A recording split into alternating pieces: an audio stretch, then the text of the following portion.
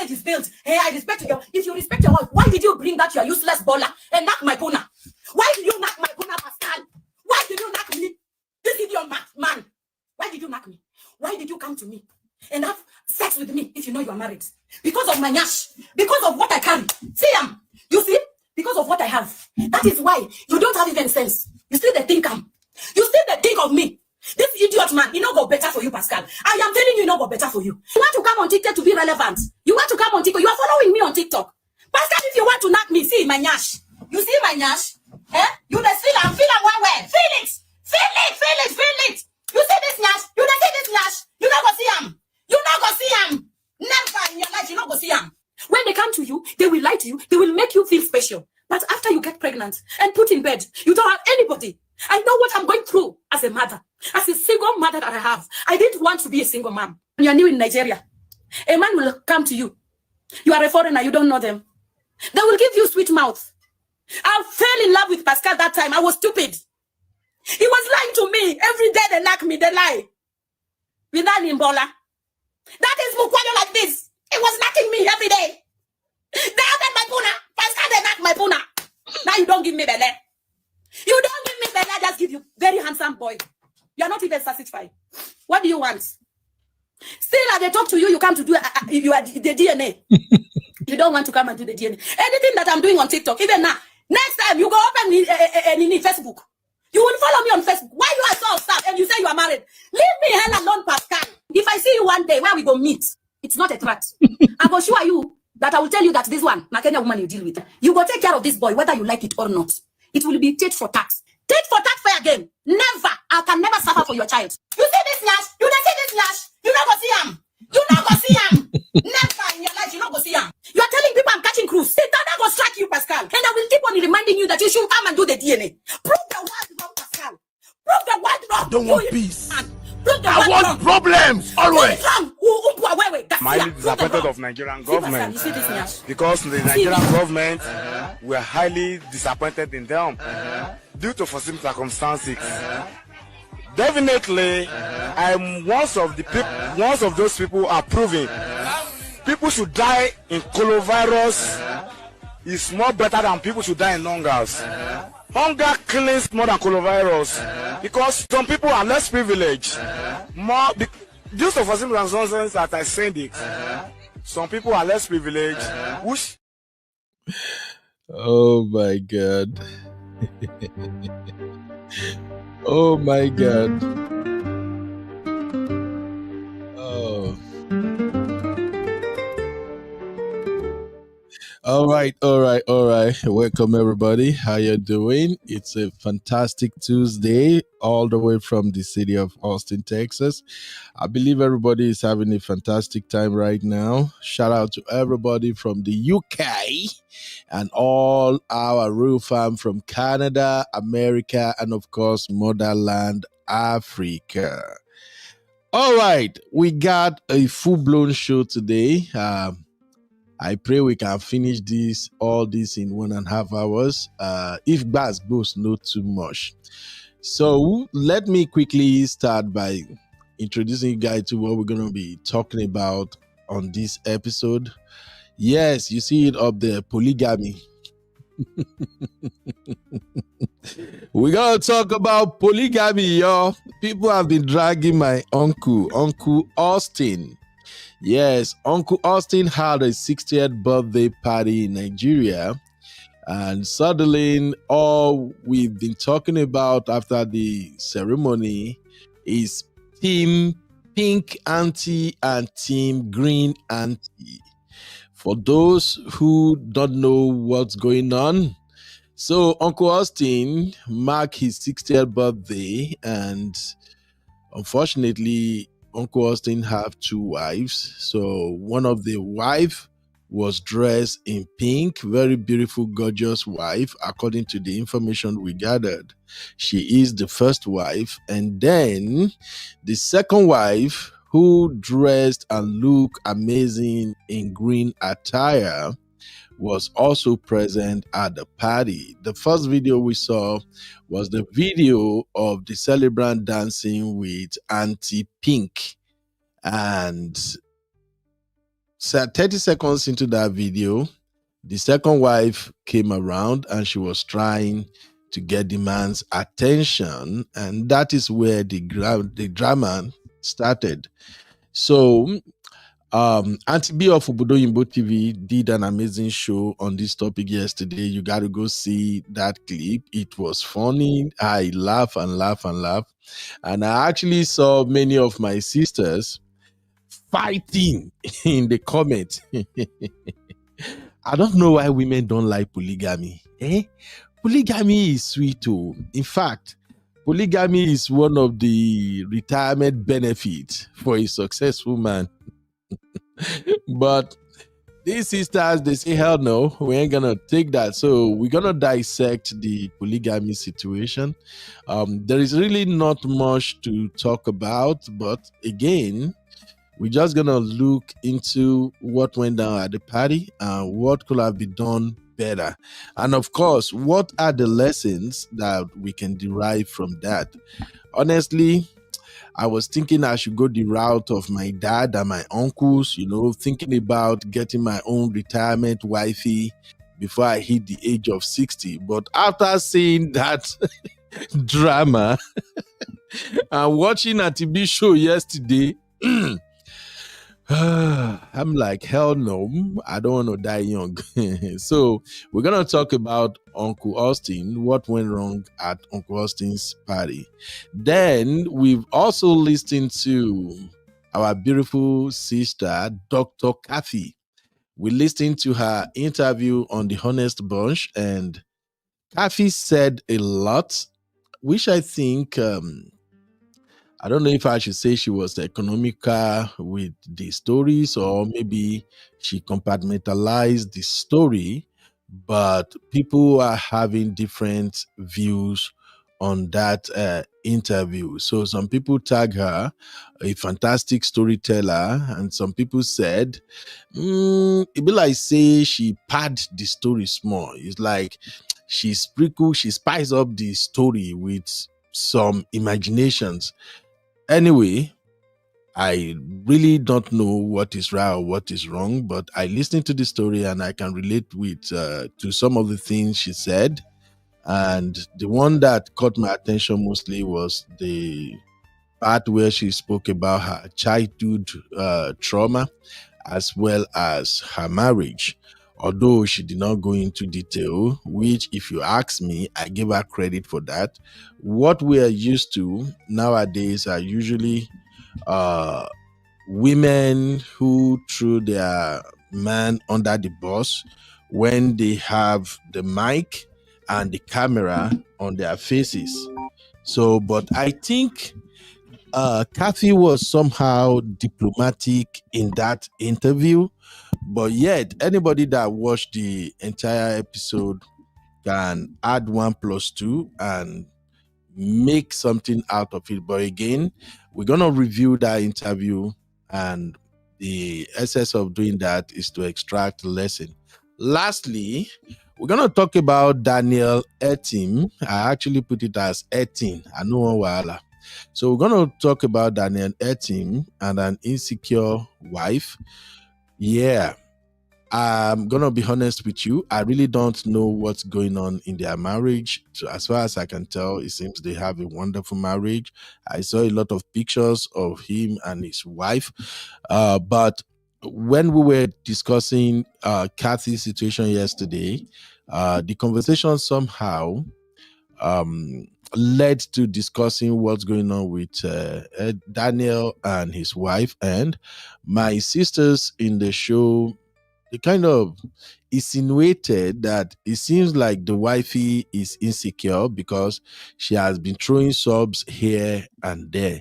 And then we said we're going to bring the matter back today and review it together. However, what I would like us to actually focus on is the lessons. So yesterday when we had that conversation, I quickly made my own opinion, and I'm like, as far as I'm concerned, for me, this your one and only coconut head Uncle Beno, I don't see myself marrying an actor. Nothing anybody won't tell me. And if I end up getting married to an actor wife, we go sign that prenup that I was fighting against with the other day. We go sign on this time around that if she's gonna take up any role, there shouldn't be any form of kissing. Lie, nope. The bum that I dobale, I actually dobale, literally carry wine to my in-laws' house to secure. Nobody is touching that bum and nobody is kissing that lips. So, but again, we're gonna dissect it, and if we're gonna look at it from the angle of insecurity, I think women have a lot to learn as well as men, because my baby sister Abby was actually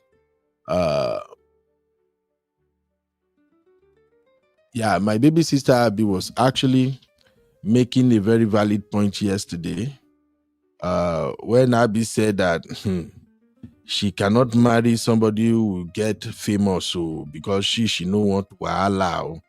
And my quick take was that it really doesn't matter whatever level you find yourself right now.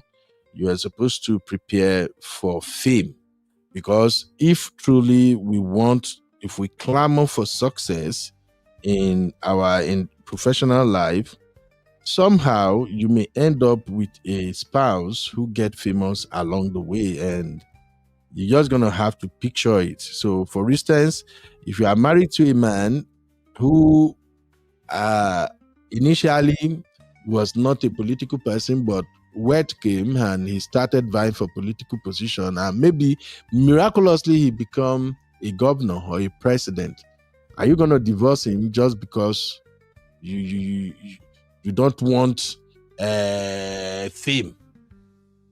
Okay, what if your husband become pastor with the right jet?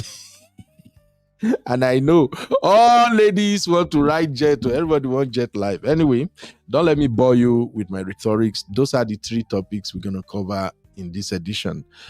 What's up, baby girl? Simbi, how you doing?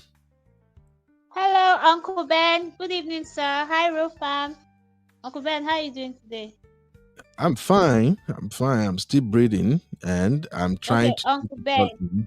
Yes, ma'am. I can see you're fine, but why are you not wearing your cap?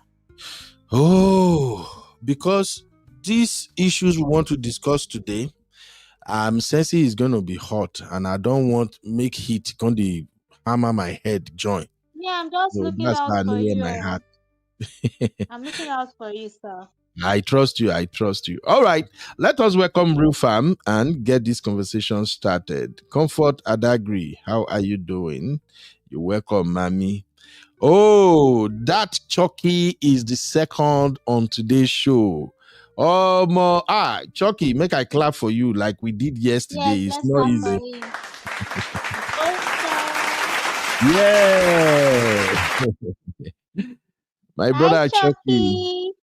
Yeah. Chucky, you say hi to me in the comment section, no? I know it's showing Uncle Beno, but it's CB that is typing. You guys should hit the like button and share. It's CB typing, not Uncle Ben. You know Hail Chucky now. You for call him in name, Brown Sugar. I'm the right Brown Sugar. Hi, Brown Sugar. How you doing?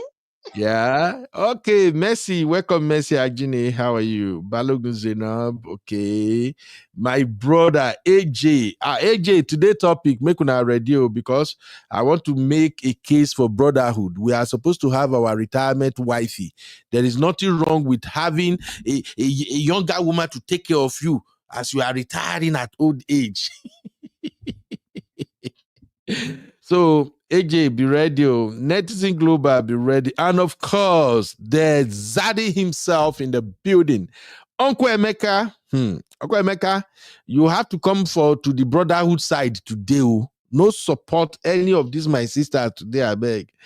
Sister Labelle, how you doing, ma? You're welcome. And of course, my Bilber, the sweet Bilber, how you day? UN on. Hey, I see this name. All right. Let's keep it moving. Let's get the show started. I see our beautiful sister. Yeah, that is Miriam. How are you doing, ma? I hope you are having a fantastic time over there. I bet not let anybody stress you. And my baby girl, Abby, the baby of the house. What's up, Abby? Abby, the troublemaker. Okay.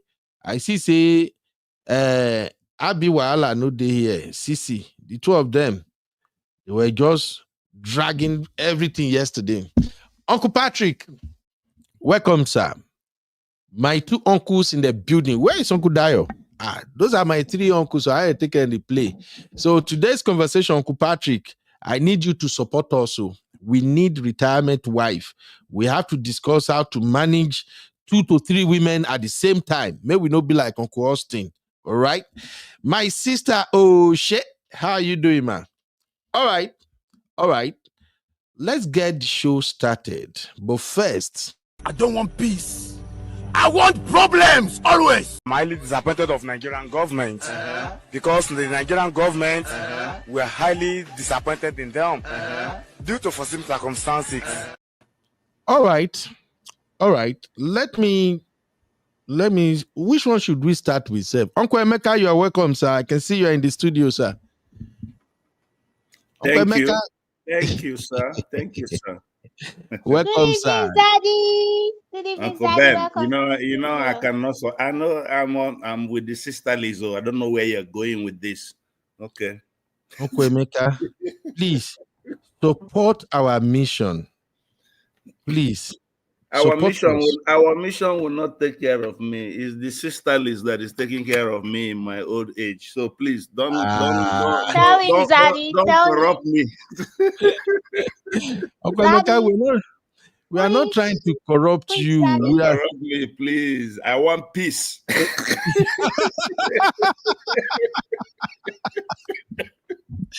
Emeka. I want peace. Okay, Emeka, you know one problem. I want peace. Oh, Jesus Christ of Nazareth. Well, I know they finish for Nigeria matter. All right, let us start with Uncle Austin. Yes. Here is the video of the year. Let's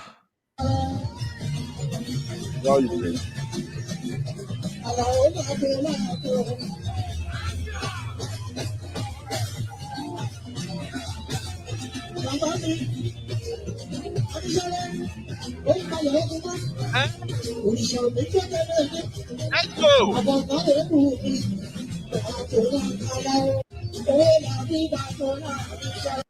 All right, let me start by giving you guys some background to what you are witnessing right now. It's so unfortunate that as beautiful as this occasion would have turned out, as much as people should be celebrating Uncle Austin right now, what is perhaps trending is polygamy, which is really, really shameful. And the reason the polygamy is trending is because these two women, what they display on that day during the celebration will be permanently living right here on the internet. The video you are watching right now looks good. Actually, you see Auntie in pink, carry Auntie in green hand, and put it on Uncle Austin's shoulder.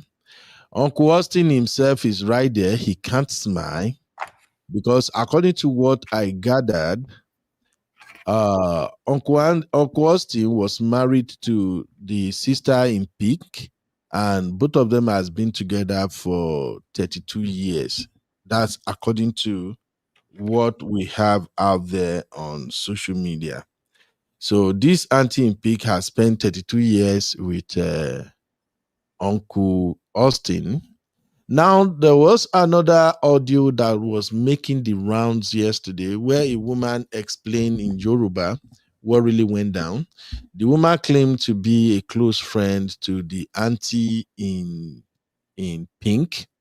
And according to her side of the story, She said before Uncle Austin married the sister in pink, Uncle Austin was actually dating the sister in green.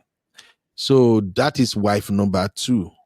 And at the time, Uncle Austin was not rich. They claim Uncle Austin was a organizer, those people that repair your tire and all of that. So the marriage did not work out. And at a point, the second wife in green, actually found love in the hands of a much older man, and she relocated to London. Then later on, Uncle Austin met with the auntie in pink and they got married. And 4 years ago, auntie in green came from London, according to the story. She wanted to buy property and she was scared of 419. So somebody introduced her back to Uncle Austin. And then the rumor or the issue at hand was that, hey, you and this man were dating before. You could get as a bill. But people now say that no, nothing is wrong. It's just business. He just want to help you buy your property. And that was it. So since 4 years ago, both of them were dating. We also gathered from the rumor flying on social media that 10 days to this birthday, Uncle Austin and the auntie in green got married.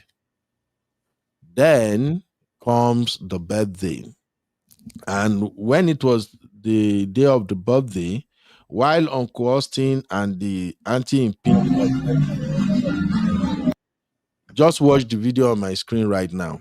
So while Uncle Austin and the pink auntie were dancing, we saw auntie in green came around and she was trying, you see, that's how she was coming. I know, they funny as they talking about, but if you go watch Auntie B show, Obodo Yibo TV, you go laugh. My Auntie B is a very fantastic storyteller. Auntie B, oh God, Auntie B made me laugh yesterday, Jesus. So Auntie came, Auntie was moving around like Igbono, the way they will say it in Yoruba language. So apparently, according to what the sisters are saying, this very moment was supposed to be the moment for the first wife in pink and the husbands together, But it's like auntie in the green don't want to be left out. Aduni, I think that's what they call that name. If I open up my WhatsApp, I think I should find the name. Just give me a second. So the auntie in green don't want to be left out. So auntie in green now went back and tried to enter the dance. So auntie in pink got jealous and she was kind of monopolizing her husband. And that was it. And everybody caught what was going on there. You see, now she came in dragging the husband neck, everything. You can see that the auntie in pink was not happy. She was not, you can see it on her expression right there. So in a nutshell, what should have ended up being a fantastic birthday celebration now become a show of polygamy. Now, it seems like this is a virus in Nigeria now because I also found 3 other celebrations, 60th birthday celebrations of uncles with two wives. So that's the story. Now let's get to the discussion aspect of this situation here. Wow. One thing I can deduce from all of this is that women don't appreciate having second wife. If I say make I do my traditional man thing now, I would have asked why. Why is it difficult for women to appreciate having a second wife? So you see, the auntie in pink was actually angry, visibly angry. Even according to what I heard, they said at the time, was you have to stop and tell them to figure out the shit. So, first question. as we want to start this bass boss, let me share the link, please. You see, I know where my heart. I know I never eat to. Nobody should come and stress me. We are just having conversation, and I'm just trying to defend my uncle. So, first question to our sisters: why is it difficult for you aunties to accept a second wife? And as a man, why would you want to marry a second wife? So let me have Uncle Emeka's take first, and then I will see what Simbi will say. But Uncle Emeka, yes, I believe you get the gist of the story now. You're not too sweet for my mouth. That's why I said maybe go watch Auntie B. Auntie B really, really break it down. It was, women sabi, even Auntie B described the jewelries, the clothing, everything. Unfortunately, I no get all those information, but I was laughing mad yesterday. Uncle Emeka, yeah, yes. why Good day, real fam. Good day, everybody, and yes, welcome, sir. welcome. I warned Brother Ben twice in the back room. I said, I don't know what you're looking for, but I'm not part of it." Okay. I did not see the video, and unfortunately, I did not watch Auntie B's program last night. But from what you just narrated here, the man has been in marriage for 32 years. Yes, sir. Even though he dated the other sister a long time ago, but she moved on. So my question is, why come back now? I don't care what the financial situation is. Why come back now? And also knowing fully well that the man is now married. But I blame the man in all this. What is he trying to prove? I really can't make sense out of it, and that's just the Nigerian patriarchal system for you right there, because over here he can try it, he just cannot. So I'll just leave it at that because I don't have the full gist. I'm just going by your narrative. Yeah. Okay. But Uncle Emeka, Yes, it is not a crime to have two wives in Africa. I understand. If you can afford it, and if you can deal with the craziness and madness, it is not a crime. So that is why I want to give. But Uncle why get yourself into such an entanglement in the first place? I mean, the people that do, I don't have any family experience with polygamy. My dad, it was just my dad and my mom. Even though, his step brothers, some of them ended up married. They were uneducated. So those guys were living in the village, and it was more like a status symbol for them. And I'm talking about in the 50s and 60s, And believe it or not, do you know that most of those men that married more than one wife, I know how many of their children that I have personally trained because the man cannot afford it. Even though they are all they are all late now, people that are doing polygamy in Nigeria, hey, more kudos to them, but I'm not part of it. As a matter of fact, I just look at them like, what are you trying to prove? Why if you look at people that really let's just say the man say it's because he has money. What kind of money? You understand what I'm saying? We have billionaires in Nigeria, industry moguls in Nigeria that are just with their wife, one wife, and that's it.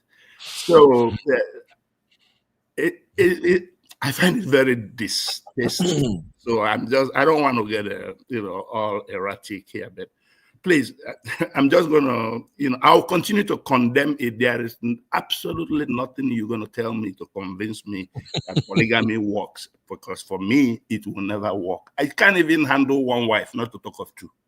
I don't understand it.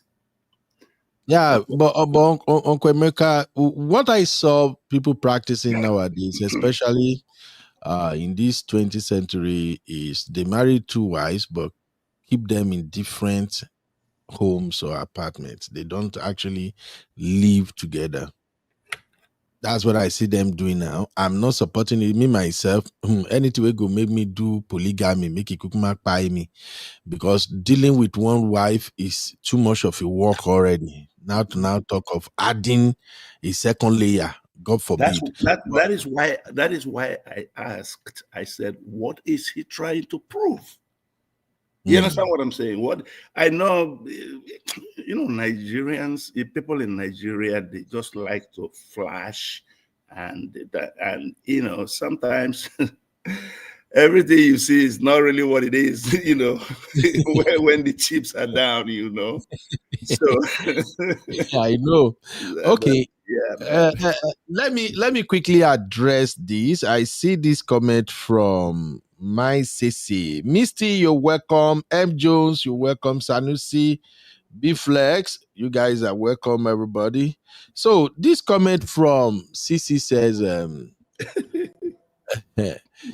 Already. said, I had another version. Uncle is now broke. Auntie in Green sold her home in UK and has cold hard cash, and she gave it to him. I struggle to believe this version of the story. The reason I struggle with that is this: that Wasiu that is playing at that birthday tells me the uncle has money. There is no amount of money that woman in green can bring from the UK that can be used to host this type of elaborate, grand celebration. Not to now talk of bringing Wasiu to play. How much is Wasiu charging now? I think Wasiu should be charging anything from 5 million or 10 million upward.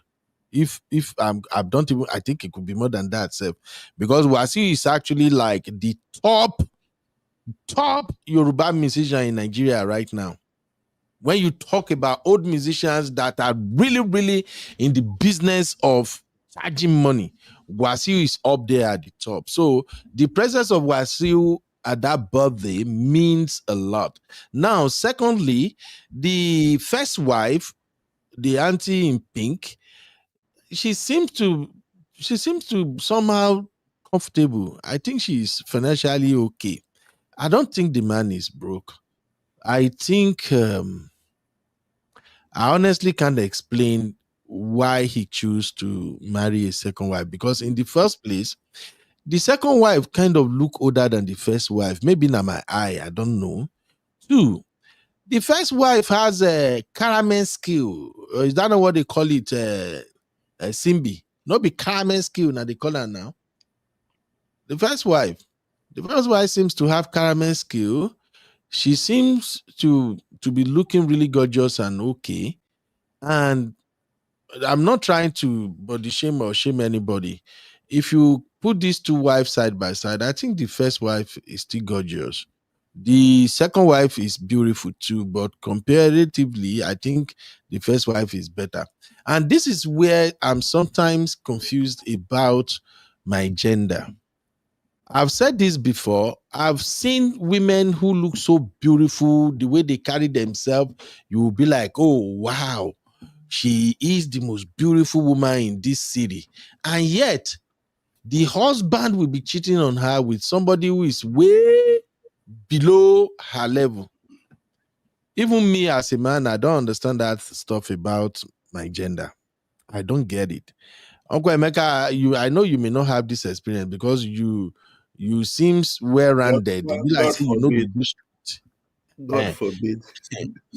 This is where I would have loved Uncle Tayo to come now, I to come wish and break Uncle Dio is here too. But Ben, the phrase, Mm, as you make your bed, so shall you lie on it. The man has made his bed, regardless of how rich he is.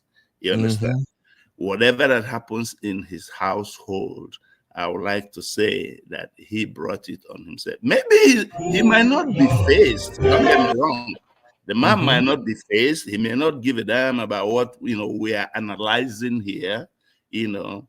But and then the two women, I guess the lady in green just wants to prove a point that, hey, look, I'm also part of this family. Whether you like it or not, una go see me, you know. So, but what happens in their household, I just cannot tell. But I don't know why people put themselves in those situations, but it does happen a lot too in Nigeria. Yeah. Yeah. Sanusi said, my husband didn't pray for it because he grew up from polygamy home and he knows how it was. Absolutely. Even me, I don't pray for it. I grew up in polygamous home. And sometimes when I see people who have not really experienced what polygamy looks like, I just be like, you really don't know how this thing work. Oh. I was talking about my own family experience this morning at the backstage. My dad had 4 wives, and I think the rest of my uncles, I think only one had like 2 wives. Every other one, 3 wives and the likes. The irony of it is that they all died between the age of 60 to 70. None of them went above 70. Just because of the stress and the wahala that comes with having 2 wives. Now, that is just by the way. How about the fighting, the infighting, the struggles among the children? How about that? How about all these pent up angers, resentment among the wives that they will now push over to the children, and then the children will begin to fight among themselves? How about that? It's crazy. It's crazy. I happen to be the last born of my dad.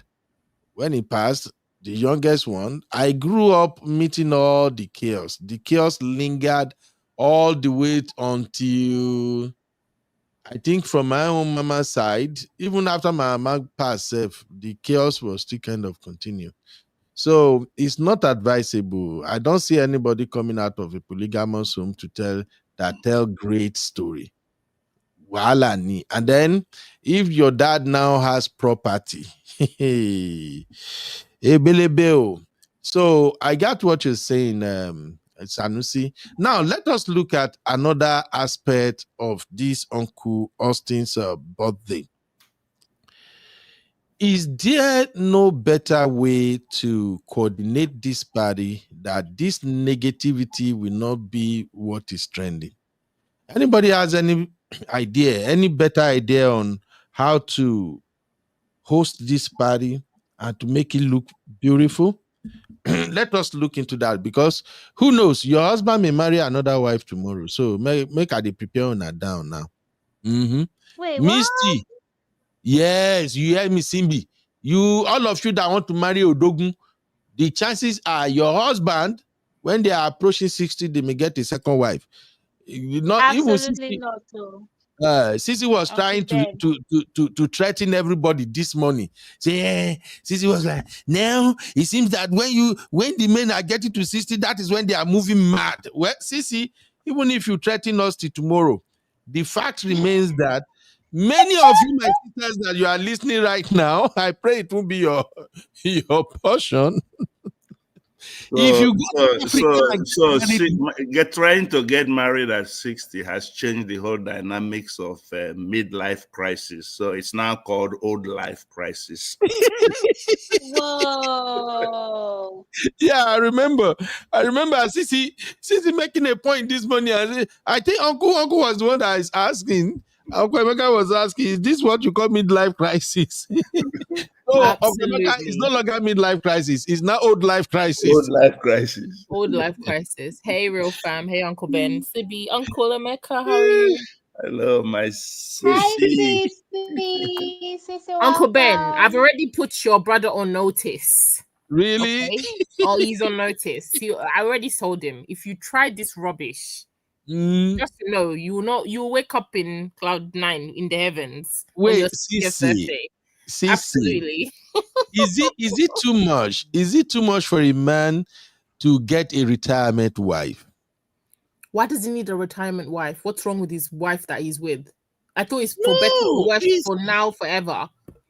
Which one is retirement wife? His status.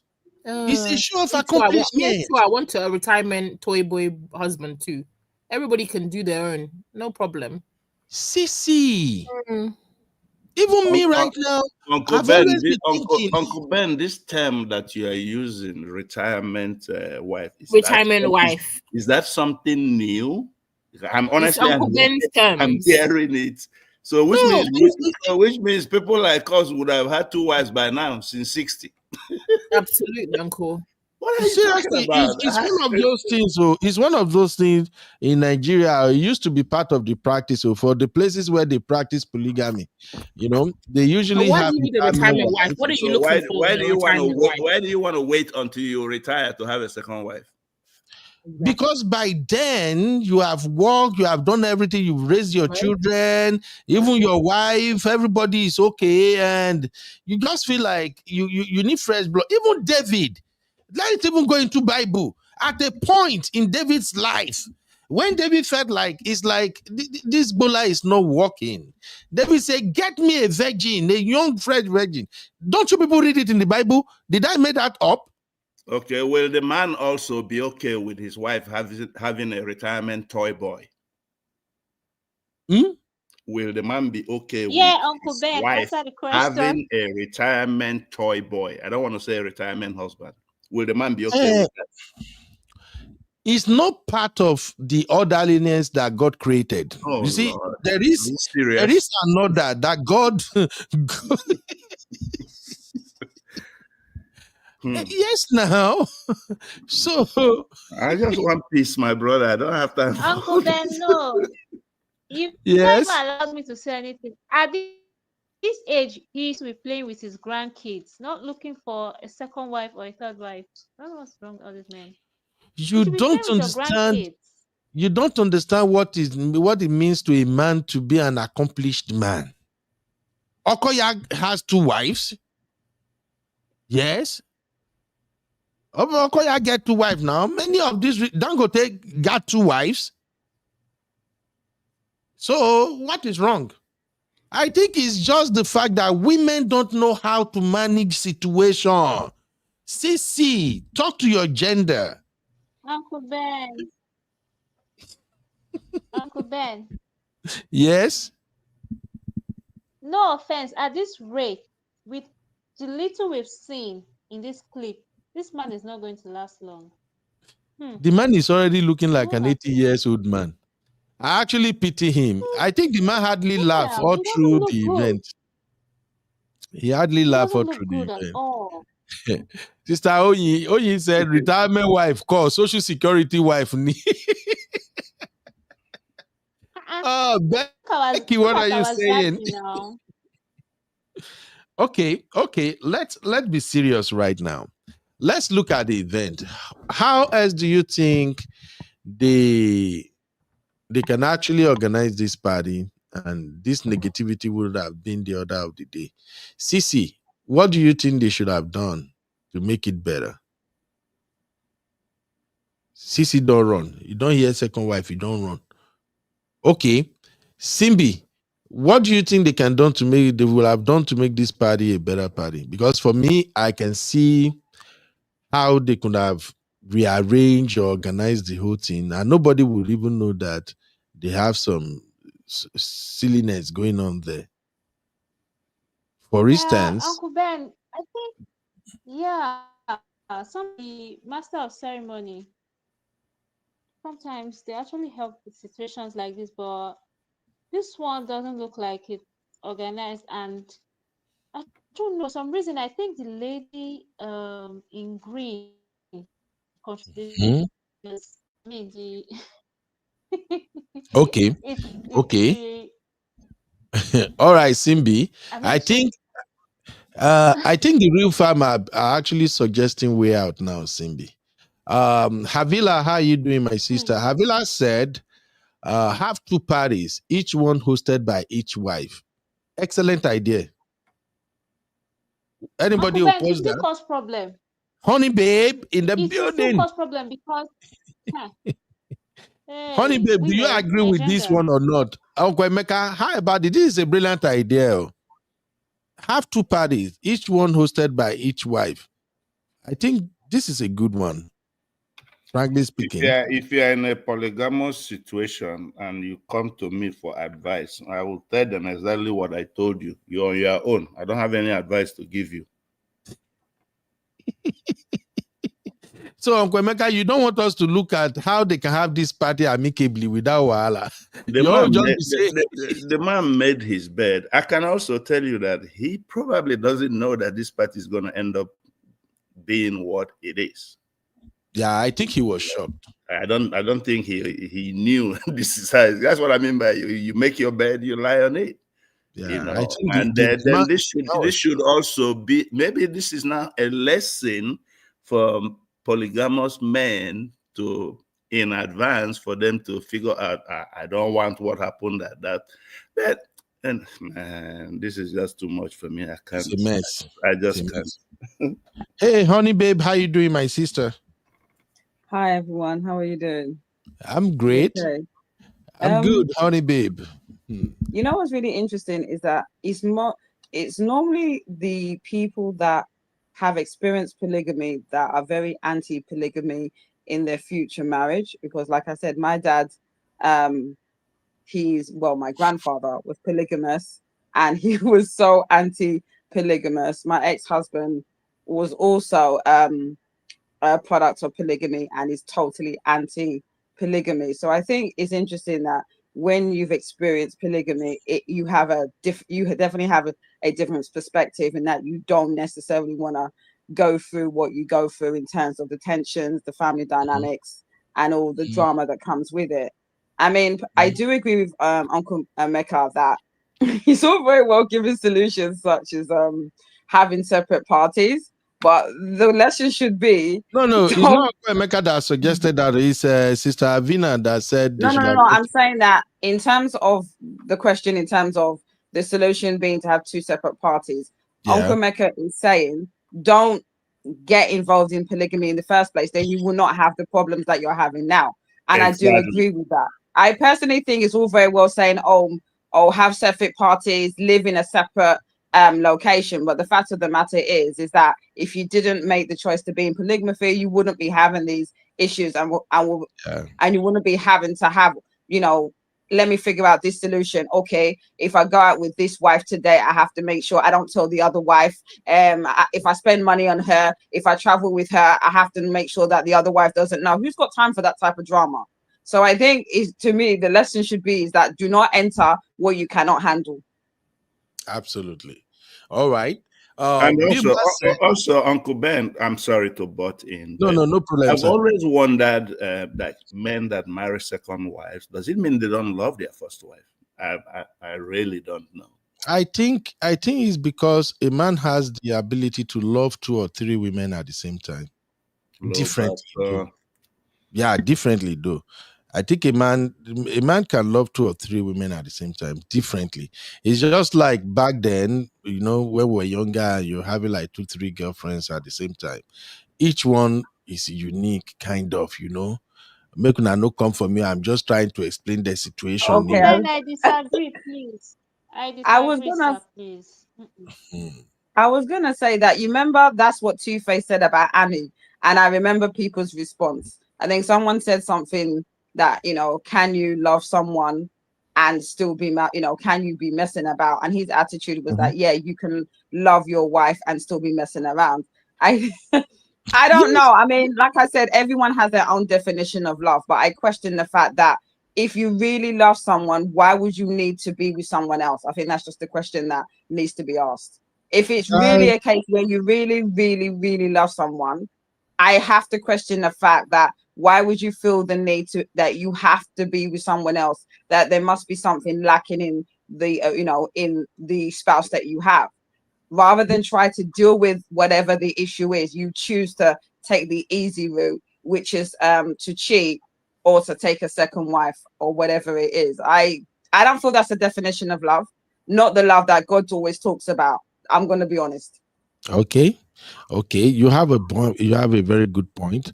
Biba said, Chucky, I see you're trying to come in, but your network, I thought they said they fixed UK network. So Baba, check the network again. Biba said the man. Uncle Ben, UK is having network issue. Wow. Yeah, yesterday. That was yesterday. I know it messed up my internet, Since but I think, yesterday. Cece's there. Is she? I think it's okay now. Yeah. So Biba said the man, if he knows his first wife temperament, should have kept number 2 away. But how do you keep number 2 away? When that number 2, to me, that wife number 2 seems to be the troublesome one. I'm sorry to say, the way she moves, the way she conducts herself, she seems like the troublesome one. And I think why she's behaving like that is because she used to be the man's ex-girlfriend before the man met the wife. So it's like she just have this mentality that I was here before you. You know, kind of like, what do you want to do? I'm here before you. I got my money. This is our husband. You can't be dancing with our husband and left me behind, kind of thing. So, Biba, I don't think the man can actually keep wife number 2 away. Onyade said the guy should have set standard from the beginning. What kind of standard can he set for adult grown-up women? I don't know. Uncle The Ben, thing, yes. I forgot what Sanusi Simbi, was you are like. breaking. Maybe the second wife is okay. I said I the comments. I didn't start it, but Sanusi was saying maybe the second wife is good with Kerewa. That's why, Uncle was like, I can't miss this. No, I don't think this He has went for the anything to do with cookie. being good with Kiriwa. I think it's just because the man like variety. And according to what I heard on Auntie B show yesterday, they said the man used to be a very good man. Oh, that even back then, the friends, they will recommend women for him and he will say, no, no, no, that he's married, he doesn't want. I think it's just old flame. Can we put it at that? That old flame is responsible for why he married the second wife? No, Uncle Ben is greed. I don't think so. I don't think it's greed. Sister Labelle said the man should have told them each of them will have our own time of dancing with him. Absolutely. That exactly is what I was thinking when I was talking about how they should have managed the situation. It's simple. You're But gonna can I have say 2 something? dance. That's Yes, But the can I job say of the MC now. so? Can I say something? You as a human being, yeah. See, humans are naturally selfish. You're now married to a spouse, yeah, and you is exclusive to that spouse until your husband now decided to marry your ex-girlfriend. In this example, so I'm going to ask you we're all human. Naturally, we want to have exclusive rights to our spouse. So as much as you're saying, oh, I mean, even where you're saying it makes it funny to me. Okay, at 7 o'clock you can dance with him, and at 8 o'clock you can dance with him. How does that sound in the real world? That sounds really silly, because at the end of the day, no one in their natural senses will want to share their spouse with anybody. And I hear what you're saying. The man has now decided to marry the second wife, but humans are naturally selfish. All of us here, I don't know anybody that wants to get into polygamy, but I think at the end of the day, we would want a marriage where it's exclusively one-on-one, one husband, one wife, and we want to be exclusive in that respect. So I just think it's very all well saying, one night he does karaoke with her, and then on Thursday he does karaoke with her, or you have time slots to dance with your husband. It sounds very silly, and I think you need to understand. Honey baby, Let me finish what I'm saying. What I'm saying, it sounds silly to me, because I'm trying to make you understand that as human beings, we are not switched. We're not wired that way, because the way we see it is that you don't want to share your husband with anybody. You understand what I'm saying? So to have this idea, oh, she should sit down and wait for 8 o'clock for her to dance with someone, realistically, that emotionally, in her emotions, that may not make sense to her. Okay. That's what I'm saying, because it's all very well saying all this, but naturally, I think as humans, we're very much exclusive and want our spouse to be exclusive to us. I don't know if I'm making sense, but that's how I see it. You're making a lot of sense. Make sense, please. You're making a lot of sense in the world today, but again, where we're coming from, there are still lots of people in polygamous marriage right now. I'm not dismissing that, but do you know what's going on in the because as women, especially with the fact that it's the man that makes the choice to marry multitudes of women, I guarantee a lot of these women emotionally they're not all right. Emotionally, they're not happy having to share their husband with multiple women. That's what I'm talking about. I'm talking about the realities and the emotions and the emotions behind it. That's what I'm talking about. Yeah, I absolutely agree with you, but we're just looking at how to manage situation like this, because whether we like it or not, there are people who are watching now that they know their dad or their mom is in this exact situation back in Nigeria or somewhere in Africa. So I'm just trying to say that if this situation happens, how can it be managed? That's just what we're saying. We are not saying it's right. Uncle Emeka already made it know that you don't want to be part of this. Everybody I don't want it.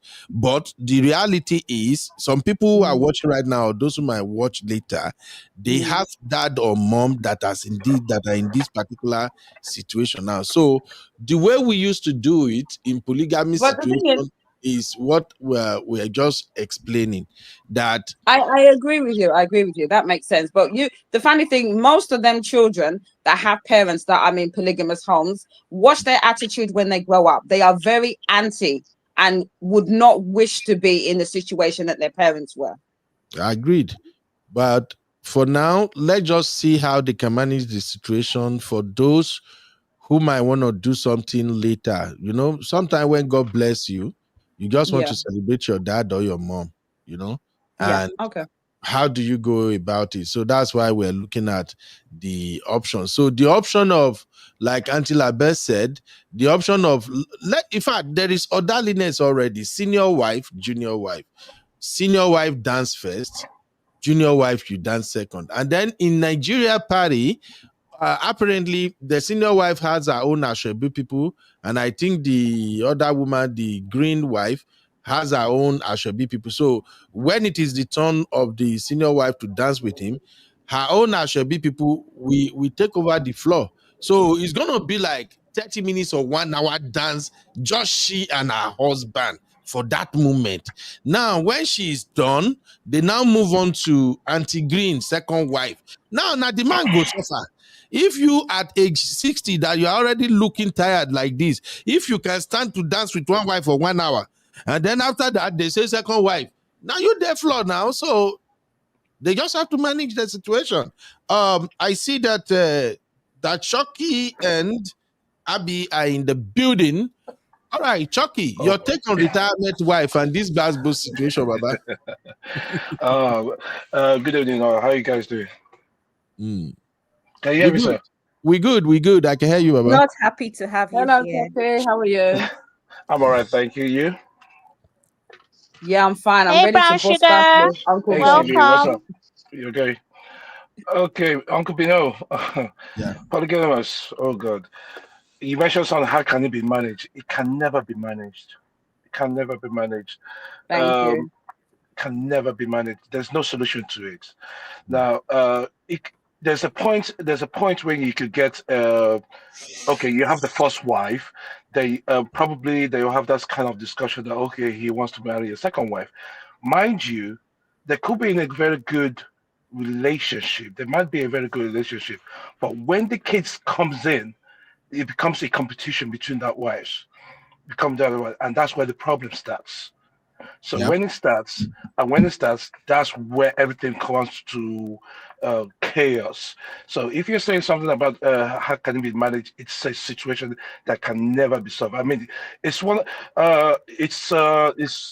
very, very old thing. And it seems to me that people don't even learn from all this. It's either people don't tend to learn from all this, and I feel like it's either that or some guys that just want to go into polygamy because their eyes are never steady. They could be looking at that one and they jump into that same woman again, and they want to marry multiple women just in the same house. It's not just a status thing, and it's just more of like the man is not can't control his urges. That's how I see it. Now, Chucky, the celebration itself, the party itself, How do you think they can manage it? Because whether we like it or not, some of us still have fathers or moms who are in polygamous marriages in Africa, in Nigeria in particular. How can they manage this type of situation? Marriage is simple. Don't have the party. If Really? it's going to be like this, don't have the party if it's going to be like this. If you know that you don't have their peace in your house, there's no point of doing all this because it's going to create problems. And that's what is happening. Don't have it. Don't have it. Rather, the guy should go along with his guys and have the celebration or something like that. But for him to have this what we're seeing right now, it does not make sense to me when the house is not in the house is not in order at all. There's no point doing this. Okay. There's no point. Uncle AB said, if we don't know how to do polygamy, let's say we don't need to condemn it. Have we stopped being Africans? Exactly. It's not an African thing. It's not an African thing. It's not an African thing. It's a Muslim thing. I don't know anything about history, but I know that Islam did not start in from what I know in Africa. So let's not do this African thing. It's not an African thing. It's a Muslim thing. No, I think being polygamous is part of African culture. I don't even want to. Why is it? Is it a culture? Like I said, I don't know the history, but someone educate me. Chucky, if you can educate me. Why is it a culture? My dad is a Christian. He's a Christian. He's Salvation Army, and he married 4 wives. And I still know many old Christians like that married a lot of wives. David in the Bible, he married multiple wives. King Solomon married multiple wives. No. That's Old Testament. We do this all the time. We do this all the time. Did Jesus say that we should do polygamy? No. So let's not do this. But every time you quote from the Bible, it's from the Old Testament. We do this all the time to justify certain things. Uncle Bino, polygamous back in those days, polygamous and in those days are the days. It's not as modern as it is today. Today it's just like it's more of a social kind of thing. Back in those days, they didn't have all the social things. So right now, as it is right now, everyone is like, "Oh, I want to do this, I want to do that." So I don't think it's got anything to do with African or the Bible or anything. It's dangerous now. It's part of our culture. Let's not just push it away. Yeah, I'd be sorry, my dear. Hi, good evening, everybody. Mm-hmm. Hi. So I was going to say, historically, yes, it's very much our roots in Africa. Whether or not we're carrying on to 2025 is a whole different story. But remember that part of the reason that people practice polygamy was also for agriculture and labor. Back in the day, most people married more wives so they could have more hands with the lands and agriculture and children. Also, I think very much at that time they practiced this whole idea of strengthening alliances, which meant marrying multiple people meant that they were going to have, should I say, stronger alliances. That was also a thing back in the day. Back in the day as well, it was a case of that's how you knew someone was wealthy, someone had status, someone had power. So it's something that's been practiced for years, way before a lot of us on here were born. And we can definitely say that it is 100% part of our cultural roots, especially from the standpoint of labor. Because remember, back in the day, there was no such thing as anyone doing anything for you. The mothers are the ones that went to help with the farm, came back, processed all of the food, and then sold to different communities, hence the alliances. So I just wanted to put that straight. Yes, we don't have to carry on to 2025, but it's very much part of our cultural roots. I mean, would you say there was, back in the day, there was much understanding then? I don't know if it's understanding. You can say maybe the word you can use is that they didn't have a choice. Because at the end of the day, think about it like this. It was also a mental thing. We need more hands for the farm. We need more hands for the kids. We need more hands to process this cassava to gari. All of these things were that's how they used to live back in the day. So maybe they didn't even feel like it wasn't even a case of if I like it or not. It was a case of that is how we live. Yes. It was a case of that is what we need. So why wouldn't you do that? I mean, it's like doing certain things now. You buy certain things in your house because you need them, not because you want to throw money away. So that's how it felt. It was a need to marry multiple wives because they needed these hands, they needed the labor. They were okay with building alliances. That meant joining families together and living in one. Remember, at the time, they used to practice clan living as well. One big compound, everybody had their huts or their little houses. So yeah, it's cultural, definitely part of our cultural roots. No, not saying that it's a good idea in 2025, because again, we always say these things have changed, things have evolved, so things might not work the way they used to work, but we cannot say that it's not part of our culture.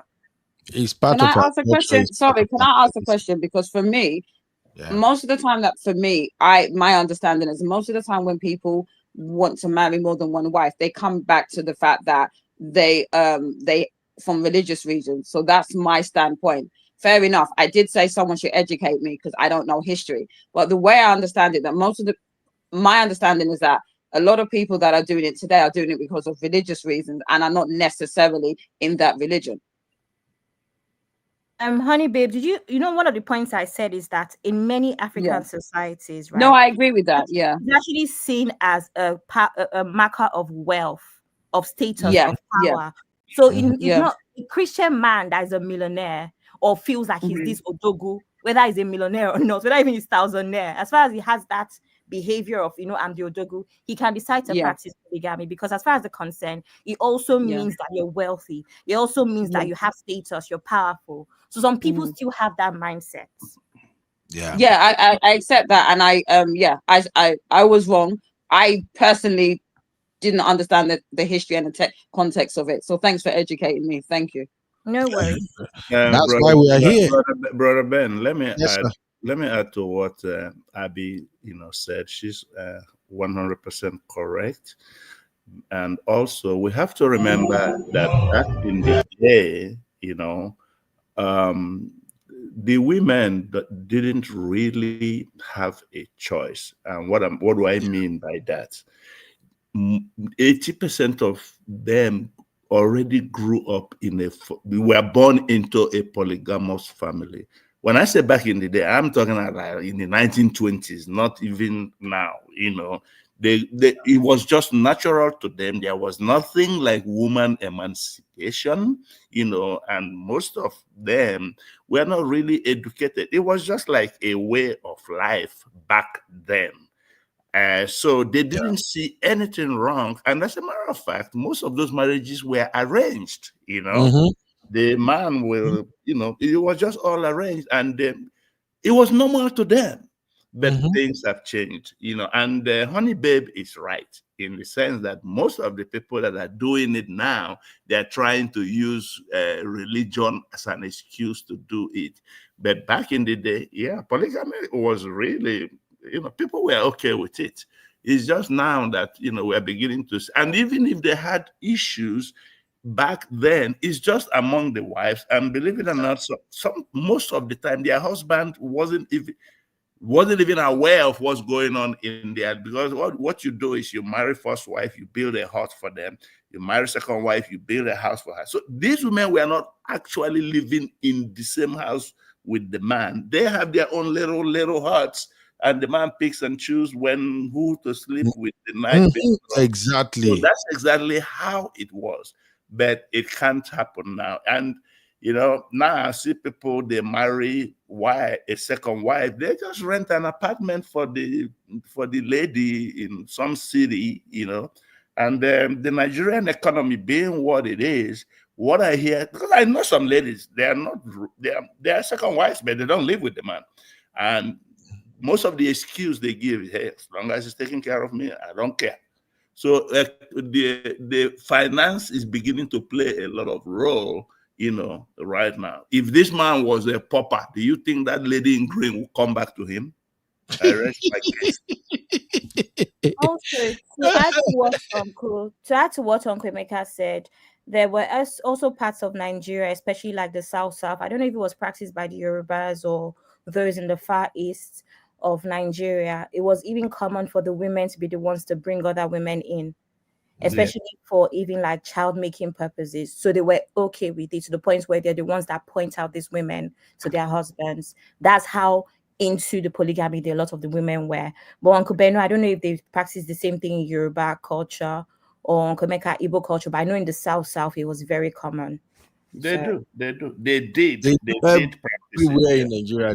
They practice it, and to be frank, I don't see anywhere where polygamy is prescribed in Nigeria. It's just that back then the women really don't have a say. Women are raised to just grow up, look beautiful, marry husband, obey your husband. That's all. They really don't have a choice. But as a result of education and, of course, seeing all these toxic marriages and all the bad books, everything, people just preached against it that, hey, I think you are better off with one man, one woman, just like the Bible says. But it still don't stop people who want to practice polygamy from practicing it. Tomorrow, you will still see, are we not seeing even well-read, educated young ladies now that will deliberately say, I want to be a second wife? This man, what's his name? This your senator, is he not having two wives? I said two wives. More than two wives. Did Regina Daniel husband? So a lot of women right now, even some women, we literally said, I don't care. Sorry, this AB guy, I think he's saying a lot of stuff that is kind of very negative, and he's being very general. It doesn't matter. It's don't worry, honey babe. It's a platform. Everybody will say their opinion. But we need to be That's careful. his own opinion. We can address it. He can agree. He can disagree. But when you're targeting a particular demographic, we need to be very careful. When you're not making general statements, all African American, you can't say that. Oh, when he say talking about baby mothers, that's not true, because there's a lot of baby mothers in the UK. There's a lot of baby mothers in the UK. So let's not make sweeping general statements about African Americans. That we need to be careful. That's all I'm saying. Yeah, I see what you're saying, but there are still element of truth in what he said. The African American brothers with a lot of baby mamas. The same thing in Nigeria. Come to the UK. Come to the UK.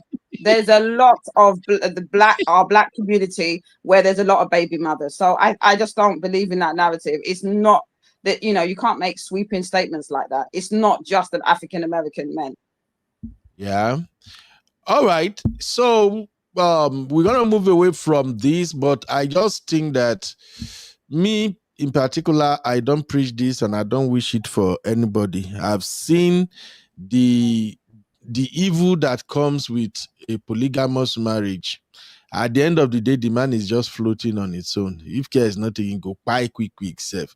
This uncle, I wish him good luck with his birthday, but which energy you get to stand these two women?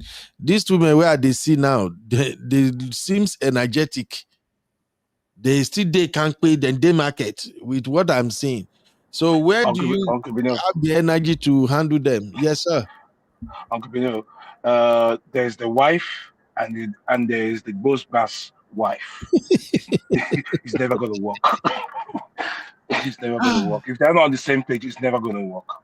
Okay. Work. Oh, yeah. Thank God accountability prefect is here. And Abi and Sisi. Yeah. One other aspect of this situation was, why didn't the auntie in peak left the marriage? I heard that a lot on comment on social media, from Facebook to Instagram to TikTok. Why did she stay? Why don't she leave? So I want to ask this question, my sister. A man you've built with for 32 years, and all of a sudden he remarries another woman. Will you walk away? Are you directing it to me? The accountability. I'm just asking generally. Well, you can. I think you know my stand. You know what I'm going to say, and I'm going to say this again just to make people clear. You're a big grown adult.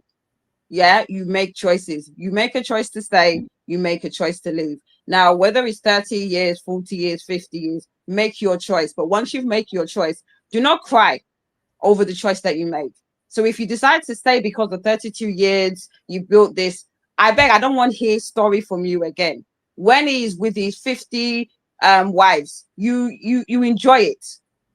you take it because you made that choice to stay in that marriage, because you built 32, 40 years. So I'm all about making choices and dealing with it and dealing with the consequences of your choices. So that's the answer you're going to get from me. Is Sissy still here? Sissy don't run. Abby? Sir, sorry, what's the question, sir? The question is 32 years of marriage, and now your husband marry another wife. Are you going to leave or you stay? Okay, I see Sissy's on the phone. Sissy's on the phone. Sorry. I don't know. I feel like even really? with my, I don't know, Really? because it's no, you guys, I don't know what it feels like being married 32 years. Yeah. And remember, Uncle Ben, remember what I said yesterday? I said, what did I say? I said, I don't know what happens if I've been married 10 years and then my husband has become a celebrity. I've not thought that far out. I've not thought about it, because it's easy to say I can make a decision when I'm 2 years into the marriage. 32 years. I'm 28. If I get married next week, I will be 60, and then I'm telling you goodbye. But that's what the thing is, that's what my mom done. I don't know. I'm my mom done the same. Sorry. Honest. I don't know. I actually don't know what I would do. My mom, when is it? How long has she been? She got married. She was married to my dad for 40-something years. I've said this story. I'm tired of even talking about it. My dad decided to do fine girl, the same age as me, in Nigeria. Since I was in university. She, as much as they built, they had properties, she had to get to a stage where enough is enough. And she decided to end it. And as you know, she's married to someone else. But there are women that even building with someone 30, 40 years, they still made the choice that I am tired. So it's a simple choice. It's either you stay, suffer and deal with it, or you make the choice like my mom. Not everyone's like my mom, but there's a lot of women that are in their 60s and 70s and have had enough and have chosen to leave. Even with the grown-up children, even with building, even with property, they still made that choice. Honey, babe, I'm not going to lie to you. The way my mind works, I don't have to leave, but I also don't have to take it. Yeah, okay. No, I'm very much about action. I just feel that I agree with you. Yeah, I agree with you. I'm 60. I'll just be traveling, enjoying my life, spending your money. That's your freaking business, man. Wait to imagine this situation. No, let's think deeply here. Yeah. You are married to this man. This is a good man, a great man, your best friend. Everything is fine. And you are okay. Your kids are grown. You have your own money. He's doing good and all that. He marries a second wife. The second wife is not living with you. You are in your own space. The wife is in his space and all of that. And you've invested 32 years in the marriage. Be candid, again, I come back. Yeah, go on. Candid. A lot of reasonable women will not leave. Are you saying my mom is not reasonable then? When she left, I'm asking the question. Why? No, I would give. What are you trying to say? Because I've told you my mom's scenario. Are you saying my mom was not reasonable when she got tired of? He was cheating with her for over. He was cheating for over 20 years. She got tired. Hey, now you put context to read. Okay, maybe that's the context. She got tired. You need to be calming down and listening first. When person they explain on it, babe. I explained. But I told this story. I've told this story in Auntie B, so I thought you knew about it. I told you she stayed for a while. She stayed for a while and then she got tired after 20 years. Honey, babe, I hear you, but you are not putting the context that I explained into consideration. I'm not talking about your mom. I'm saying generally, you have a man, you are both friends, you are good together. He's a nice man. You don't have DV, no wahala, no issue for 32 years. Then he marry another woman. The woman is not staying in your house. You are in your own space. You are okay. You are fine. And the woman is in her own space too. I'm just asking, what will you do? And I think in African context, I think a reasonable woman will not leave. But I cannot ask the question. Yeah, you just said to me that everything was good. If it was good, why is he dating another woman if it's so, according to you, good? Yes, because in African context, it's part of status. It's part of okay, that's your excuse. I see that. Okay, you saying it's cultural. I see it as someone that is lacking something, so he decides to go to outside of his No, home. no, That's how I see it. You're saying culture. I'm saying that he's lacking in his marriage. That's why he's looking elsewhere. no. Like It's not to the way. me personally, I think if you're marrying, if it was so good, you wouldn't need to you wouldn't be cheating, you wouldn't be marrying someone. I'm just going to be honest. But if you're saying that he's a good man because he's paying the bills and there's been no DV, if that equates to a good man, fine, that's the standard that you're giving me. I still come back to the fact that you're marrying someone and the wife, the first wife, doesn't know anything about it until probably he's married. Is that someone that is good? Because if you decide that you want to date someone and you want to be with them, what's wrong with telling the wife? Most of what you're saying, I very much doubt if the guy was upfront with the lady from the beginning. I'm dating this woman and I'm going to marry her as a second wife. Is that okay? I doubt if many men will actually say that to the wife. If they do say that and the wife is happy to accept the second wife, then I shut my mouth and I stand corrected. But that scenario, I doubt would happen in many people's homes. Yeah. Well, what happened in Western world isn't the same thing as what happened in Africa. That's just, especially in Nigeria, it's different. If this is But if this happened I in thought the US, polygamy was. I thought the late. I was wrong, and Abby can tell me. But isn't it a case where you have to inform the first wife to let her know that you intend to marry someone else, and she has to be agreed to it or at least give consent? Am I wrong? of course, And that's what I'm saying. honey babe, That it has to be communication, consent, and then no she's fine. consent. Honey babe, forget consent. You are looking at Okay, I'm everything sorry. from I'm sorry. That's you a are looking Western at concept. everything I from Western apologize. I point of view. apologize. That's a Western In concept. I'm sorry. Yeah. in Africa and like in Nigeria, the truth of the matter is those women who husband marry second wife, they are always aware of what's going on. That's what I'm saying. There's an agreement, there's So consultation, there's communication. the thing is, either agreement or no agreement, a husband that want to get a second wife, you can't do anything about it. I understand, but You you can make a consent choice to to, you can yeah, I agree. You can make a choice to uh-huh, leave and to stay or to stay. so you consent to, you don't Okay. consent to, they don't care. Okay. Some men are I even understand. sneaky I understand. stubborn. Then yeah, In I understand. in Nigeria, for instance, some men are so stubborn that even when you say you want to leave, they won't return your bride price. Okay. And No or problem. if you I return appreciate the bride price, they will not accept it. it. So and Okay, if they no don't problem. accept it, you are still married to them. I So understand. Okay, that's why I live in the UK. That's no problem. I accept it. It's not a problem. I don't even want to talk about this anymore because it's doing my head in. For me I know, personally, I I know. just think that it's a simple choice of if you want to stay. See, the thing is, if you want to stay, no, that is your choice. But I just think at the end of the day, don't cry over spilled milk where you're dealing with second, third wife and all the embarrassment of this, what happened in the party. That's Yeah, all I'm saying. I know that it's different. There's, you have to stay because of the circumstances. Then you stay. Then you yeah, stay. it's a matter of choice anyway. But Yeah, then you stay. for me, I just feel like a woman you stay 33 years in a place like Nigeria, you Yeah, divorce, divorce, it doesn't really do anything because even why married to the same man, some women still have a side yeah. D. Yeah, there's a So lot of people Yeah. saying they will stay. There's a lot of But the people thing saying they is, will stay, holiday. and oh, I'm very hold happy for on. them. Yeah, Hopefully, that I'm very happy for them. Yeah, I'm okay. happy for them Really, because it's babe. very Let's easy hear to Also, say. from It's Abby, very please. easy to say that, but people that have been look, it's not Honey, easy dealing with someone that is polygamous and has cheated on you for a long time. So I don't know. yeah. Some people can accept that. I wish I'm happy for them. Honestly, All right, it's hard. Abby, also, I what think you want that to add? I want to add that I think at 60, priorities also change. I like to think so, just from like the women that I know around me that are about that age. Priorities change, and your husband might just not be what you care about, especially if you have some money. You might have built some businesses, your children are older. Your children, for instance, could be abroad. I cannot have one child in America they're already having their children. So I'm having grandchildren at this point as well, possibly. You can have one child that is in the UK and your husband is your priority. Not in a bad way. I'm just saying that obviously there's love in the marriage, it works out.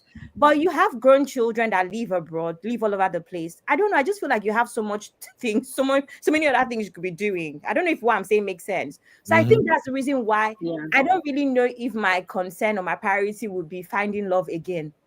If you want to cheat, that's fine. I don't have to divorce you. I don't have to necessarily be with you. We're just there. When we communicate, we're married when we're married. I'll be traveling, I'll be enjoying my businesses and doing what I do. So I think that's kind of how I feel. The real priority at 60, if you have grown children, if you have businesses, if you have a good enough social life, can travel, enjoy yourself, you're well, I think you might shift from husband to just yourself. That's why I think a lot of women would stay. Yeah, exactly. All right. We have Sister Can I say something? Let others talk a little bit, please. I just wanted to reply to what Abby said. I agree with what you're saying, but the thing is, it's very lonely. Even if you're technically married, you're still lonely, and your kids will get married and have their own space. So you're traveling around on your own, and it can get very lonely. So I do agree with what you're saying. Oh, but do you think they are traveling all alone? Only baby is such a Christian woman. I'm not a Christian woman, but I'm not used to. All alone. No, I'm not. No, I'm just trying to say that I don't know. Maybe it's me. I'm not used to saying you're married and you're sleeping. I'm very much a case. You are loyal to one person. Yeah, that's true. I'm not used to, okay, because he's cheating on me, I will stay married because of money, because of comfort, and I'll be cheating as well. I don't condone that. And that's different. That's just my mindset. And that's why I'm saying you really need to think about it. If you're going to be doing all this, then you're cheating as well because you're lonely. Two wrongs don't make it right. For everyone, Honey Babe. All right. Thank you, Honey Babe. It's kind of different for everyone. Sister Ify in the building. Well, let me quickly take this comment and then Sister Ify will take it from there. Auntie Labelle said, I will not leave the marriage. Oh, God just gave me a nanny to be taking care of him while I spend his money cruising around. I will even buy a gift for her when I'm coming back. Sister Oyi also indicated that she's not going nowhere, that she will stay. Wow. All right, let me have our Sister Ify's take, and then we will take a poll and we'll move on to the next topic. Sister Oshe, I need to know whether you are staying or you are leaving. So we're going to take that poll. But Sister Ify, over to you, my sister. You're welcome. Hi, everybody. I don't really have anything to say. Whatever makes you happy, go ahead and do it. If you want to be the 10th wife, fine. If you want to be the 20th wife, fine. So far you are happy, fine. You can't tell two adults who chose to live their lifestyle how they're going to live their lives. So, I mean, I'm not even worried about them. Whatever makes them happy. People believe in money too much, fine. I don't. All right, Sister Ify. 32 years of marriage, no issue, no fighting, no DV, nothing. Fantastic relationship, kids grown and all that. And my uncle decided that, you know what, I need my retirement wifey. Are you leaving or you staying? The woman is not living with you. You are still in your space. You know, everything is okay. The woman is living in her own space. She's not going to bother you or anything. Are you leaving or you staying, Sister Ify? You're asking me if I'm going to stay? I just want to know. Stay with a man that's going to take second wife? No. He already took second wife. You invested 32 years in this marriage already. I mean, she don't even have respect. You right. Number one. Point of correction, you don't even have respect for me. For taking a second wife? Brother Ben, I reject that word, retirement wife. What did you say, Uncle? Why is Uncle Emeka? Why are you always rejecting this retirement wife? It is what it is. What about me having a retirement husband? That's what I asked him earlier. Yeah. I said, are you okay with the wife having a retirement husband or toy boy? And he says that it doesn't work that way. That's double standard. As long as you are willing to let the wife has the toy, her own husband, we're good. But stop saying retire. You are making us look bad. Yeah, because I'm retired. I don't subscribe to that. I've been retired now 5 years. I'm not looking for a wife. So what are you talking about? Uncle Emeka, just tell me you are fighting for yourself right now. I just want peace. That's all. Me, I've been considering the idea of this retirement wife, because you have like a young girl, 22 years, You know? I support you. Uncle Beno, 22 years. I will support 23. Fresh. What are you on about? First of all, Zaddy's daughter will beat her up. I will support it. No, what is Daddy's daughter gonna do with Daddy's decision? Me, I'm going to beat her. Really? Yes. Leave Azadi alone. 22. Go and marry us. What do you mean? No. I will say Daddy should allow the wife to beat you too. Brother Ben, I told you. I remember I told you you're talking about second wife. Your wife is from Obolo. Obolo people know they play. My sister is married to an Obolo man, so you better be tread very. I know. Ubuluku people don't even get patient. I'm sorry to all the Ubuluku people in the building. Even ordinary say the suspect say you get girlfriend, say their blood don't they hot. So you are right, I know, sir. But I'm just saying, it's a very good dream to dream of. Uncle B, will you share your wife with somebody? Why? Look at it. Look at you. See, you didn't even let me finish. That is not the order. There is God Himself have arranged the order. The man is the rib of the man is used to create the woman. So that means you are subject. Now won't make me go out now. The mighties in the Bible, did they not marry how many wives? I don't know. I don't know why my sisters are. I know the only babe don't invest. If they allow only babe now, she go struggle me. Anyway, let us take this poll real quick, so that we can move on to another fantastic topic, which is this Daniel Etim matter. Oh the my God! I need to know. Uncle Ben, Sisi needs to be available for this topic. She's on the phone. Say this one that we are dealing with. This Etim, Daniel Etim, because you didn't get where I was coming from yesterday. Sisi is a lover girl. Sisi no go leave that phone. You know, Sisi no they take her love life play. Sisi won't leave that phone. But don't worry, she will come back and join us. Misty has been throwing basketballs. I say everybody. So let us have this poll real quick, and then we know where we stand. At least let's just go. 32 years of marriage, will you live for another woman? As simple as that. I should add peaceful marriage. 32 years of peaceful marriage. How did you know that that marriage was peaceful? If that marriage is not peaceful, a woman won't be there for 32 years. Okay. Who told you that? That's what I wanted to say. Really? Who told you that? We have there's situations of people going through DV that are still there. They can't get out. The fact that you're in a marriage doesn't mean that that there may not be problems in that marriage. Don't assume because the marriage is 40 years that it's peaceful. Let me even break your heart. A lot of people are so unhappy in their marriages than people that are happy. No doubt and no peace. Let me word this question very well. Because when I want Tristan, when I want change that for me now. 32 years of marriage to a billionaire. Forget about the title. Who treats you right? As Nigerians, why do we like using the word billionaire? How many billionaires are there? We have a lot of billionaires in Nigeria. I beg you, don't have a lot of billionaires. Sterling or pounds, how much is that? Yeah, sterling or pounds. Brother, let me shock you. Don't believe the hype. Do you know me, little me? Do you know when I go to Nigeria, they call me billionaire? I feel like slapping everybody that use that word. So don't believe the hype, please. Are you not a billionaire, sir? When I say Nigerians have a numbers problem. Any small thing billionaire. Billionaire in dollars. Whatever is a billionaire in dollars. How much is $1 million in Naira? I don't care. So far, your name is See, Uncle Beno, you don't have to, having 1 billion Naira does not make you a billionaire. That's not how being a billionaire works. Same way having 20 million Naira does not make you a millionaire. That's not how that word is used. Thank you. Anyway, billionaire is billionaire in Nigeria. All we know is so far we join everything together. You amount to 1 billion. You are a billionaire. But is it liquid cash or assets? No, we know they count as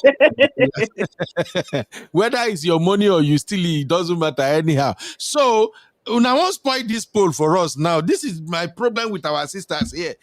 Una no go let us get smooth poll. Maybe we just cast our vote jeje. Just because una no one agree with us. See Sister Ify, they take on eye, they look me. I see you, Sister Ify. Let's cast our vote, okay? Simbi, can you please read the poll? Let us hear it. Read it for them, please. I mean, you have done the protest. Simbi! Modern Simbi Tisalo. Okay. 32 years of marriage to a billionaire who treats you right. Will you leave for another woman? If you are going to leave, drop 1. If you will not leave, drop it 2. Let's just sample this and let's see where we're going with this. Because for me, 32 years, there is money, you are okay, your kids are doing fantastically okay. I don't think living makes sense. It doesn't make sense. All right. I'm just saying it because this live is not easy. 32 years of marriage to a billionaire who treats you right. Will you leave for another woman? Sisi said 2. Sisi, are you saying you will stay or you are leaving? Because no, I'm not going anywhere. You're not leaving. I'm not going anywhere. I want to speak for myself. You're disappointing me. I want to speak for my CCC. The key word here is billionaire. I'm not going anywhere. The key word here is billionaire. Let's have it. I'm not going anywhere, but trust me, I will frustrate the hell out of that woman that she will leave eventually. That's for sure. That is why you're not leaving. You just want to frustrate her. Yeah. That's why you're not leaving. Oh yeah. But she's not living in my house. She's not living in my house. I'll go pick my house, go chill there, and I'll just be frustrating them on the side. Please keep the vote coming. Sisi, over to you. Let hear your own point because you were on the phone all this while. Yeah, we've spoken about living. We've spoken about how to arrange that party. But Sisi, please, the one you said yesterday, that's why I don't want to play the video. Don't repeat it again. That is so wicked of you, Sisi. Now, over to you. How can they manage that party in such a way that the negativity will not be the cloud over the celebration now? And I feel like if you are in the show of Auntie Pink, the first wife, what would you do differently? Over to you, my sister. Adikom. I would have not had that party with me and her there, first of all. Let her have her own day with her husband. I'm having my own day with my kids, my family, his friends. That first party, anything else that she wants to do after, go ahead, but I'm not going to be there. I don't think, clearly there was a lot of animosity between the two women, even though the lady in green was trying to pretend, doing huggy, all this fake, but to me it's very antagonistic. She knows what she's doing, and she knows that she's like pinching the pink lady but smiling at the same time to the camera, so for me, we're not having a party together. Absolutely not. She can do her own thing with her husband on her own day. Maybe the next day, they can wear their matching ashwebi, do their thing. I'm not going to be involved. No. But I think that they shouldn't have had the woman all over them. They should have had their time. Like maybe when they come in, one half of the party will have the time. One wife will have her time with the husband. Then maybe the next segment, I don't know, maybe after they change, they go and wear another ashwebi. They come in, the second wife will have her time. The first wife can go and be mingling with guests and out of the picture, so that they're not in each other's space 24/7 doing all this sister wives and just very awkward in exchange between each other. That's how I would have done it. But me and her at the party, no. Really? No. Okay, Sisi. How about during the party? There is this arrangement whereby you dance first as the first wife, and then the second wife takes over after that. Would that work with you? If that's the thing, fine, no problem. But we're not dancing together, all three of us in a three-way dance. Like, what was that? That was so stupid and so cringy. That really annoyed me. Honestly, I felt sorry for the first wife. You could tell the woman was really uncomfortable, and that green one was just there like a leprechaun, going and hugging the guy, pulling the guy. Like, can you move? But Sisi, you should know something about women who are natural husband snatchers. They don't care. When they come like this, all sisters should just know when they come like that, they are coming with this energy that if you don't want to accommodate me now, you go live for me. That's what many of that. Messi, was that Messi that married that Yoruba man? Who remember the story? Abi. Yes, Messi Aibe. When they want to do this this nonsensical thing, they are coming with that vibe that, hey, I'm marrying your husband, and if you don't want to accommodate me, you're gonna leave. Uncle Beno, can I say something? Because as a first wife, as a second wife, this has to be like a hierarchy, right? There has to be a respect level. That's what I normally see. Like I've got family members, you know, that are married. My uncles are Muslims, and they have multiple wives, but it's not managed like this, to be honest. Maybe Uganda would do it differently. This type of coming out in public and everybody's like, everybody can tell that you guys are fighting. Oh God, it wouldn't happen. To be honest, even though you're fighting in your house, when you come in public, it's a united front. We're gonna fake it for everybody. This snatching the man, moving in, the other one is coming. The other wives would know their position. She wouldn't even be on the dance floor with the first wife when she's there with her husband at that time. She'll be doing other things, maybe serving guests, mingling in the background, and then later she will have her time. But you have to give respect to the first wife. 32 years, and you just came yesterday. You see the way she grabbed the man. Uncle Beno, can I say something? Really say something, Jare Abi. This has nothing to do with dynamics like polygamous dynamic, right? But do people understand how much competition there is within Yoruba parties generally? Yeah, it can be like you people are saying she will have a turn. It can be something as easy as the caterer did not give somebody's friend Bomo. That will cause this issue now. Like the competition with a lot of these Yoruba parties is just. She can afford to bring her own caterer. They can have their side. Forget that. I'm not even saying it's not even about caterer. Like Uncle Beno, I don't know if anyone that is Yoruba understands what I'm talking about. No, I know what you're saying. I just finished my granddad's burial. That's one of the reasons I went to Lagos. Just within my dad and his brothers and their wives and all these small asheju, like they call it, everybody wants to outdo the next person, right? It's always something with these Yoruba parties when, you know, it's a big party and it's a big deal like this. So that's all I can see here is that regardless of what the plan was from home, there's always something that's going to go wrong because of nonsense competition. It's very common with Nigerian parties. Honestly, when I look at this video, I see why this auntie in Peak was able to be married for 32 years. You see what happened at this party? Oh my God. If you try this shit with some women, even Wasi will go wrong, come on for that stage. Because the kind slap, I know some auntie that are really mad though. I'm telling you, I'm not a violent person, but her touching me, that would have drawn the line. Because I would have had to land her a slap. Like, don't touch me. I know some auntie. That time when they try to enter from right, back and the auntie me mafu, Fatima Daruni say. Especially with the backstory we're hearing that the husband married her 10 days to this event. Some Yoruba women are really mad though. I know some Yoruba aunties that if they hear say this second wife they come, they go don't pay boys to they around. That's what I said. Did I not say that? No, you become very violent orientated like this.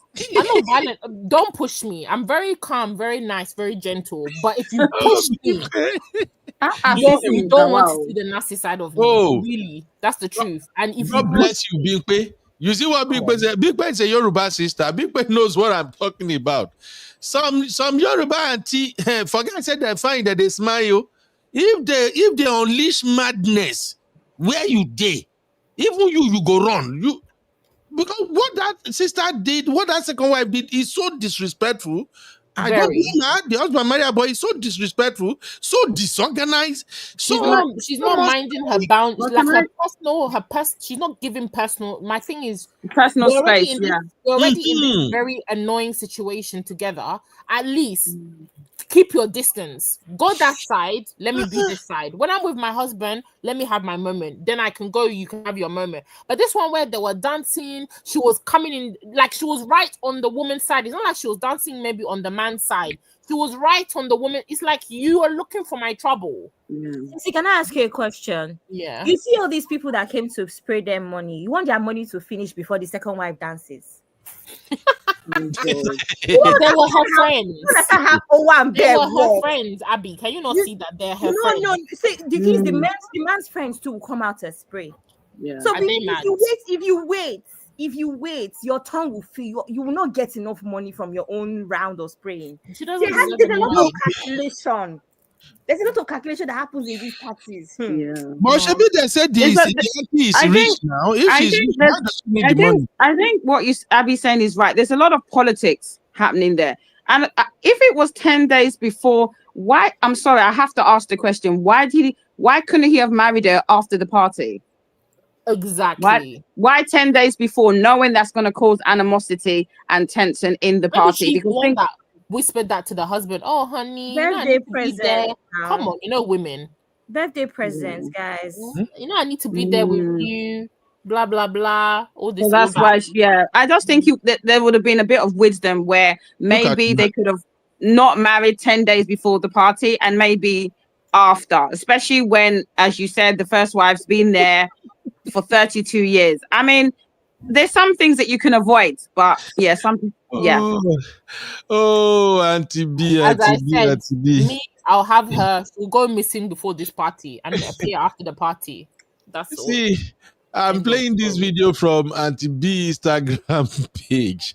The title alone, Auntie B said, men are polygamous in nature. They want peace of mind. Is this man not afraid for his life on his birthday? He looks so confused.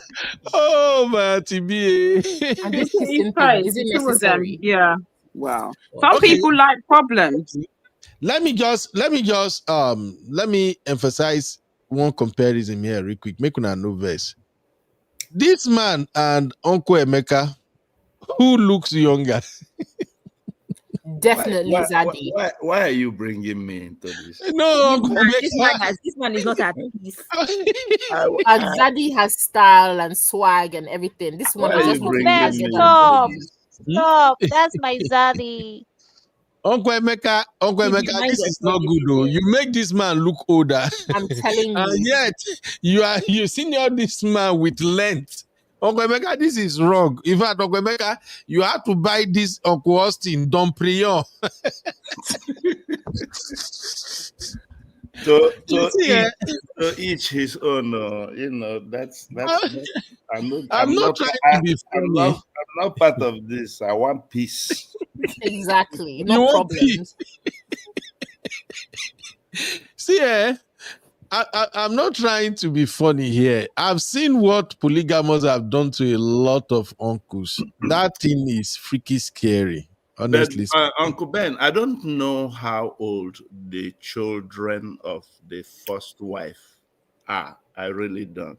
I think if I want to play devil's advocate, let's say I want to take a second wife.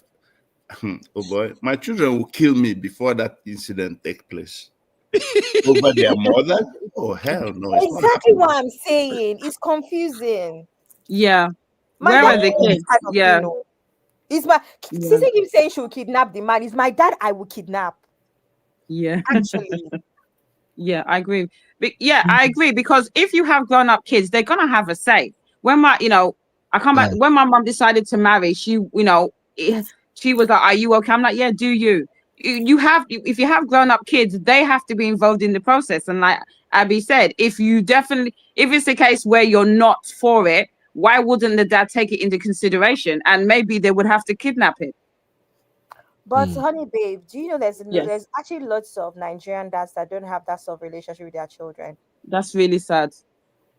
I just actually had to think about it for a second. Oh, I feel sorry for this sister in peak. Honestly, she was just kind of like coerced into almost everything they got going on there. Yeah, she doesn't know. Yeah, crazy, man. Oh, I've seen polygamy home. I don't see wahala. I don't see everything that comes with it. The battle do they finish. In fact, you need to accept Jesus Christ as your Lord and Savior to get yourself out of that crazy mix. In my own case, at the point I have to kind of like say, you know what? I throw my life away. Anything when I want to wanna do. Now me and Jesus they go. Because it's just too much.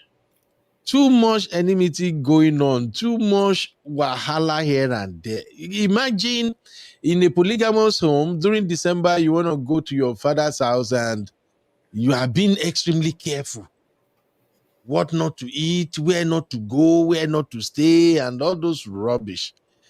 You know, it's not a good thing. I don't pray it and I don't wish it for anybody anyway. But those that are embracing it, it's okay. Make gonna continue. And like we were saying right now, not even these Gen Z children that we're having, all this we won't waste this small self. If I they talk for a phone, if they say my voice no go up, my wahala side chick go poke in neck.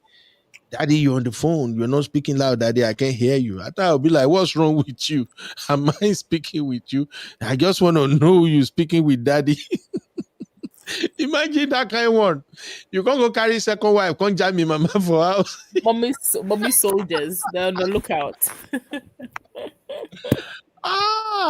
Polygamy, Jesus, blood of Zachariah. I can't. But on a final note, I think everybody, we casted our votes, right? We cast our vote and majority say majority say they will stay. Yes. Cici started by saying she's gonna stay. I'm shocked anyway. I wasn't expecting that from Cici, but Cici is giving me this vibe of a troublemaker woman. I'll be making trouble, but minding my business at the same time. But you're not gonna have peace in that home. Trust me. Okay, Cici. What if the second wife come? Let us assume uncle is now in 60, this second wife. So if uncle buy you an AMG Benz and then uncle now buy, let's say, let me see what kind of vehicle. Let's say a Range Rover for the new wife. Are you gonna have issue with that? I'll go and buy my own Range Rover if that's what he wants to do, since he wants to be mad. Since he wants to be mad. Okay, see. If you and uncle visit the second wife and the second wife, why are we visiting the second wife? Maybe just for. We're never gonna visit the second wife. She doesn't exist. Cici, please now. Why can't Uncle you? Ben, she doesn't exist. Accommodative. I'm going to stay married to my husband, but that woman doesn't exist to me. So they can do what they want to do. I don't care. Modern women, Modern women. 32 years. If there's family occasions, she will be there now. What are you going to do, Cici? Pick what he wants to do. Who he wants to be there, he can pick. I'm not going to be there. Okay, Abby, you also voted 222. Abby, why are you staying? I wasn't expecting you to stay, Abby. So you billionaire because now. of the billionaire? Yeah, that's the key word. You're the one that said billionaire, although not many people are billionaires. For sure, billionaire. That's the key word because you can't. So you can use the money to fly all over the world, right? Yes, my mindset is I will just be traveling. Okay, but you don't mind if your husband asks a bodyguard to accompany you wherever you are going. I don't mind. It's not about me cheating. It's about me enjoying my life. Okay. Sister Uncle Lizzie Ben. said to yes, ma'am. Can I change my vote? Why are you changing? No. Leave your house for these mad people. Listen. I'm entitled to change my vote because of the billionaire. You know what? Yeah, I will keep my mouth closed with money and traveling. So can I change my vote?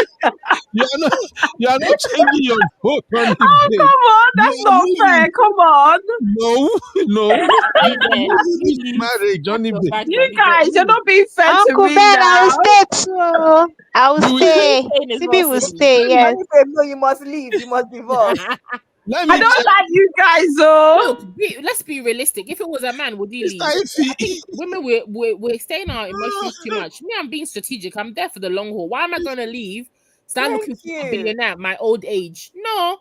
Let him do what he wants to do with his foolishness. I'm going to live my best life. Just know that. But don't invite me. I won't things. I'm not there.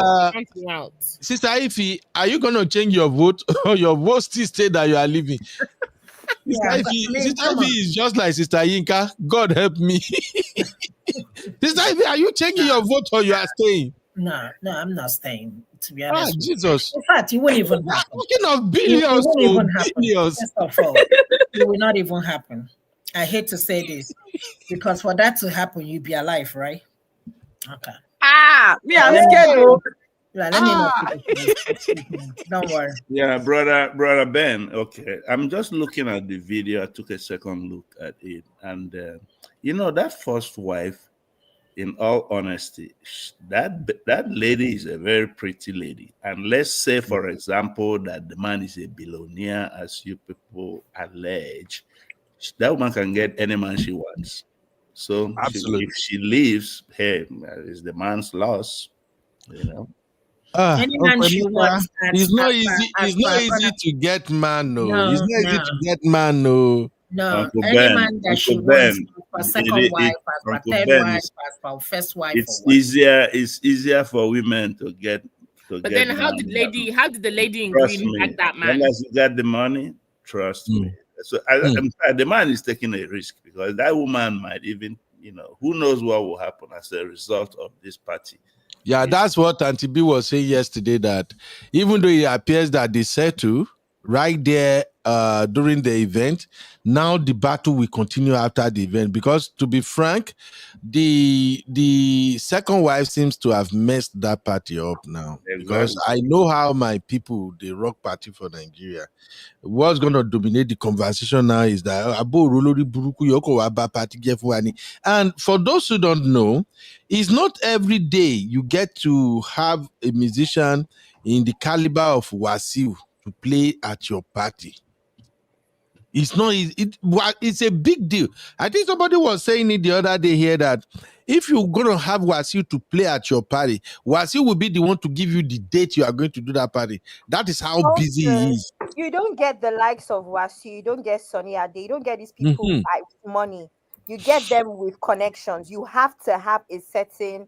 You have to be of a certain status to have them play. It's not because you have 200 million to pay them. That's not how it works with this kind of artists. I'm speaking from So it's a big deal. Usually when you have this type of party that Wasiu came to play, Jesus, you get level, you get mouth, you have bragging right and everything.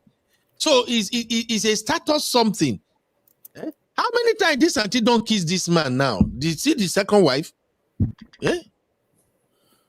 This is crazy. So I know right now, like Auntie B said, now the battle will start. Is this their daughter? Is this their daughter? Because I'm not understanding. Yeah, that's his daughter. With this lady? Yes. Oh, okay. Yes. And it's like the new wife don't have any child for him or something yet. This is just so crazy. So she still wants to have a child with him at her old age. Who knows? All right. Onyade also says she's staying. Julia says she will stay. Auntie Labelle says she's going to stay. Two. Nobody won't really leave because of money. God, I beg. I want to be a billionaire. It's like when you're a billionaire, you get away with so many things. So far, the only people who want to leave, okay, only babe, change your vote. It's only Dr. I'm changing my vote too. Dr. Ife and Auntie are the only two people who insisted they are going to leave. Kilo day. Again, why? Let me tell you. Sister Yinka, why? Again, Uncle B, listen. Let me tell you. The prayer or what we'll be talking about, whether that man will even be alive before, he gets the second wife. So that's why I'm not even talking about whether I'm going to stay or not. It's not even. Sister Ife, you're scary. I'm just being honest. I'm telling you. Let the world hear me. And doctors can make you just disappear without even. You'll be confused. Natural pieing, really? Okay. I'm not gonna say anything, but it's not even gonna happen. It's not gonna be a conversation. I feel laugh. This sister say. Misty said Misty is leaving too. Misty, you're not going anywhere. We're staying there together. Misty, you are going nowhere, Misty. With billions, Misty like money. Misty is not living. I can stake my money. Misty would rather start quoting law than living. I swear. Oh, she's even here now. Misty, defend yourself. You ain't going nowhere. You will rather be just live in Kampala. You can be in Canada, you can be in London. Leave him there with his madness. But you're not going anywhere. For what? Why do you want me to continue staying in this marriage with you? I don't want. I really don't. Together. No. Sweetheart, we're going to have a settlement in court, a divorce court, and I'm going to take lots of money from you, and then I'll leave. Is this in the African context, Misty? No. This is in Nigeria. You ain't getting no dime, Misty. Listen, even if it's an African context, I'm a very peaceful person. I don't like this, things, competitions in a family where I know somebody, for all I care, could be attending to Baba, some witchcraft or whatever. Those things frighten me. And I don't like to be in that environment where it's quite, there's lack of harmony. You don't know what is going to happen in the next minute, or it's not my thing. So for me, I would not really stay. Whether it's in an African setting or not, I won't stay. I'm very uncomfortable with situations like this. Like, look at this lady embarrassing herself before everybody. Like, she's everywhere on the internet now. How do you think her children feel?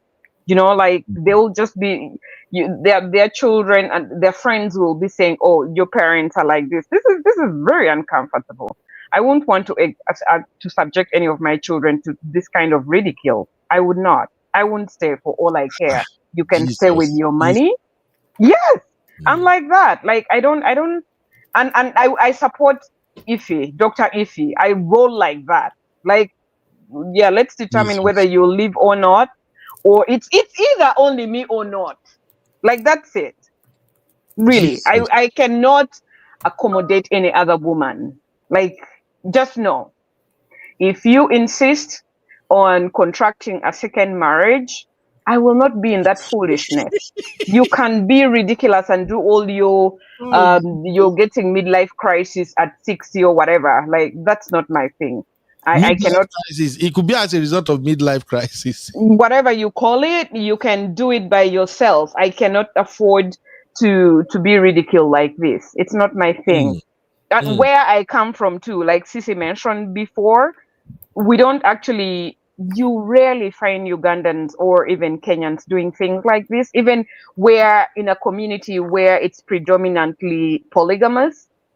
As the first wife, she has a lot of say about how everything is going to unfold. The second wife, go sit down and be quiet. This would never happen. Like, people won't even allow you to do that. They won't. You'd be slapped by the guests. Yeah, they won't let you do this nonsense. So for us, like, I'm speaking on behalf of East Africans, this is a surprise for us. And this is not even one incident. It appears all these 60-year-old men are having all these women with them and throwing money and parading them. Why are you belittling women like this? This is so embarrassing. I'm very disappointed. Wait, Misty. I don't blame them, Misty. I Yes? blame the women. Are you saying? Oh, sorry, Dr. Effie, you were saying something? I said I'm not blaming the men. I'm blaming the women. Exactly. Why Because would you they put yourself in this continuously allow situation? these things to happen, and that's why they will continue. You see, this is why This man looks 80 years old.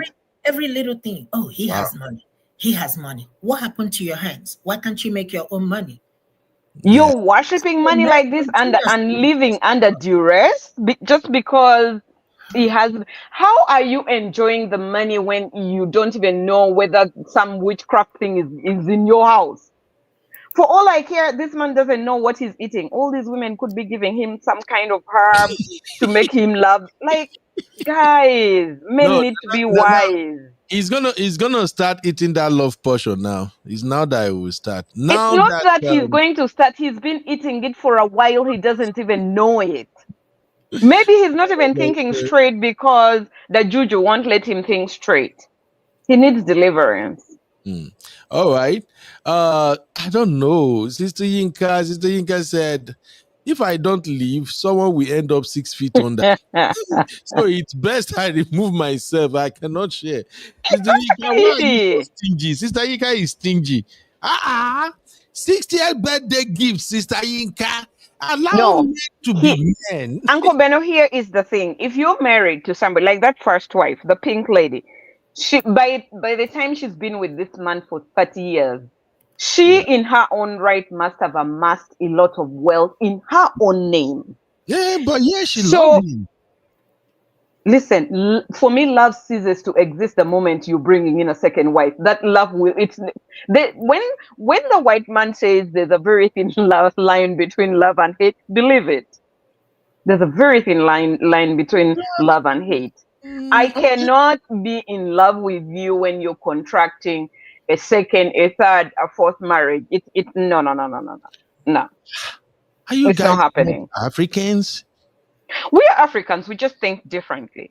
Okay. And that is why if I'm with you in a marriage, we are going to work together to acquire wealth, but I'm also going to have my own properties in my own name. So I need to take care of business in case of such foolishness. Yeah. Okay. Sister Yinka, please, don't let one or two people vanish into thin air. Please, honey babe, don't change your vote. You will get that money. Please, I beg you. Honey babe, change your vote. Don't listen to Sister Yinka. I missed you. Oh my God. Oh, hey Lara, I'm on live show. Okay, talk to me. Yeah. What you're saying is right. That the second wife, the one in green, what she did, that was totally wrong. More or less gaslighting and disrespecting. In that kind of occasion, at least show some respect and some boundaries. Like what the other lady said that the other one, she won't, even me, I won't tolerate it. Try that, you know, that very day at the party. You will fight at the party? No, as in, if someone tries that with my mom, she'll finish it she'll finish that person that very day at the party. She doesn't care. But it's your daddy's birthday. You definitely don't want to create a scene now. Abby? Yeah. No, it's just that I more or less blame the man. I really more or less blame the man because he should have cautioned the second wife even before the party. He should have cautioned and I made her understand that. But look, Joko sitting back to my fiesi, Drosa ye. Do you think the second wife looked like somebody who can be cautioned? That second wife came with violence.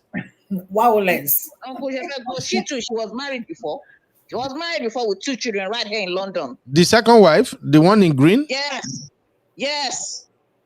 Oh. And both of them, they used to unfair when they were young. Wow. Okay. All right. Thank you very much. The people in the studio cannot hear you anyway, but everybody heard you on the show. All right. Thank you, my Lara. That's a very good one. I think this story is still unraveling anyway. But Lara, Mada party rule, party by me, 60 years birthday new. Me too, I'm planning 60-year birthday gift for myself. Even though Uncle Emeka say man no say retirement gift, but I think every man, after you have amassed wealth. Uncle Beno, let me stop you right there. Do not finish that sentence. Don't think of it. The way I know my sister, we shall start praying for you. We are going to pray for you before you're 60. That what will happen? I shouldn't have my retirement wifey. That is impossible. Have you seen your daughters? Just those 2 girls? Those 2 alone can take care of you without their mom. So we are not worried about you and your retirement plan. Anyway, shout out to my sister Lola AJ. Lola said the husband allowed the disrespect of the first wife to happen. So I think 33 years means nothing to him. This thing is dicey. All right, we got to move on now because I don't want bad booze. I thought we're going to have all the ladies who will be able to convince you to at least stay after spending 32 years in a marriage. But apparently, none of you want to stay. We're going to move on. Anybody want to add anything to this segment? Sissy, no yes, one. Uncle Ben. You want I said I'm staying. Which one is? Yeah, nothing to add. As a woman in this position, stack your money, because these men, it seems that when they get to 60, they become mad. So have your money so that you can make moves. I think if you have money, your husband, there's very little that your husband can do as well.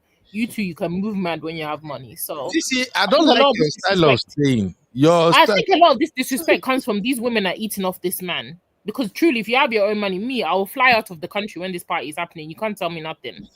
That's the truth.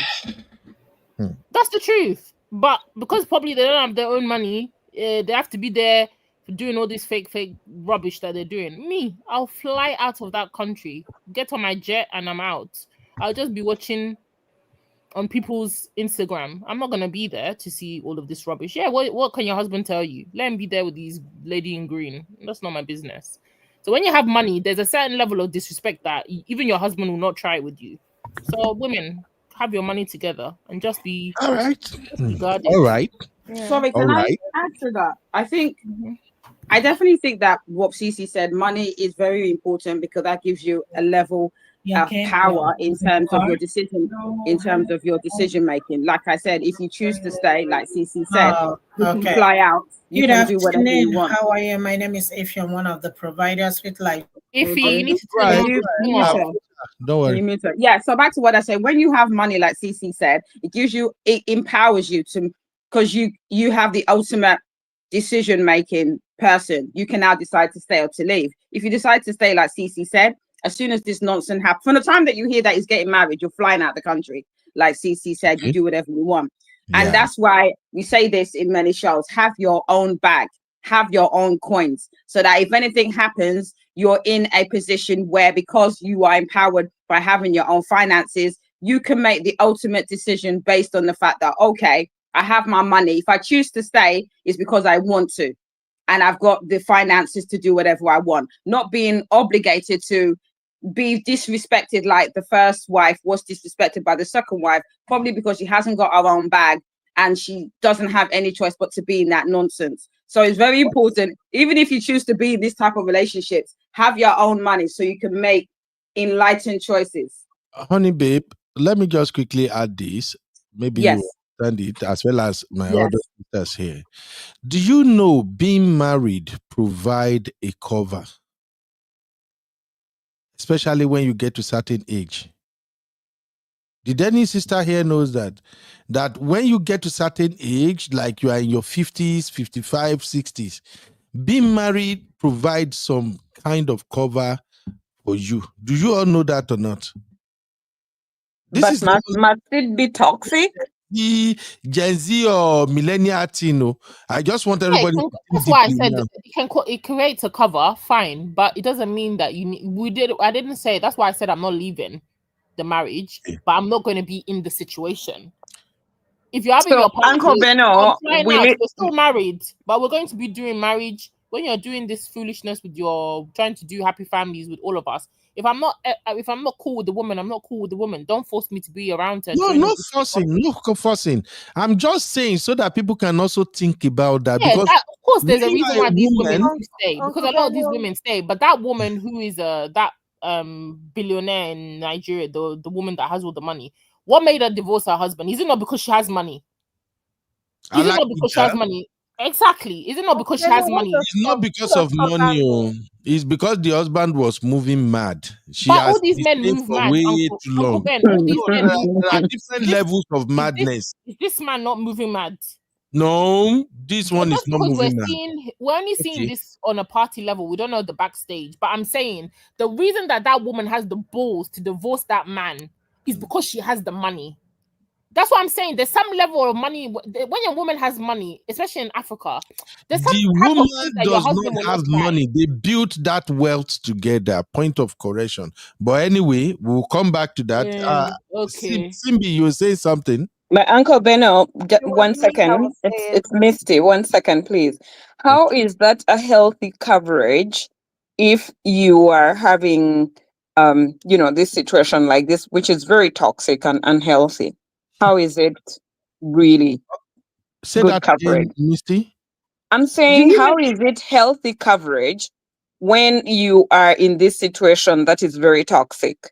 This is not toxic. Let's Wow. Okay, I'm It is done. I'm toxic. done. That's what it is. That's the reason why we're talking about it. The fact that the two wives have issues. It's a toxic situation. The guy is not happy. And it's the talk of the town all over social media. Isn't that a toxic situation? Now, why I say is Beno, not sorry. Can yes, you Cindy. explain what cover is Abby? Can you explain what cover means? Because that's where I'm stuck. Cover. What is Okay. cover? Okay. Now, when a man provides cover, you see, how do I say this now? I don't want to offend anybody, but in our society, when you are married, the fact even though you are separated, even though you and your husband have not slept together or see each other for 6 months, for 1 year, it doesn't matter. So far, you are married, you are under that name. The privileges that are kind of accrued to that man is also extended to you.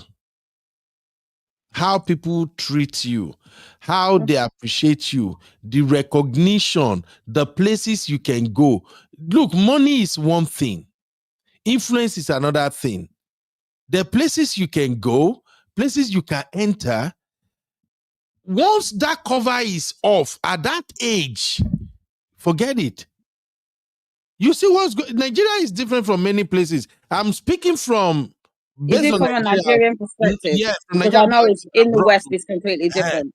Yeah, not Okay. in So I agree with you, Uncle Beno. Uncle Okay. Beno, I agree with you. You are totally right. I guess when you speak about the context being in Nigeria. In East Africa, it's Nigeria. money that speaks. It's not marriage. You have money, you'll open doors. The marriage thing doesn't work for us. All right. So I believe I've been able to explain myself, Sha. Biba said it is toxic. If this can happen in public, imagine what will be going on private. I don't think much is happening in private because nowadays, a lot of women who are into polygamous marriage in Nigeria is unlike back in the days when they would be living under the same roof. Nowadays, many of them live in their own houses. The man is the one who is spending 1 week here, 1 week the other side, and all of that. Everybody are in their spaces. The only time they get to do all this rubbish is when they come together like this. And I think this one, from the body language of the first wife in pink, if she was in the known that the one in green will be at this event, I don't think she would have acted or even frowned or something. Or if the one in green, the one in green have agreed not to have interfered in her business, we wouldn't have known that anything is going on. So most time, people that do polygamy in Nigeria, in this day and time, especially the rich one, the women are in their various houses. Can I say something, Uncle Ben? Remember, they've only been married 10 days.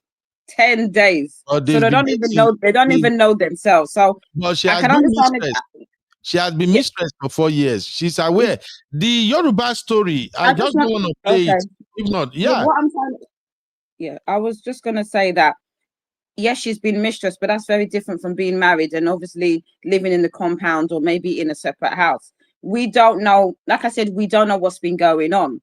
And like I said, it's a different dynamic from being a mistress to a wife. There could, if she can do this 10 days into being married, what else can she do? So I think definitely this is very toxic from the point of view she's misbehaving 10 days into the marriage. Yeah, thank you very much. That's a very valid point too. All right, we have to move away from this and move on to the next one. That one is another gbas. Auntie Labelle say, it's women who live in society like Nigeria who can understand what you are talking about. Agreed, man. Absolutely. 2Y, okay, where have you been? You are late. You owe me one Don Pedro, 2Y. 2Y said Nigeria is raving mad.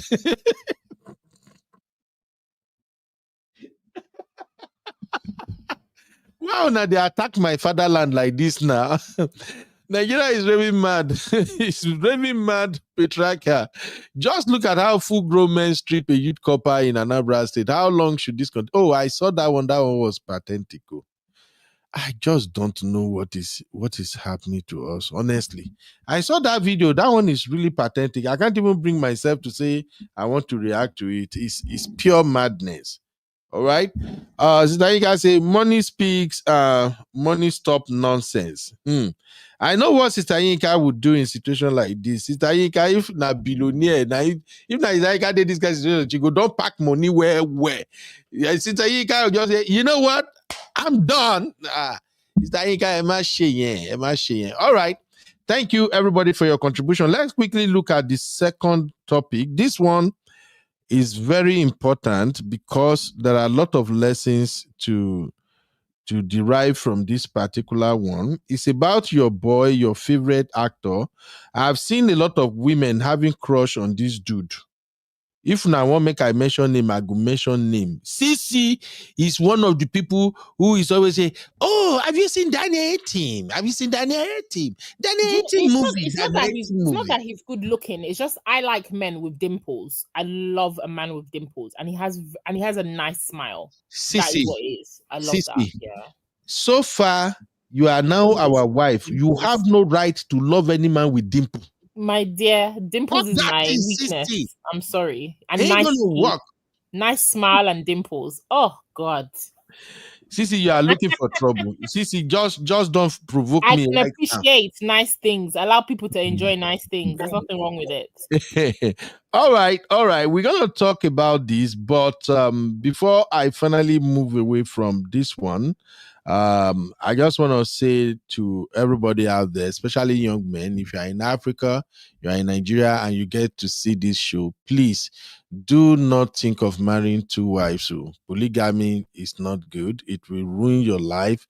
It will ruin everything you work for. In some cases, you can build a man's wealth as much as you want. The moment you buy everything, they will squander it. Abiola is an example. All the hype, he's a billionaire. As the man buy like this, did you see anything again? Because the children, they descended on everything. So that is one of the reasons why you shouldn't think about polygamy. Two, love and marriage is meant to be enjoyed. When you stick to one woman, you will enjoy your life. You will enjoy everything. In fact, you will see life the way it's supposed to be. There will be peace in your home. There will be peace in everything you are doing.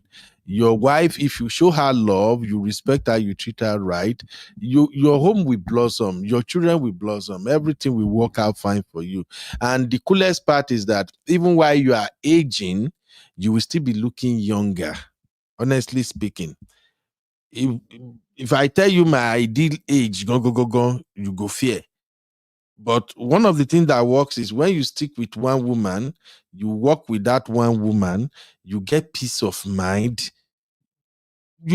Anything no go stress you out.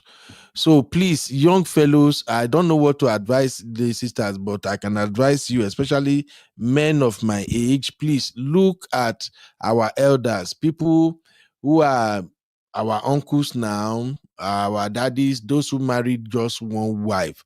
You can tell that even as they are aging, they are still enjoying their life, they are still having fantastic time. It's not easy to combine two women. And in case you don't know, dealing with one woman alone is not easy. Just one woman. Forget all this, my sister, where they sound sweet like this. You already heard them when they talk now. Say if any man try this nonsense with them, the man go collect. So that's how it is. So you are dealing with one woman gone, you are not safe. I asked before I went on the call, I said, imagine Uncle Ben, you're married to me, Sister Ify, Abby, Honey Babe, Nifty, Dr. A. To you, shit. First of all, I'm a very peaceful person. I don't know what's going on here. I'm very peaceful. I don't know what's going on. No, be only peaceful. Please, so I'm telling you right now, young men, please. Even if you are dating, if you are getting married, even when you are young, please stay glued to one woman. If the woman is stressing you out, if you can't tolerate it, go divorce her ass. Just divorce her straight off. Okay? No, say, no. Just divorce her and move on. But please, I'm begging you, combining two women together, it doesn't end well. Okay? And even one woman self, if you are married to one woman, if you are moving in such a way that she's suspecting you, that maybe you even get girlfriend, it's even dangerous too. Because the moment she have this feeling that it's like there is somebody somewhere, she won't be 100% open with you again, and that is not good. Things will becoming difficult, and if women want to really make your life miserable, they can make you miserable. So forget all my shenanigan that I was doing. No, I'm not in support of polygamy. Like as I did like this, anybody we go even think of me and polygamy, na thunder I go fire that person. No, I ain't doing that shit. Oh, I beg. Polygamy na ain't kill my papa. Polygamy kill my papa. All my uncles. All they are crying from polygamy. So I'm not advising it. Thank you, ladies and gentlemen. But if you still don't want to heal my advice, your situation might end with something like this. I don't want peace. I want problems. I'm highly disappointed of Nigerian government because the Nigerian government were highly disappointed in them due to foreseen circumstances. Definitely, I'm one of those people who are proving people should die in coronavirus is more better than people should.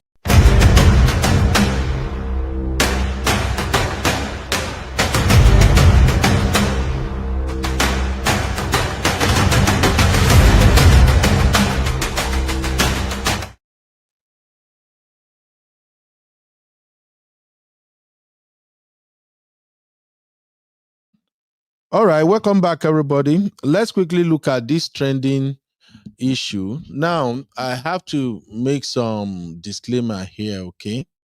All right. I have to make some disclaimer here. This guy, Daniel Etim, is married to his beautiful wife, Toyosi.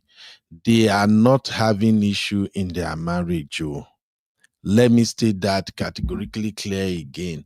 They are not having issue in their marriage. Oh, this particular segment is nothing. It has nothing to do like with he's cheating, the wife is cheating. No.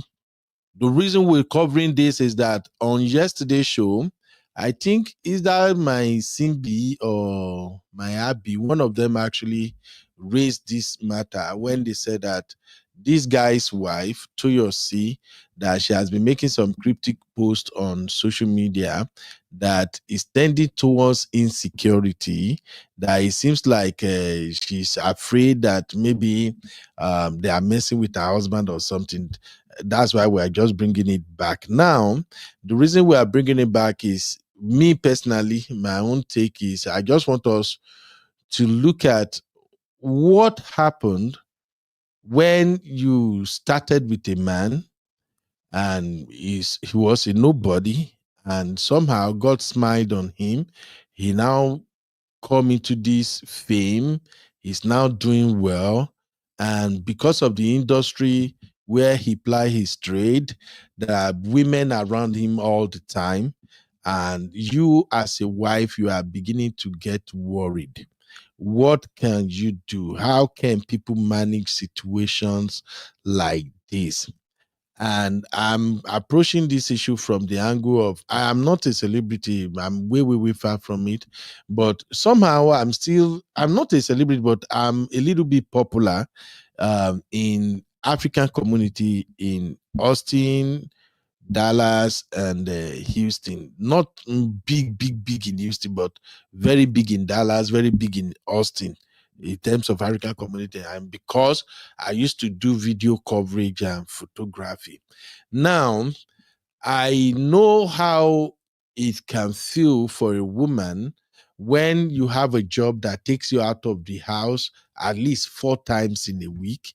And I say at least 4 times in a month. And that 4 times in a month, you are staying away 2-3 days at times. So they get as a B. So I'm coming from that angle that please let us analyze this issue on the basis of what women should do, what men should do if fame lands on your domot. Yesterday, Abby was of the opinion that she cannot marry, that if she marry a man and then later the man say he won't become pastor, wahala go dey. And I know some women feel like that too. There are some women who really don't like attention. Some women don't really like make their husband over famous to the point where we say they are in the midst of women. So, but the biggest problem is celebrities, especially those who are actors. What they do in movies, kissy kissy, rubby, toshy. If you find yourself in that situation, what would you do? So, in the case of Etim and his wife, I will yield the floor to either Abi or Simbi to tell us what is going on with those two. Now, I saw this post on Yaba Left Online that says, I don't trust you 100% because things happened. I don't want to trust you completely and then get shattered beyond repair if something happens. Media personality Toyosi gets candid with husband. I don't know how true is this. So Abi and Simbi, how can you guys help us understand the situation here? I'm going to leave it to CB, but I want to say something. That thing you just read is true. She said it on her YouTube channel when she featured this one. Yes, she said it by herself on her YouTube channel when she featured her husband. Like I said, she has a YouTube channel that's like they talk. So basically they both talk about marriage issues and all. And she said it to him about not trusting him. So on the show. On her YouTube channel. Yes. She said it to him. Like a round table. If anybody have the link, please send it to me. Let me play it. That means something might be going on. How can a woman say that I was on just YouTube? quiet listening to you saying they're not having a problem in their marriage. She's saying a lot and you're saying the person is not having a problem in their marriage. I'm not understanding, Uncle Ben, but anyways. Also, I think I didn't hear of any scandal now. Make a call. You didn't listen to me yesterday. It's not about scandal. It's about we're trying to explain to you yesterday. CB and I were trying to explain these things to you yesterday. It's not about having a scandal. There's a lot of underlying issues. And like Sissy said in the backstage, to be very fair, they don't have a good start. They don't have a good foundation, right? Because he married her because his choice was unavailable to be married. And she was there. Yeah, she was ready to get married and she just got married to him. She's aware, he's aware, they are aware, So she's aware that she was not his first choice. His first choice said she wasn't ready. So he went back to Nigeria. He used to live in SA. He went back to Nigeria and Toyosi had just come back from New York and she was ready. And it was like, okay, let's do this then. So it was not a foundation of love. It wasn't a foundation of anything. Just, I'm ready, you're married. I feel like I'm ready to be married. I feel like I'm ready to be married. And that's how they became husband and wife. So how would there not be so many issues when there was no opportunity for trust to be built? There was no opportunity for a friendship to be built. Nothing. Just people that were. Oh, wait, Abby. That intermins. Are you describing a situation of a fast-tracked marriage? I'm describing a situation of a rebound of convenience, not fast track. This is convenience. Marriage is of convenience. I feel like getting married. Do you feel like getting married? Yes, I do. That's what I just described. That's it. Did they date at one point, or they were like they knew each other, right? I think they knew each other, or they dated briefly or something. What was it? No, they did not know each other. They were friends. They knew each other on socials. They didn't know each other in real life. Yeah. She lived in New York the whole time. He lived in SA for the most part, right? So it's like me having a Facebook friend. And then we now say, oh, I'm in Lagos. Okay, let's link up. Let's have coffee. And next thing we're getting married. Can I ask the question you mentioned? Sorry, can I ask the question, Uncle Ben? Sorry, I just heard a bit of it. I don't know the full story. You mentioned about Abby a rebound. Does that mean that someone entered the relationship and then they had a relationship before, it didn't work out, and then they obviously did what you said, where hi, what are you doing? And let's get married. Etim was dating a certain woman for a while. Okay, I just wanted to check. Okay. And then he wanted to get married. And the woman said, and the lady said no, she wasn't ready. Yes, okay. He now came back to Nige and then Toyosi. That's a rebound. Yes, Toyosi was ready to be married, and then they went on and got married. That's a rebound. There's no foundation, so it's to be expected if she's saying these type of things in social media. That doesn't show to me there's any foundation, especially coming from a rebound where you're supposed to heal, deal with that before you jump into another relationship. Don't we say this all the time? Wait to. Uncle Ben, have you been missing our chats in the backstage? I think so. No, I was. I've resumed work, so I really can't keep up like before. And that backstage chatting is plenty. So sometimes by the time I would leave, just 30 minutes, 1 hour, by the time I come back, the thing don't play. Then I'll just be like, okay, God, where are we now? What are they discussing again? Now, by the time I check, I will be missing a lot of things. Now, Abby has just brought a very, very brand new angle to this conversation. She's been saying it for 2 days, by the way. You know Abby, how Abby and Simbi can be now. I wasn't taking them seriously, both Abby and Simbi. Why will you not take them seriously? Now we have on that issue. Why would you take us seriously, Uncle Ben? I've never led you astray. See this patriarchy. Because you know what's crazy is that every time CB and I bring information, it's accurate information. No, not like we didn't let him astray before. Gen Z and Gen Z, you guys feel how they feel about some things at times. So I was just thinking maybe you guys just looking at it like the way this team is going, just kissing people up and down or moving. Honestly, that's just what was on my mind. Uncle Ben, play the thing. Okay, let me play this one first.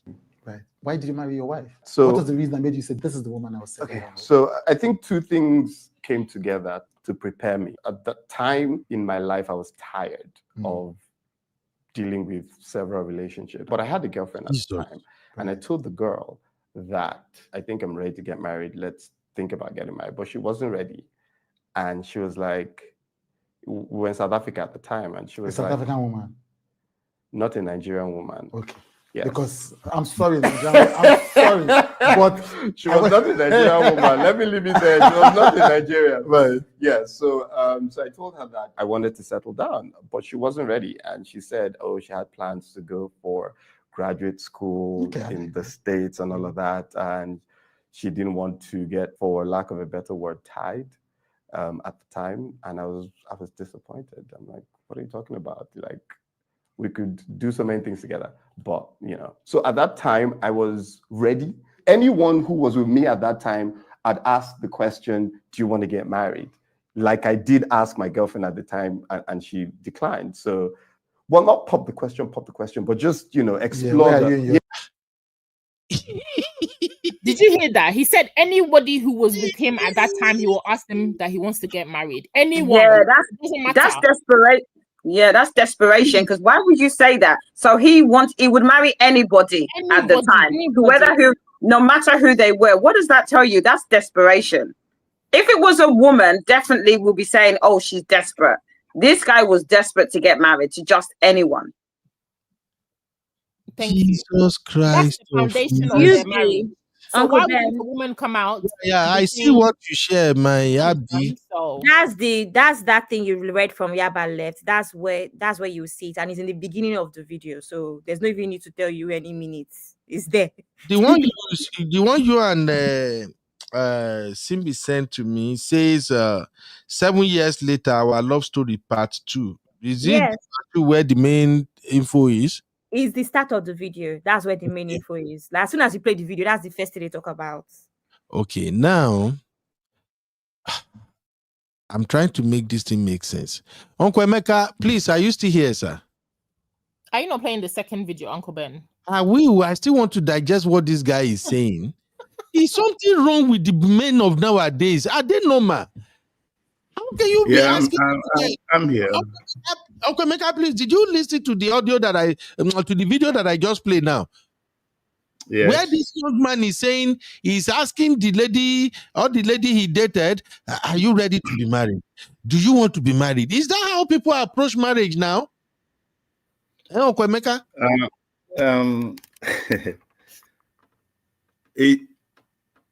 Assuming that that's really what happened with him when he was in South Africa, and now you are married, why would you even try to make that a public knowledge?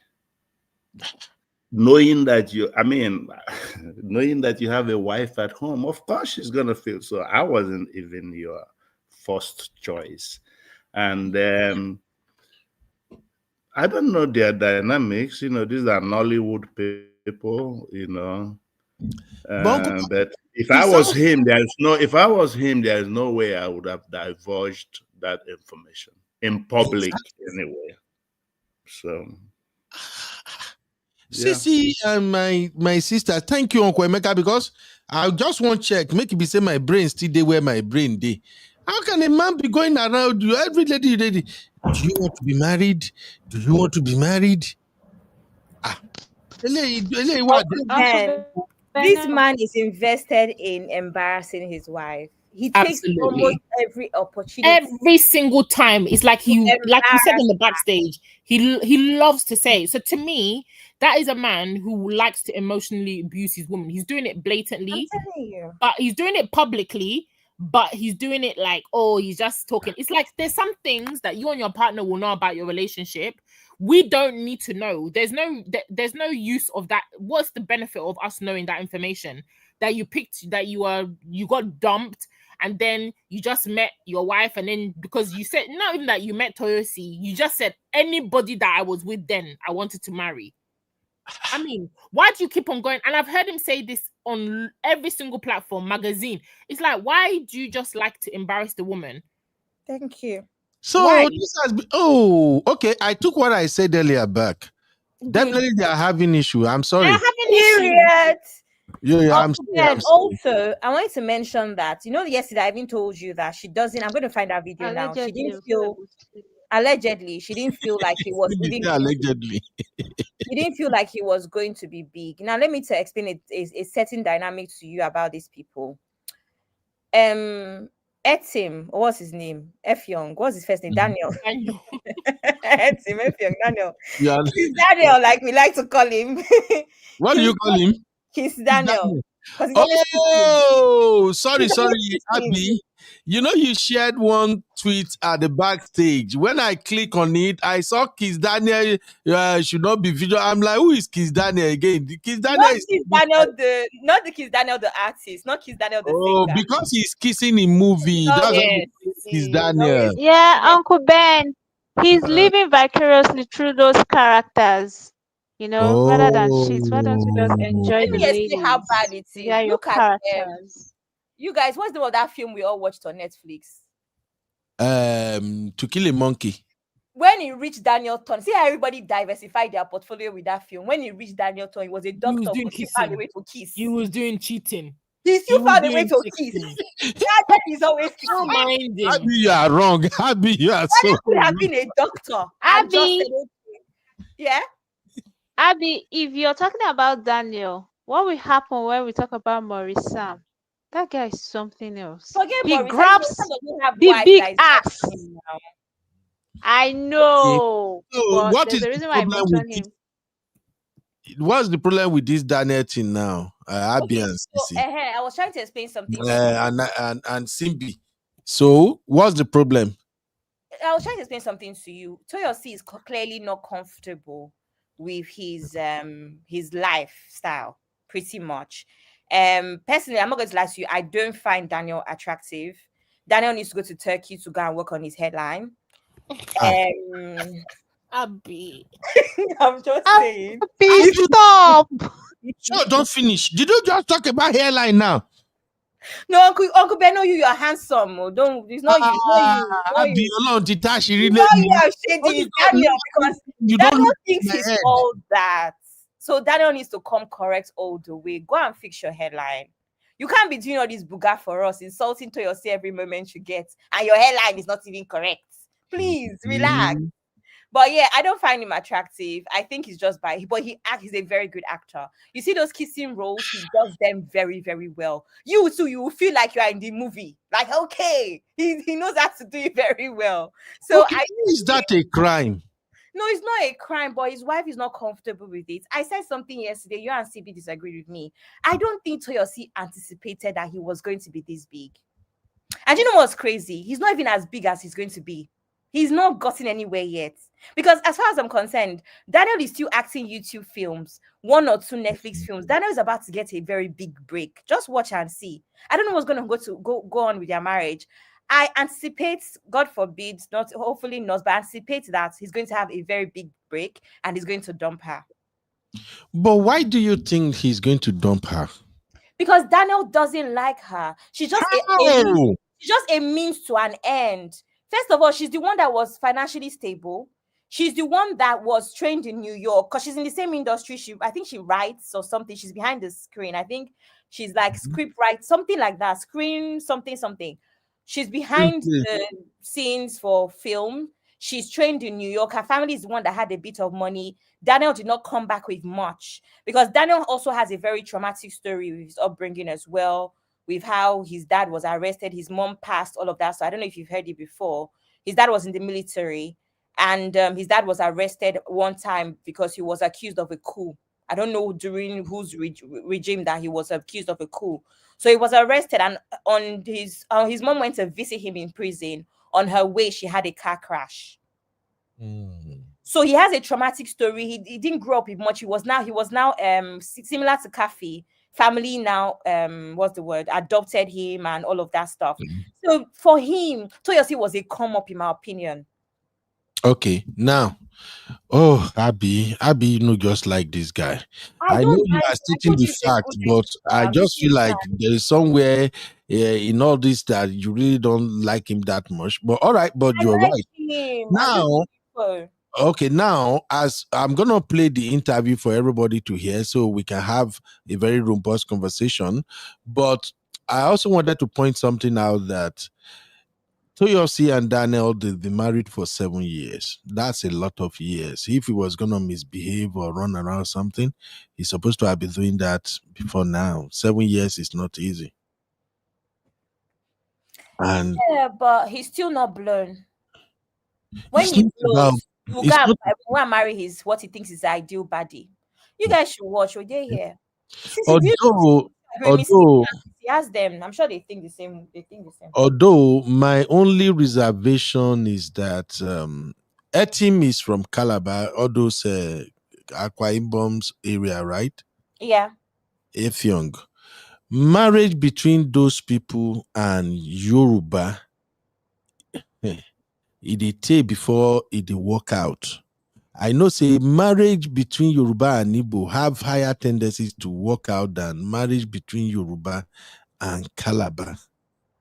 The one that I see that work well mostly is if the man is Calabar, if the wife is Calabar and the husband is Yoruba. But usually when it is the other way around, I'm generalizing right now, but the few ones that I've noticed, most time he doesn't work out like that. But I wasn't thinking this guy was going to be in this tight corner. Now, another thing that I want us to bear in mind, as I'll be playing the video again shortly, is that this Toyosi and Etim situation, I pray it doesn't look like Bimbo and IVD situation. Toyosi is a Yoruba lady. Bimbo is a Yoruba lady, both married to men who are non-Yorubas. So, I'm just saying, but let me play the two clip and then we can wrap it up with this conversation. Yeah. Abby, don't let me frustrate with this guy. Yeah, exactly. And then it coincided with coming back to Nigeria to be on a project that my wife was at the time production manager on. That's Giddy Up Season 2. So we met, we had been talking before that time. So we met when I came to Nigeria. She came to Nigeria at that time too. It was her first job in Nigeria when she came back from New York. And then we met and then we started to talk. And then I had this long conversation with her and told her that, look, babe, I really want to get married. Like the same conversation that I had, that I was, and she said, well, yeah, let's do it. I'm like, wait, before you think that I have like a truckload of money somewhere waiting, or I haven't figured this thing out. Like this is who I am. This is just gave her the lowdown. But I said that everything up until this point, I had lived my life.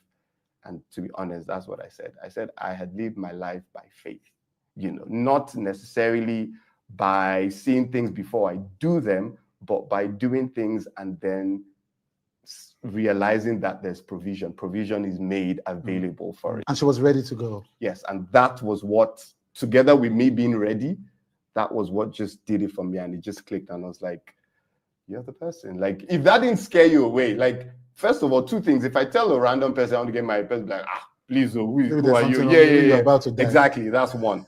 Two, that didn't scare you away. Second thing that didn't scare you away was the fact that I said, I don't have anything. Like, it's not like I have great things. All I have are dreams and the power of faith, believing that if I knock on any door hard enough, the door will open. Right. And she bought it. So I think what marriage has done to me is to kind of create stability for me and repaired my priorities. There's only so much I can give because I have a family. There's only so much I can give of myself because I have people that need me, that I'm responsible to first. You know, before I got married, my biggest fear was, how would I take care of my family? People have this idea of struggling artists, and they feel that artists can't take care of themselves. Yeah. So for me, I came into the arts with that fear. Should I get married or not?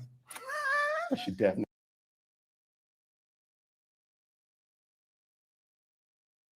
So far, so good. I haven't seen anything that bad on the other part of this video that we just played.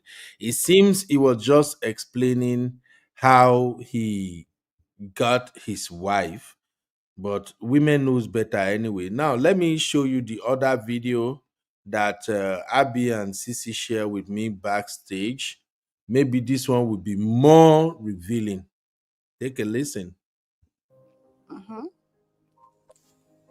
Do you trust me? Like 100%. After 7 years, do you trust me? Do I trust you 100%?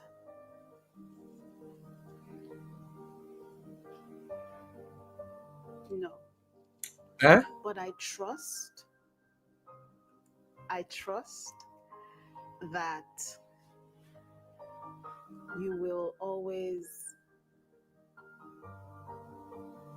keep me in the loop. So maybe not keep me in the loop.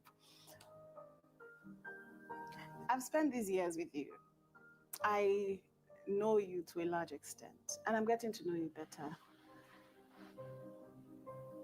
I think that you will do your absolute best to just honor your vows and honor what we have.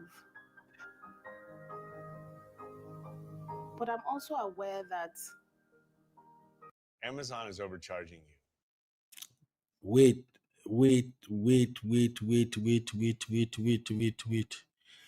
Am I hearing what I'm hearing right? This woman is healing from something. But things happen, more like. And I feel like if anything ever happens, I would know. I don't know if that answered your question. But do I trust you? No, I'd like a follow-up and a follow-up question. I mean, you've answered it. No, it's a yes or no question. No, but I would like a follow-up question. Why don't you trust me? So, okay, why don't I don't not trust you. I don't trust your flesh. This may be a bit too deep now and all of that, but we all slip up from time to time. I may say, you know what, I'm not going to cuss anybody out again. I want to just live by the book and be like righteous, and righteous people don't go on the road and abuse people, all of that.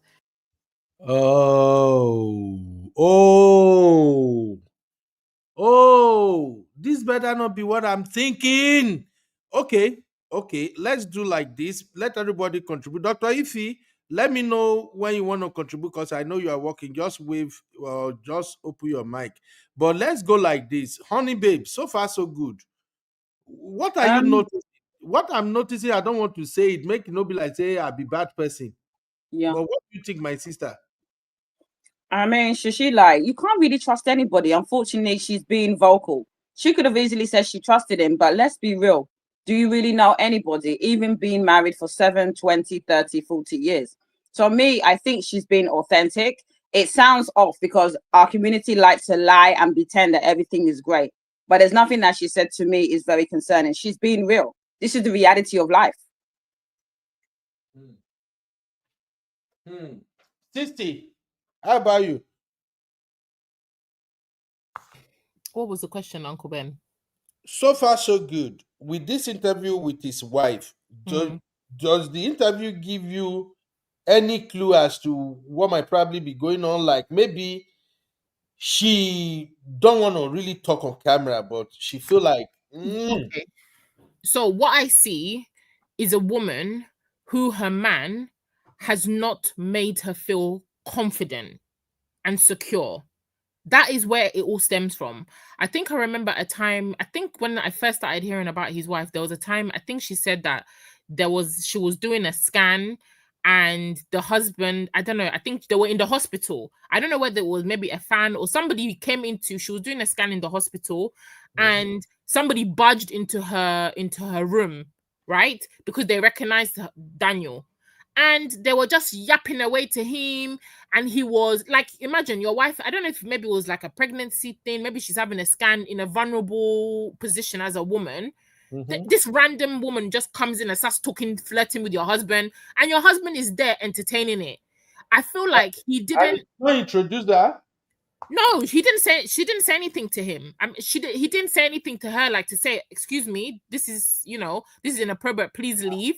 Or something. He didn't say anything. He just like in a movie. It's not a movie. In real life, she was at the hospital. They were at the hospital together, and somebody recognized her husband, and the fan came into the room that she was in with her husband having a scan, and started like fangirling her husband. And her husband, being the clown that he is, letting celebrity go to his head, he was entertaining the woman and she felt very uncomfortable. So I remember she said that, and that clearly shows to me that Daniel is somebody who he's not able to establish boundaries to make his partner feel comfortable. Because if I'm at a hospital appointment, I'm already vulnerable, and you allow somebody who's your fan to come in. The woman didn't even acknowledge his wife at all. And I think that she's had that incident several times. Like maybe they'll be on a red carpet, or maybe they'll be out and women just come to him and just be talking to him, and his wife is standing there. He doesn't even try to affirm her or there's a way that women can move mad when they see a man that's in a relationship, even a married man. But it's for your man to be able to show that woman that, hey, I'm with my wife. Reaffirm your wife in the presence of that woman, so that woman will understand that I can't try it. I can't try this man. There's a way that a man can do it. I've had that experience before with my own partner. My guy is he's very sociable person. He knows a lot of people. He talks to any and everybody, and I love that about him, right? I'm not insecure about that at all. But if you're somebody who has an insecure personality, I know that he would need to, when women come up to him, talk to him, they can maybe see you. And especially because I'm not a Yoruba girl, we went to a party one time and this lady just came up, somebody that he had been talking to maybe before he started dating me. And I just noticed that the woman was giving me evil eyes when I came into this party. And I was like, oh, okay, maybe it's because I'm not wearing the ashwebi. We came from another party. We came to that party. And I just noticed this woman was giving me this weird energy. And to be honest, I didn't mention anything. I just thought, oh, okay, women are being women. I sat down. This woman came to serve, I think she came to serve food. She just came with this weird energy. And I remembered it. I didn't say anything. Later on in the evening, the same woman, when she saw my partner, she just ran and embraced him in this type of way that was just so inappropriate. Like, jumped on him, hugged him. And the way he kind of like, pushed back, like, excuse me. Like, he's like, oh, my girlfriend is there. The girl had to fix up herself. Do you understand? He wasn't there entertaining it, hugging her, talking to her, laughing with her. But me, I wasn't bothered. I just looked at her and I just continued talking to my friend. I wasn't bothered, but it's the fact that he still tried to set the boundary. Like, no, you're not going to disrespect my girlfriend in front of me. Like, what are you doing? And I feel like Daniel does not do that for Toyosi. Okay, he doesn't do that. That's why she's very, very insecure, because he's had her out there looking like a fool, looking like a spare part, whilst he's getting accolades and being flirty with women, and women are being inappropriate with him, and he's just there kicking, laughing, and she's there uncomfortable. That's what that's coming from. CC. Uncle Ben, Jesus. you said that. Where did you get all that analysis from? I didn't even know all this. But sorry, just for clarification, right? I've sent the video that Sis is talking about to the backstage. Okay. I will watch it because I didn't really know about all this. Okay, I'm gonna hold on, please. I'm gonna play brother Ben. Before you play that, I just want to point out something, and I'm sure that the real fam that live in Nigeria will also agree with me. You see, most men in Nigeria, especially those in the Nollywood, they take pleasure in knowing that women are cuckooing over them and stuff like that. They just want to feel good. Those married and those single, that is very common among that Nollywood circle. So, and I'm like I said, those real fam that live in Nigeria, they will attest to that. I agree with you. I agree with you 1000%, Uncle Emeka. They do that a lot. And even we that were not in Nollywood, we do the same too. May God forgive us. If they take the grace of God for us to stop acting stupid at times, just to make us feel important when other people are hyping us up, we just feel like, okay, madam, sure you see. Hey, wifey, you see? People still desire me, Exactly. So I know it's common. Shout out to man of prestige, man. MOP. Your people, your sisters, that they para today.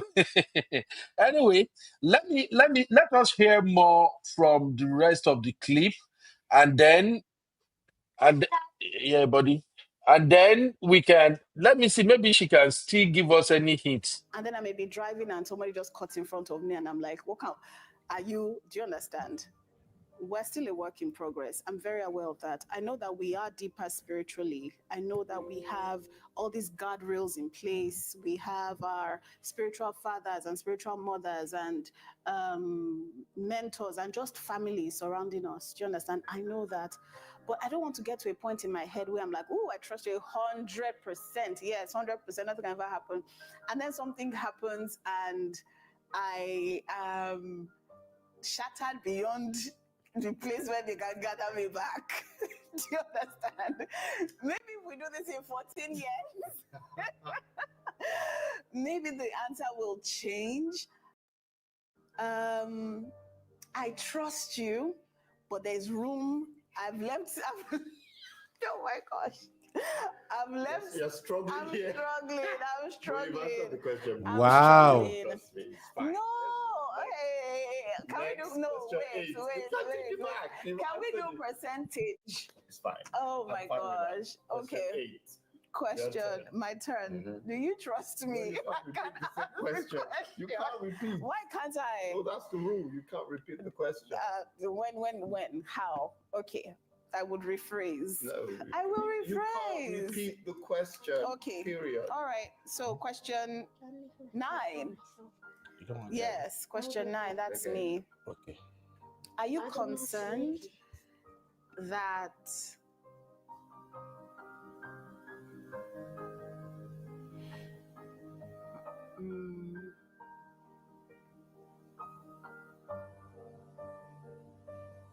do you think, okay, question 9, and please not yes or no, elaborate, please. Do you think you are enough for me right now? Do you think you have all that I... This is horrible. Missing teeth causes a range of Uncle Ben, there's an advert. technology. Uncle Ben. Need, want in a husband? Yes. 100%.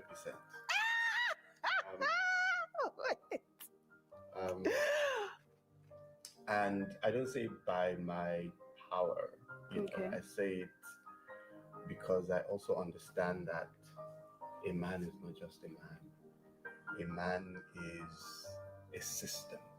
A man is in entirety a network. So by myself, I'm probably very inadequate, but the sum total of who I am, my name, my God, my network, my dreams, my ambitions, my faith, my purpose, my heart is enough for you and who you are becoming. Okay. Thank you. All right. All right. I don't know about y'all, but I think I'm getting this vibe that this lady just somehow corner Daniel with this interview. It's like Daniel wasn't expecting some of the questions she's asking and the type of answer she wanted. But let me just play this next one so that we can quickly have this. Also, Uncle Ben, I want to add context, right? To be very honest, regardless, because you've already accused me of not liking Daniel, and that's not the case. I actually like him. To be very honest, everything that happens, Toyosi brings it on them. Toyosi comments unnecessarily. She says On social media. yes. So it is not like Daniel is doing his job and we're Absolutely. seeing it, right? But she's feeling it. And I'll give you a perfect example. Do you guys know Ebuka? Ebuka Obi Uchendu, that's BBN Ebuka host. Ebuka's marriage, Ebuka's wife faces the same thing that Toyosi faces. Ebuka is a fashion boy. He's always, extremely put together. Ebuka's wife, right? Even though Ebuka's wife comes from a wealthy family, if anybody knows, right? She's the one that dresses like, kind of like the plain Jane, the girl next door. Ebuka, with all of those things, his wife can come out and just wear heels, jeans, and a t-shirt. Nigerians are constantly bashing this woman for not being on the same level as Ebuka. Ebuka does not entertain it. She doesn't entertain it. She just keeps building her businesses and promoting her businesses. People have had to stop talking. I don't know if what I'm saying makes sense. But Toyosi always inserts herself in these things. So of course it now becomes a narrative. She's trying to claim her territory now. I'm just saying that Ebuka was there before him. Ebuka is still there. And I'm just giving an example of how you can decide to either water this, seed or not. And I feel like Toyosi does. For someone who is actually a movie media exec, person. Yeah. she's actually an exec. You don't understand how well this woman is doing. You would think that she would carry herself better, and it's actually a shame. That's what I'm saying. And I've given you another example of a couple that has the same situation that they have, and her husband is actually a lot finer than this Daniel, by the way. Exactly. Dresses better, Ebuka, come on, man. Let me ask the sisters, on the forum, based on this short clip that we just saw. Do you think she will be surprised if the man cheats?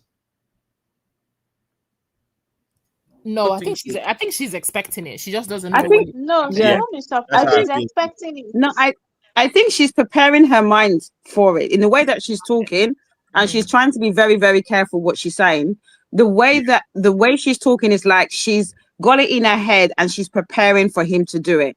And he seems like a really nice guy. We don't know what's going on in their marriage. And he could be one of them gentlemen that would never want to cheat. But I think maybe because of the environment she's in, you said that she's an agent, an executive, because she's in that type of environment and sees what happens, she's now thinking it's going to happen to her. And it's a really bad mindset because, as you know, as you think, that's what's going to happen. So she needs to change her mindset. I'm going to say two things, right? The first thing I'm going to say is that, in my opinion, Daniel has at least been inappropriate. Everything is not somebody went to sleep with somebody, something. Daniel has at least been inappropriate and has put her in this position where she feels like, what next are you going to do? Exactly. It seems as though Daniel has to always beg that he's good enough. I didn't know that. Do anything for you. I'm not going to do anything with her. That's what I'm seeing here. I'm seeing a man that has done something somewhat inappropriate in by her standards, right? Because some people are okay with micro cheating. Some people are not okay with micro cheating. I believe that Daniel has at least micro cheated, and she's kind of held it over him. It might be the full extent, but it might be something very small, right? I think that has happened. One, Abby, yeah. You guys have started though. But explain micro cheating. So micro cheating will be things like flirting, things like what Sissy described, where a woman could come and hug you, you decide to hold the hug for too long, or your hand is a bit too low on her waist, things like that. In the presence of your wife. In the midst, it's also so micro cheating could just be things that you know that are not, you shouldn't do in front of your wife, but isn't all the way cheating. Like I said, flirting, texting your ex inappropriately, that's micro cheating. So it's not all the way. And it's like a fine line between have I cheated or have I not, because I haven't really done anything. So a lot of people do not understand how far micro cheating goes or could go. But can I say something? This is, you know, when you have this scenario, and I know it's, I do agree with you that maybe it's not the full cheating, but the micro cheating, i.e. collecting number, texting inappropriately, and all the things that you said. But you remember we have this conversation about women that their men are cheating, they forgive them. Now, if there has been a micro transgression, like you're saying, Abby, my question is that either you forgive him totally, get counseling, do whatever you need to do to go through it, rather than manifesting what she's doing, which is very unhealthy for the relationship. Do you understand what I'm saying? So I think I think there's an issue. Yeah, I know. But what I'm trying to say is that I think there's an issue where I probably agree that he's done something, not the full cheating, I would assume. She's forgiven him, but she's manifesting, and I think it's very unhealthy. You need to cleanse yourself. Is either you forgive him and forgive him with a full heart if you want to stay in the relationship and get the counseling that you need. If not, you're going to end up doing what she's doing, where you self-sabotage your relationship by posting on social media, saying all sorts of things, and then basically attacking the relationship. I think that whatever it is, she needs to get to a place where she's forgiven him fully if she wants to stay in that marriage, and to get the help that she needs to get through it. Honey, babe, here's the thing, right? Just to add more context. Yesterday, sure, no problem. We spoke about, I think it was Shafi Bello, and Uncle Ben asked, I think the whole idea of her leaving her husband was because she wanted to pursue her Nollywood career, right? Sure. So there's situations like that where you may have to choose either your marriage or your career, in a sense, or in certain situations, you might have to actually be particular about the roles that you take. I think what he might be going through is not just having to forgive what he might have done or lead to inappropriateness, but having to see him constantly take those roles that he takes, which, like we've explained, 98% of Daniel's roles are him kissing, even in situations where romantic, or whatever. To the points where, let me tell you another thing that actually makes me scream. There's this new thing that Nollywood actresses do, or actors in general, the industry, they do, where they promote films, right? So they promote films, they make t-shirts, and they do all sorts of skits. They do any popular trendy TikTok videos and all. I often see Daniel in very weird, there's a few others like that, but obviously Daniel is our focus today. I see Daniel in very odd behind-the-scene videos with the likes of Bimbo Ademoye and Bolaji Ogumola. And I'm just like, I'm not even trying to be funny. It's one thing for you to do the film. It's another thing for you to be doing TikTok trend where you have to carry a woman by her bum and switch her. And I'm just like, Daniel, you are married. You are married. But you know what, Abby? That's the trends now. Second, that is no longer his job if you have to lift Bimbo up for her private parts to be around your face in the name of a TikTok trend. Stevie, I don't know if you know those videos I'm talking about. Yeah, I know. That is taking it too far. Those are yes, the sort I of know them. In my opinion, those are sort of promos that you're meant to decline. But you need to job, wear the t-shirts, do the promos where you're just normal TikTok promos where you have to dance left, right, up, down. But all those things, in my opinion, is inappropriate. It's no longer your job.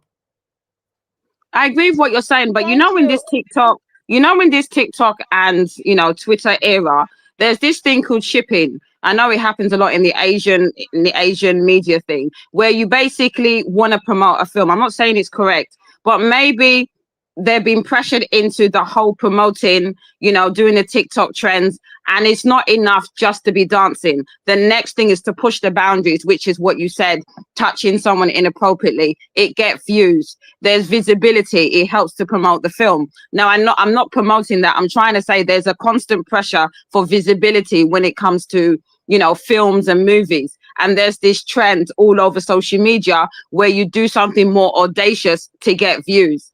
And obviously, as a married man, he shouldn't be agreeing to it. But remember, I don't know, but I assume you sign a contract, and part of the contract is you sign a contract to promote the film. Now, if you've got an agent and, I don't know, a company forcing you or pressuring you to do inappropriate stuff, is either you say no or you lose your endorsements. So I'm not saying what he's doing is right, but there is a pressure from the agencies and a lot of these media companies to do all this type of inappropriate stuff in order to promote films and etc. etc. That's what I think anyway. Okay, isn't that part of what he's supposed to do as a good actor? Because right now he got us talking. Yeah, And I agree. I do believe if you are a very good actor, you should be convincing enough that people will literally misconstrue your real life from your acting life. Okay, but Well, I don't think it actually includes the extra promo stuff, because like I said, most of the time when they do this promo work, because again, like obviously, let's say there's 5 videos they do, there could be one video that just means they have to dance left, right, basic stuff that doesn't matter. I don't know if he has to do all 5 promo videos. He's not the only person acting. I don't know. That's just my opinion, because again, I'm trying to liken it to what we spoke about yesterday, where at what point do you actually consider your marriage? I'm acting, okay, this is where I'm going to compromise so that my wife is comfortable. That's what I'm asking. CB gave an example yesterday with the promo that he did with Bolaji Ogumola. I just saw it on X when I was looking for information. And I just thought to myself, that promo was so kissing passionately. But can I say something? There's this guy. I don't know if you watch oh my God, Lauren Alder. There was this guy that said that he's a Christian. He would never do any kissing scenes. He was blacklisted in Hollywood. So there is a pressure from media companies, from agents, and from companies to pressure you to do all the things you're talking about. So I think we need to be very real and acknowledge the fact that there is a lot of pressure to do the kissing, to do all the inappropriate stuff, to do all this marketing, shipping the couples together. So you don't even realize that in reality, they're not the couple that is in the actual film. And I think having this idea to pressure them to do shipping, it's very dangerous, because I think people need to understand that it was a great film, but in reality, it's just a film. Okay. Yeah, when it comes to the movie making, when they give you the script and you read the whole script, you will know whether your part involves kissing or not, or whether your part involves going nude or not. Then it is up to you to say, well, I'm sorry, I'm not going to do that. Now, if you say that, you're not going to turn around and blame the production company for not giving you that part because you chose not to do what they are expecting you to do. In the past, there have been a lot of fights, say it is discriminatory. Who is right and who is wrong, that's up to the courts to say. But in my own personal opinion, if I give you, I have a background in theater, and I've done some film production too in my past life. And if I give you a script and you read the script and you don't want to be part of it, don't come back tomorrow and say, "Oh, I discriminated against you." No, that's a personal choice you made. Thank you. I mean, sorry, someone mentioned that Marriott said he's big enough to decline. I keep saying this. When it comes to media, even like a lot of stars, they can be blacklisted because remember, the production companies are media giants. They have a lot of influence. I mean, I don't really know much about the Nigerian Hollywood, Nollywood industry, but be very much aware you hear it in different stories where you can be blacklisted. Look what happened to Mario. I don't know what happened. Suddenly we don't hear from Mario anymore. I know his music. So there are situations where if you decline certain roles, it can be a case where you can be blacklisted. That's true. Okay. Let me play this video. Let's hear what she's saying here. To answer the question, I've grown over the years. No, right now I'm not the person I was when we got married, and we'll be married for 7 years in November. So by November, 7 years, yes, which is wild. When you think about it, so That is a long time. Yeah, thank God for that. Anyway, back to the story. So first year, second year, of course, it was a struggle. I talked about the whole insecurity and just feeling left out. Then something happened with him. Pregnant with our first child. We go for a scan. We're right there. I'm on the table. We're about to find out the gender of the baby. And someone starts knocking on the door in this facility, right? And what's it called now? The person doing the scan ignores the knocks, of course, because we're busy. It's a family. It's a moment. We're busy. Already hot. And then this girl keeps knocking repeatedly and then knocks again. And then by this time we're done, but I'm still on the table. And then not the doctor, what they call them, the scanner. Sorry, medical people. I don't know. The guy opens the door. And I think she's not a nurse, but she's one of the hospital workers. And she says, maybe a folder, or I have a folder for you, or something funny.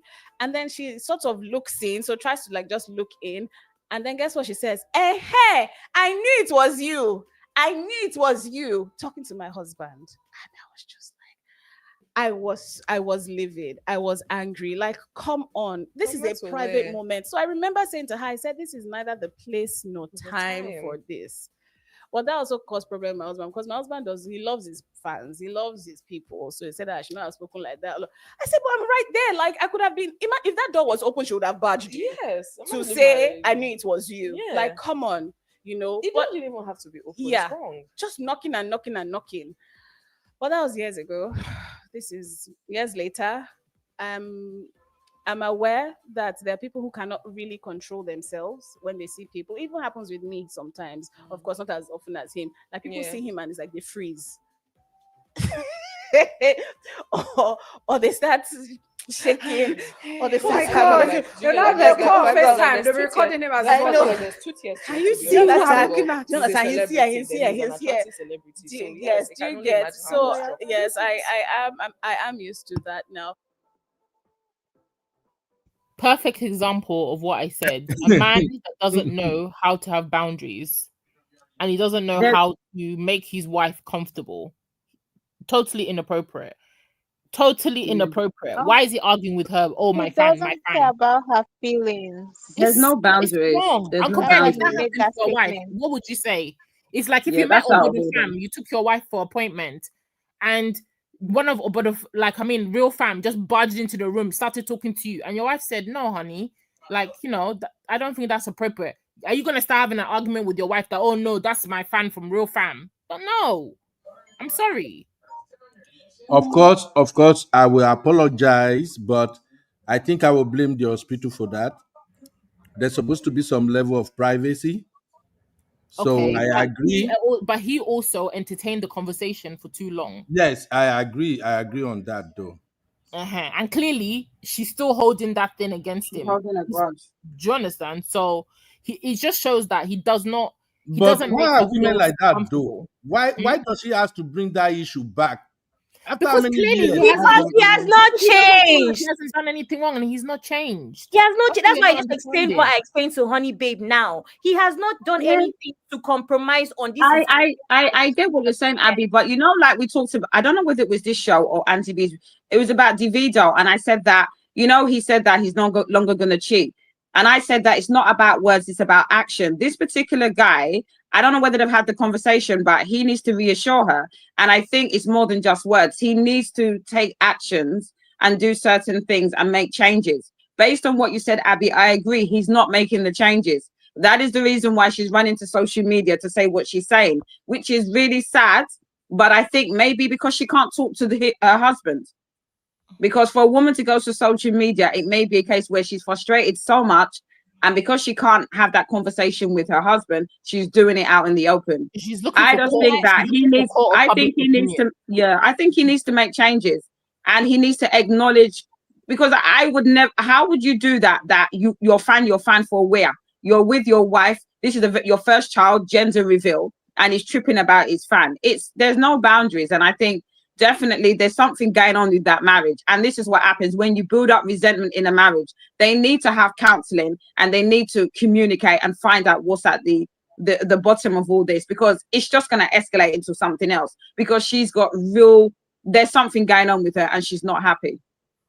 I'm so sorry, but I don't think she goes on the internet because she can't speak to him. I think she goes to the internet because she feels the need to mark her territory. This is my husband. This is my husband. Because even outside even outside of the complaints, she also says this thing like, "Oh my God, my husband is so fine. Oh my God," and she actually also praises her husband. Which is not a bad thing. But I feel like when you combine everything, I think she's just trying to tell everyone that this is my husband. This is my husband. Who's dragging him? Who's dragging him? That's what she's trying to do. Yeah, That's what she's trying to do. Yeah, but by saying who's my this is my husband, I'm sorry, I have to ask the question: who is chasing him and putting him in her handbag? Who is the woman that is doing that? Is that ever to do with the issue at ground, which is there's a problem in their marriage? She's telling people that's her man. How does that make sense? Insecurity. Work on Why? it. I know. Why do I feel like maybe she has started discovering messages on his phone, and maybe she has started noticing inconsistencies on his movement or what he's doing? How about that? Because I'm beginning to see what you guys are saying anyway. But sometimes women, you guys are somehow insecure that you will be accusing us of what is not to.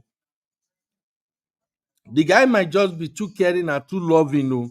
That's not true. But I feel like I gave you an example. I gave an example of my own partner. I'm not insecure about anything. I'm not the best looking woman. I'm not the best dressed. But listen, I have my own confidence in myself. So nobody can step to me on confidence. John, I don't move like somebody who's insecure. So I don't care what man I'm with. I'm confident in myself. But also, my man needs to make me feel confident as well when we're together in certain situations. So if he's out there, women are coming up to him and he's entertaining, he's talking to them, even me, as comfortable as I am, it will make me look at you a certain way, like, okay, what's going on here? Do you understand? It's for the man to set the boundary and to let women know, even if you're Mr. Friendly, you can be Mr. Friendly, Mr. Everything, but you need to understand boundaries. When you're with your woman, you need to let women know that, okay, this is my person. Not just moving like you're single. I feel like Daniel moves with his wife like he's single when he's with his wife, which is what he shouldn't be doing. That's why the wife is very insecure, because he doesn't show up and stand by her and affirm her in front of other women, which is wrong. Wrong. I'm sorry. I don't care how friendly you are. You're not going to do that in front of me. You're not going to do that. So now he's like doing damage control. So you see him on interviews a lot of the time. Oh, Toyosi's amazing. Oh, Toyosi's are fantastic. But she's telling you on is that not what you guys say he should be doing? But no, he shouldn't be doing that. He should be dealing with the issue. I don't feel like he needs to do that every single press tour. It's like damage control. When you see Denzel Washington, you hardly hear him speak about his wife, unless it's relevant if he's asked. He doesn't need that woman. When you see her walking on the red carpet with her man, Denzel Washington is freaking fine. Even as old as he is till today. You can't tell me. And his wife is not that good looking as people would say. I mean, when I saw his wife, I was even surprised he had a dark-skinned wife and I was happy. But I'm saying, you can tell that woman is confident. When she's with her man is like, this is my woman. Even though women will be like, oh my God, you're so good looking. When his wife is with him, he says, oh, there's a way a man will hold his wife that she knows that, okay, women know that this man is serious about his wife, and I don't feel like Toyosi feels that with Daniel, because Daniel is out there, everybody's fanning him, he's enjoying the limelight, he's walked off somewhere, he's talking to women, his wife is standing in one corner looking displaced, and he's in his own moment, which is wrong. Yeah. So I'm sorry, he needs to do the work, but she's also needs to do the work as well.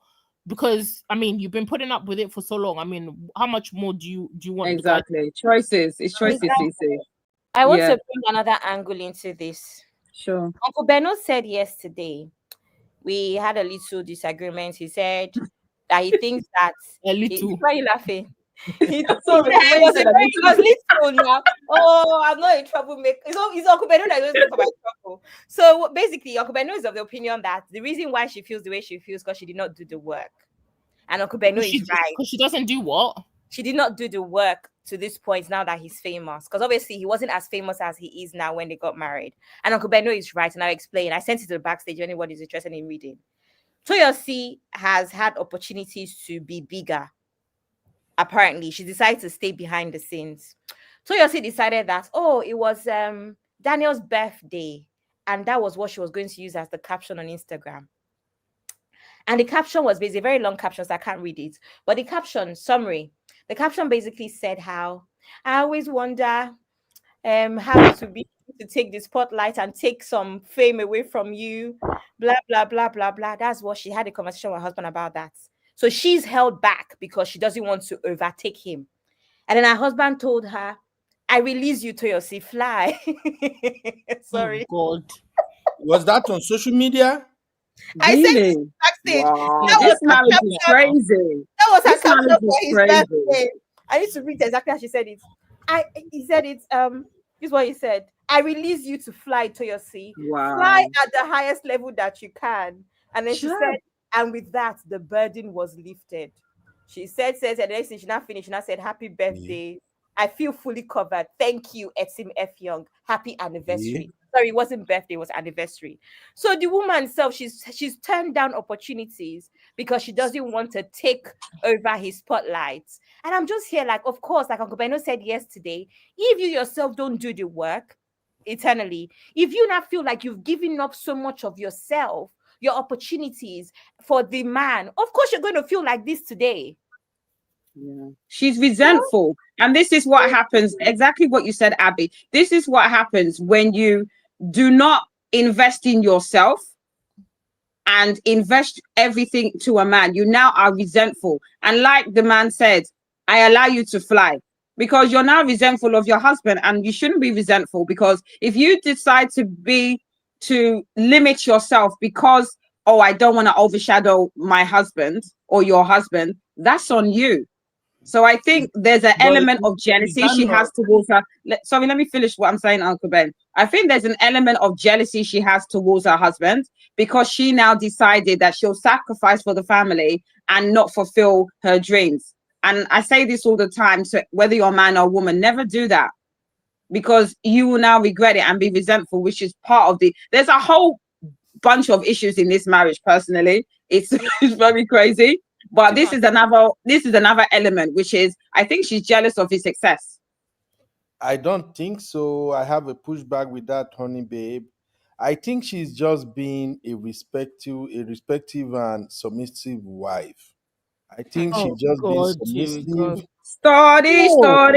No. Extra I think she's basically. She has low self-esteem.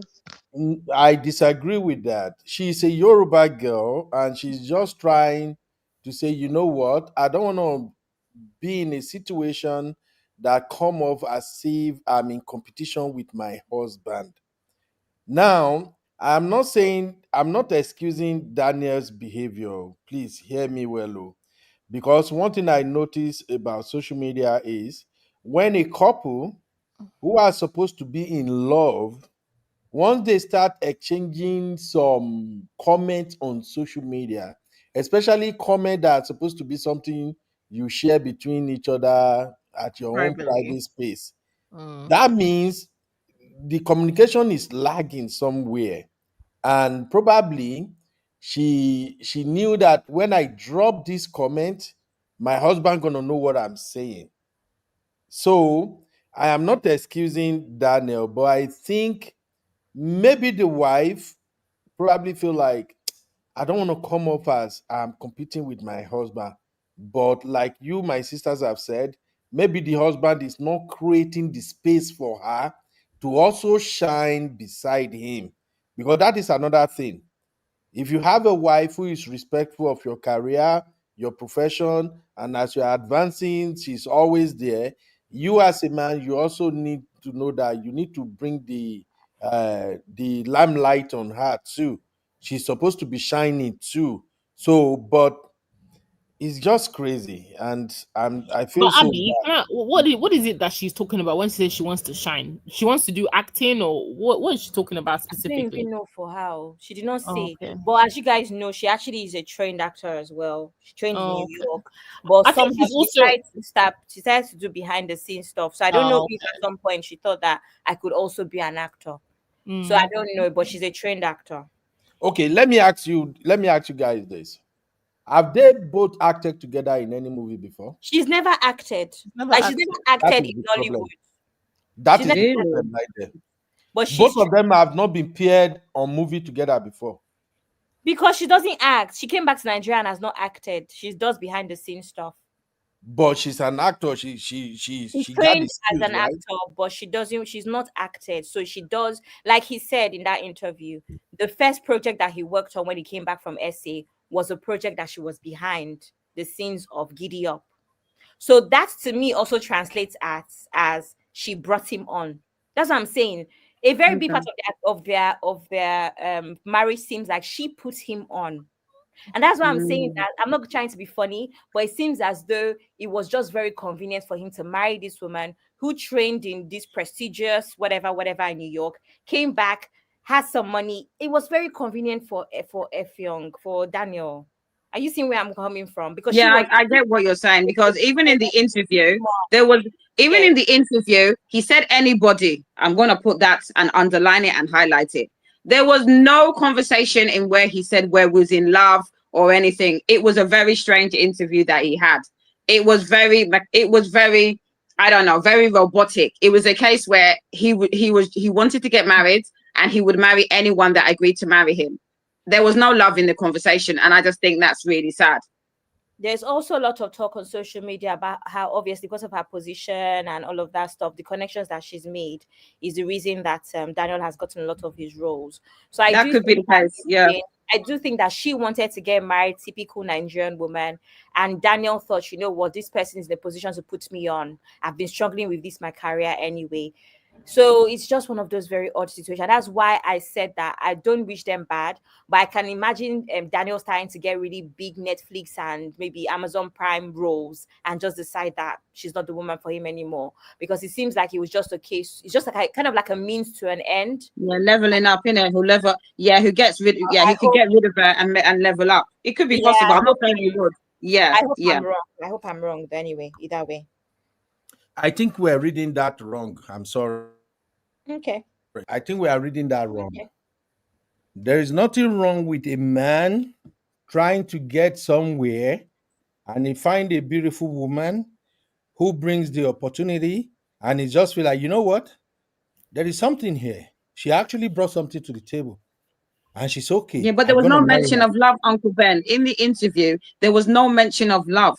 He said Which interview is anybody. that one? That's where the issue is. If I can get what you're saying, if it was a normal story where oh I met her, I fell in love with her, there was no love. It's all very transactional. That's what the interview said to me. Maybe Strategic. you read it. Maybe you read it Strategic. differently to me.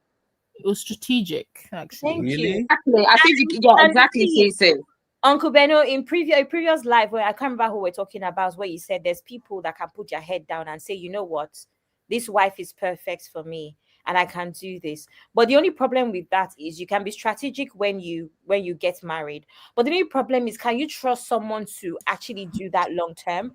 Can you trust someone to now say, okay, it's been 10 years, I'm in love with this woman, I'm staying here, I love her for her, not because she has helped me. There are lots of people that in fact I remember I had spoken to Sissy about this. There was a guy I dated for 1 year after my field engagement. And then this guy, I remember at some point I was having conversations about the way forward.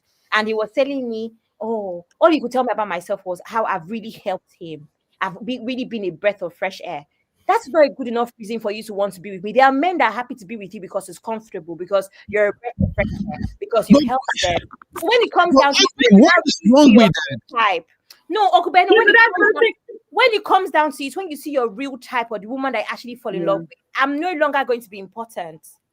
No. The thing is, it's transactional. The thing is, there's nothing wrong. Like I said, it's all about choices. If you choose to marry someone, not because you love them, but because, okay, the right time, the right place, you're ready to marry, there's nothing wrong with that. But you need to be honest about it. This marriage to me is very transactional. And I'm not wishing anything like Abby said, but I wouldn't be surprised if he was naturally to actually fall head over heels with someone else.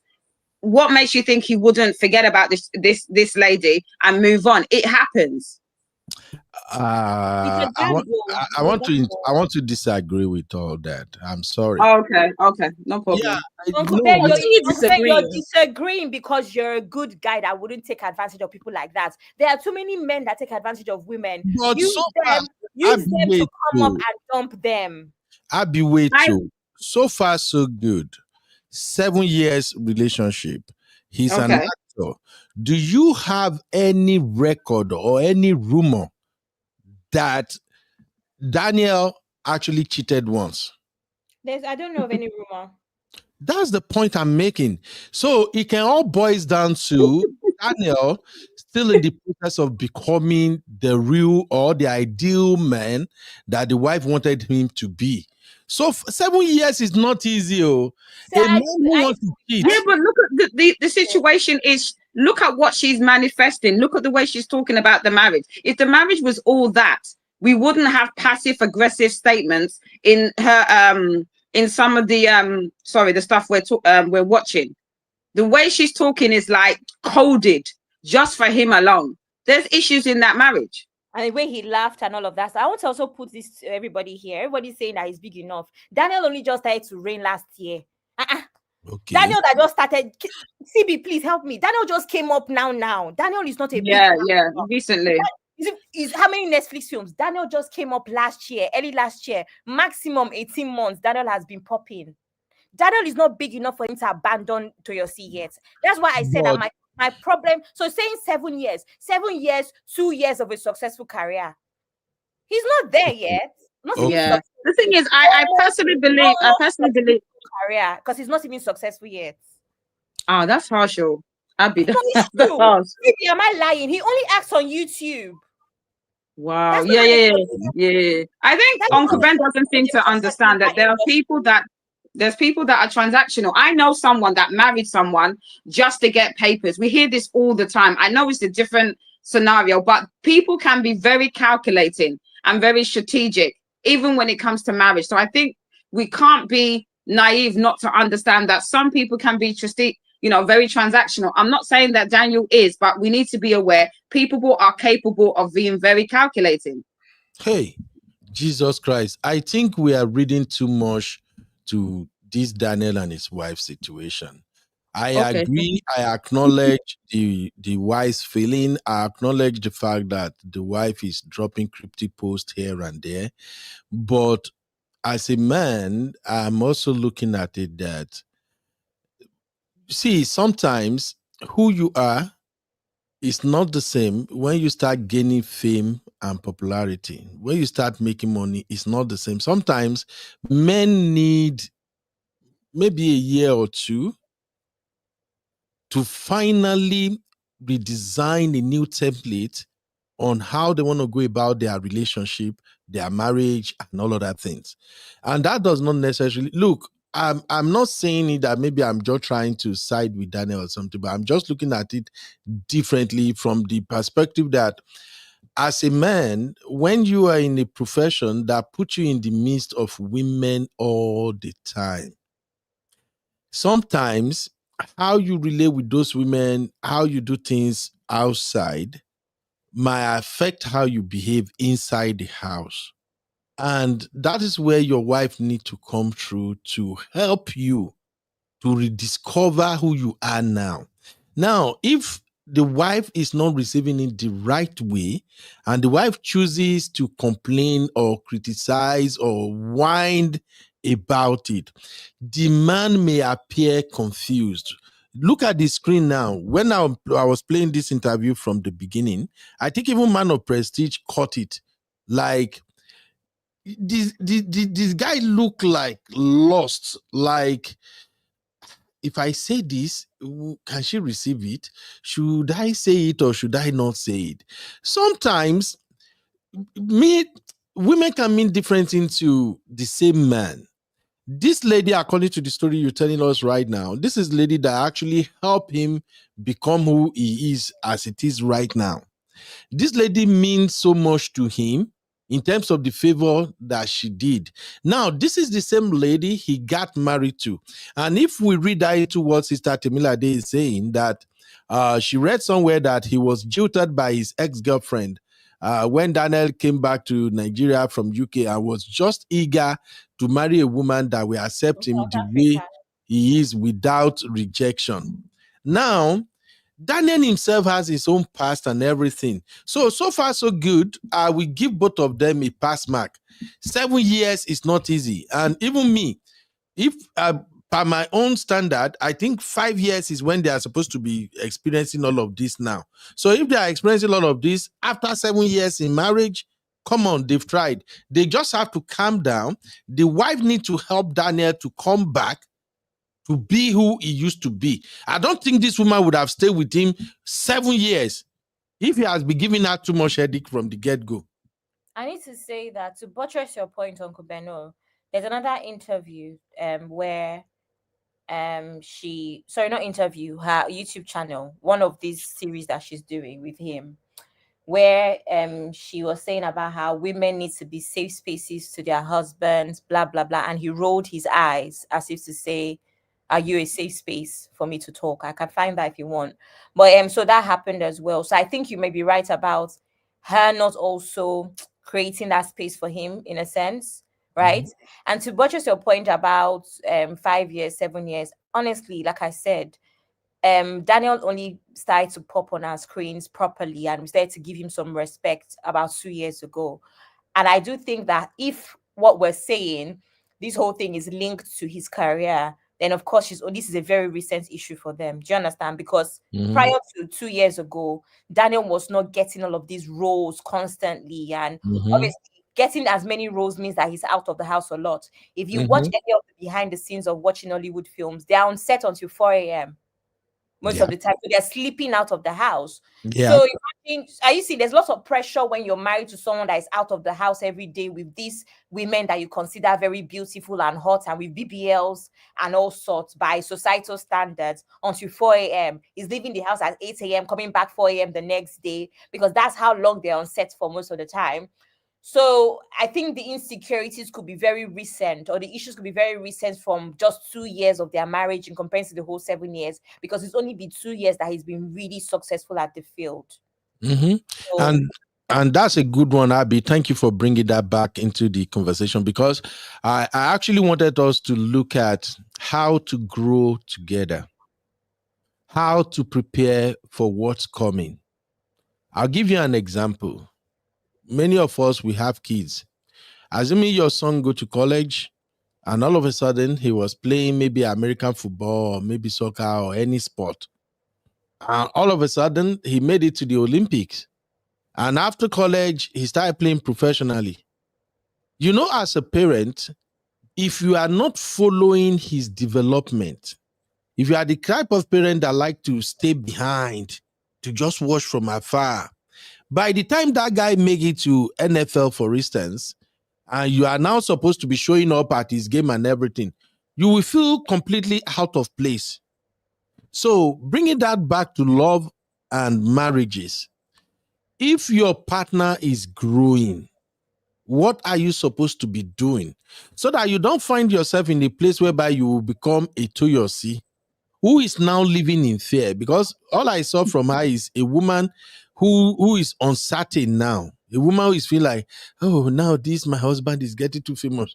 Hey, the way my husband is going now, am I going to lose my husband? Hey, if I lose him, where will I start from? And I can tell you this as a man. if a woman is insecure, is a bigger problem to the husband. Because when a woman is insecure, definitely she will develop fragile ego. What you can say before and you just laugh over it, when you say it now, she read meanings to it. You can see it in their interview now. I don't know if you get what I'm saying. Because in this interview that we are watching right now, if there is no element of insecurity, if there is no element of, now you are bigger than me, all those times when Effiong asked her a question and she's somehow reluctant to provide her answer, it wouldn't be there. If this interview could have just be something that would just go so smoothly. Okay, look at us here now. We talk every day, we gist every day here. We get back, but we do everything. It's almost as if the moment we are on stage now, everybody just flow naturally. Now, let us assuming we get to a place whereby maybe one of us now, let's say Honey Babe, CC or Abby or maybe Simbi, one of us just blow out of the blue. You become this person with over 10 million followers. You are now so famous publicly. If you come back to this same platform, it's going to take some of us a lot of courage to now begin to relate with you the way we used to talk now. I don't know if you get where I'm going. So let me ask first to the ladies, to the sisters. You are married to this man. Suddenly this man come into fame. He now becomes somebody who's traveling, US, Canada, jet, and all of that. What would you do? How would you live up to that standard? Let's have it. Honey Babe, you want to try? I think for me, I don't know. Yeah, Temilade said it. I think she needs to invest in her career and her dreams. So when, like I said to you, you're supposed to carry your partner along. That's the way. I always have this idea, even though I am no longer married. One team, one dream. Marriage is being a team. So for me, if he's doing his acting, you got Van Vicker. I think he's still married, right? Am I correct? Honey and Babe, he's still happily married. Let me clap for you, Honey Babe. Let me clap for you for that first statement that you made. Yeah. So yeah, in terms of marriage, is supposed to be a team. So my mindset is that fine, if she wants to follow him, to wherever they decide to do their filming, fine. But she should be investing in herself, because if you're investing in yourself, whether it's a case of getting a therapist, and there's nothing wrong with that, loving yourself, maybe going out with the girls, find your self-worth again. And then if necessary, invest in yourself in terms of, I'm going back to school. Let me start a new career. If you're focused on your self-love, if you're focused on rebuilding yourself, hence my YouTube channel. Sorry. Yeah. If you're focused on rebuilding yourself, you would not be so insecure and focused on your husband. So I think it's a case of two things: loving yourself, building up yourself, and at the same time, loving yourself. So when he goes away, and also at the same time, I mean, obviously you're saying from the woman's point of view, but I would want to mention him, but that could be another conversation.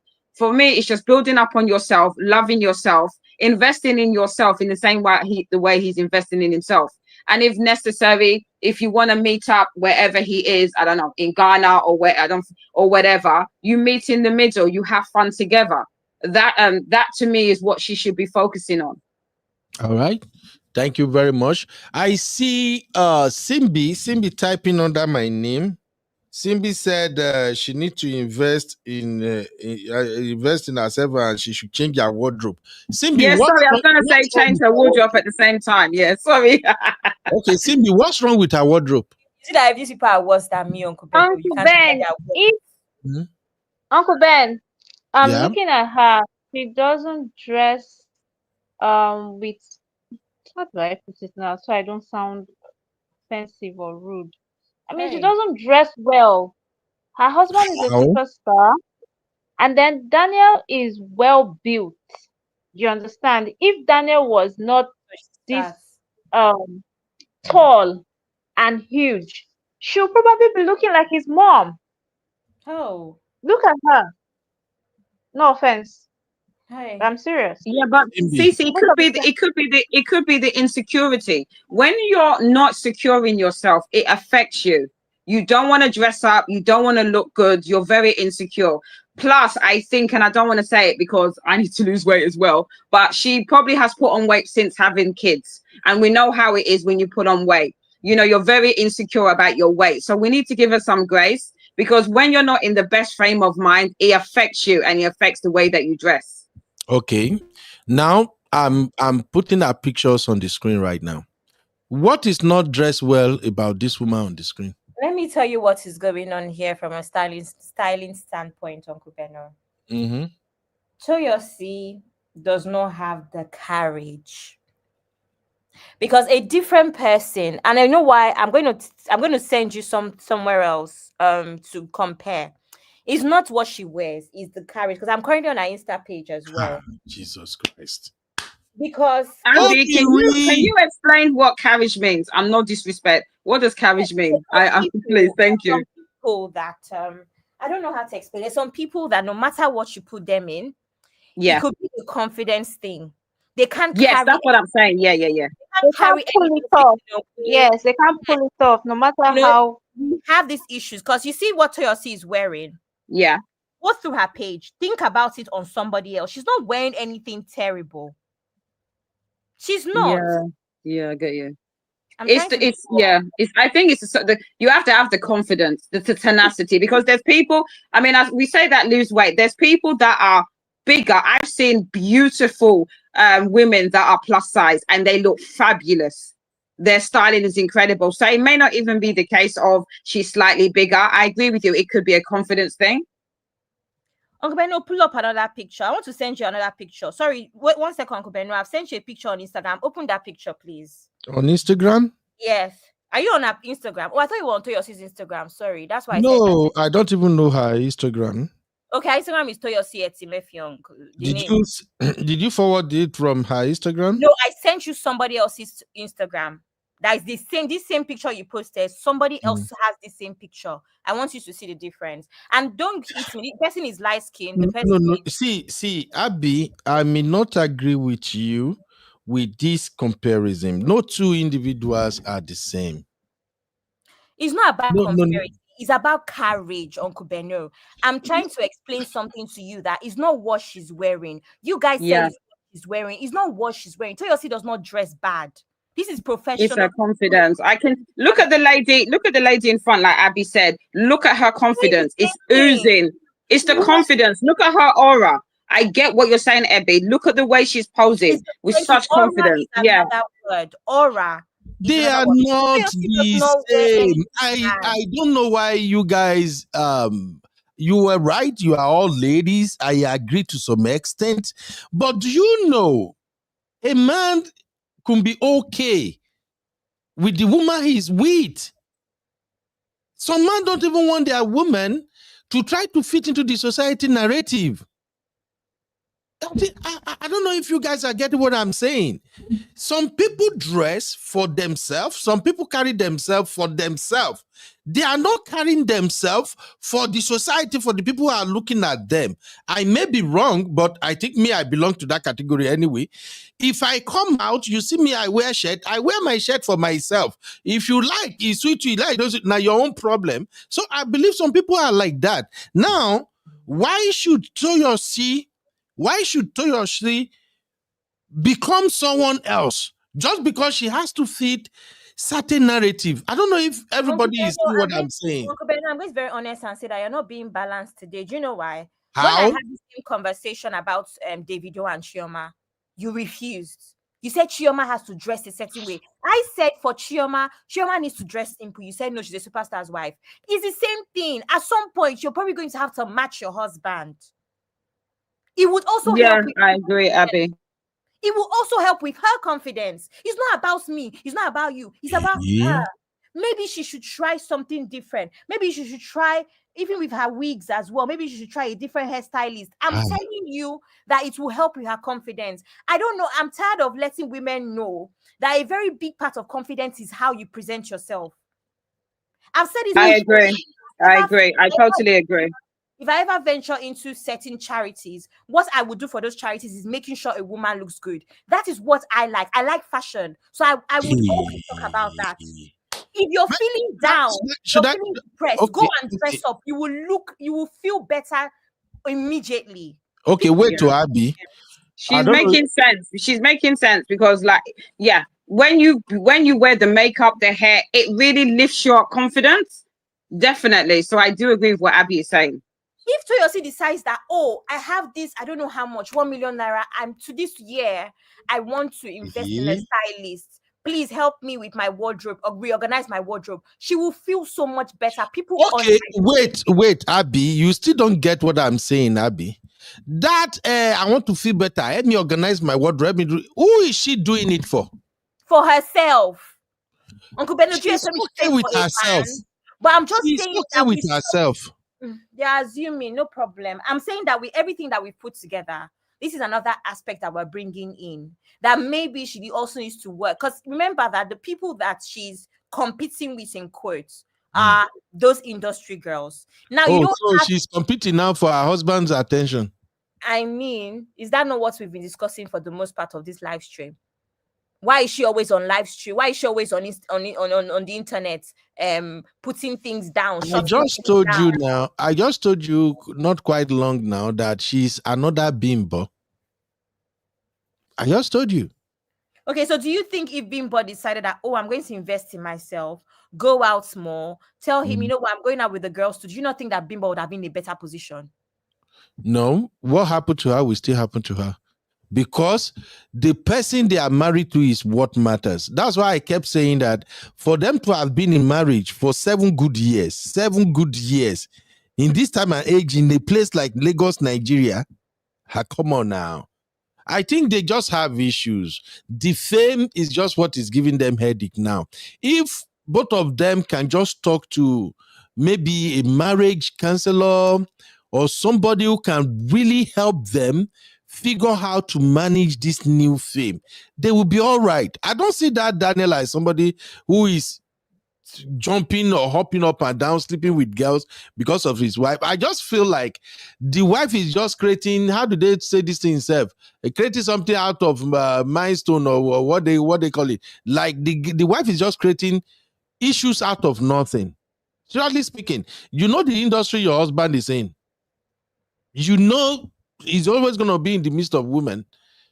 And so far, your husband is not stressing you out. All those little things she's observing, those are what they can discuss. And the husband just needs somebody to set him straight to say, hey, now that you are this, you need to strap your wife along. Anything you are doing, make sure you do this, you do that. And then the wife too should just stop the childish behavior of trolling her husband on social media. Listen, sometimes a lot of women are the one who chase their men away on how they handle issues. For me, I don't think it's a matter of how she dress or how she look. Fine. Maybe now she can, at least to agree with you or to some extent, Abby, maybe she can say, okay, let me repackage somehow. But again, remember, I think they have 2 children already, right? Is that not so? Yeah, they do. Okay, when a woman born, it's not the same. If you are nursing children, it's not the same. And you guys will soon find out, by grace of Almighty God, all of them must marry me. We go come chop amala. I'm telling you, you go come see, say, who you think you are. By the time you pop one pikin, pop second pikin, there are days where they go tell you, say, hey, Abby, let's go do guys hangout. You know what? When you think about how long it will take you to put on your makeup, and your son or your daughter will spill things somewhere, you go just be like, let me just be the way I am right now. So please. If you guys ever see me that I'm married and I'm not dressing well, my hair is not always laid, you people should come and carry me out of the marriage. Don't worry. I mean, you're a joker. I'm suffering. That means I'm suffering. Come and carry me out of the marriage. Oh, Abby, you never know how this to be. I'm telling you, to me, I'm telling you that that's my standard. My husband too shouldn't drive me out of the house. Because what do you mean? No. It's no. I don't go by that at all. I don't agree with you, Uncle Ben. I'm gonna say this. I mean, Cece's had 2 kids. I've had 2 kids, and personally, even with kids, there's no excuse for letting yourself go. I'm saying this and I've put on a few pounds and I'm trying to get myself in shape. So I don't believe that just because you've had kids that you should let yourself go. You still to try to aspire to be the most healthiest, even for your sake and your kids. Lose the weight, eat healthily. You know, do yourself up, because I do believe, and I'm talking to myself, having a bit of makeup, doing your hair, it really lifts your mindset and lifts you up as a person and gives you a lot of self-confidence. So personally, for me, just because you've had kids is not an excuse to let yourself go. Okay, I blew up the picture now. What's wrong with her like this? Is this not a beautiful woman to What's the difference with this woman? And she looks like this is what even she Abby, looks you're like harsh today, you know. You're very harsh today. She looks like she could be. I don't want to say what I want to say. Don't worry. No, say it, Abby, please. Please, can we allow her to say it? Abby, I just feel bad. As in, she looks like she looks like she could be his older sister. Or his, I think I get what Abby's saying. Like a mom that has looked after herself really well. What's the difference between her and Shafi Bello now? Let me tell you something, Abby, and the rest of the Gen Zs in the house. Marriage is not what you guys think it is. Marriage will change you. You see, that's why I'm always preaching natural love. You can repackage, you can uplift Bobby, uplift Yash, do every freaky thing. If you are not married to a man who appreciates you naturally, a man who wakes up and see you in the morning, when you have not even brushed your teeth or anything, when your hair is scattered, and yet he will look at you and just start kissing all over you. If you are not married to that type you're not getting what Abby's saying. This has what she's saying, but you're not getting what Abby's saying. Uncle Ben, everything is not man. It's not about the man. As a woman, you want even for your own sake, for your own confidence. Not to talk of someone that is married to Kiss Daniel.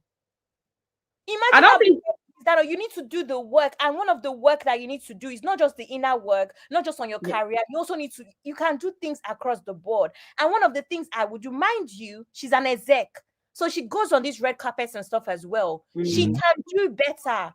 Yeah, she can. That's what I'm saying. You're in. The thing is, she's in a sector where she's doing red carpets. She's going out to red carpet occasions with her husband. She has to do better. Now, if she was working in Audi, let me say Tesco, okay, let me say Walmart, yeah, then fine, she can be dressing like this. But if you got a superstar husband, you're going on red carpets, you have to do better. And there's nothing wrong with what she's wearing. That's why I pulled up Leo's picture as well. There's nothing wrong with what she's wearing. It's just not right for her. And that's what a stylist will help you do. This dress, like, give it to somebody else, it will fit okay. But for Toyosi, she needs to do little tweaks here and there that will make her look more youthful. This hairstyle is a no from her. These bouncy curls. She needs to brush out the curls. It will help her look more. It will help her look more beautiful. But because the curls are too tight, it makes it look like my mom's wig. Abby, thank God our path crossed. Abby, talk. I said I don't want to talk. I think Uncle Ben, your generation, when you don't seem to understand what Abby's saying. Now, you can be. I know friends of mine that are in their 50s, and they look very youthful. They're presentable because they look after themselves. Yeah, I'm not talking about the BBLs, the fake nails, but they look presentable. And we don't know. I don't know how old she is. But I get what Abby is saying. She can look better.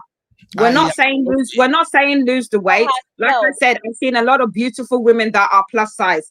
As long as you're healthy, do you. What we're saying is that she can look better. She can better herself. She's not ugly. She looks very beautiful in this photo. But what she's saying, she can look better.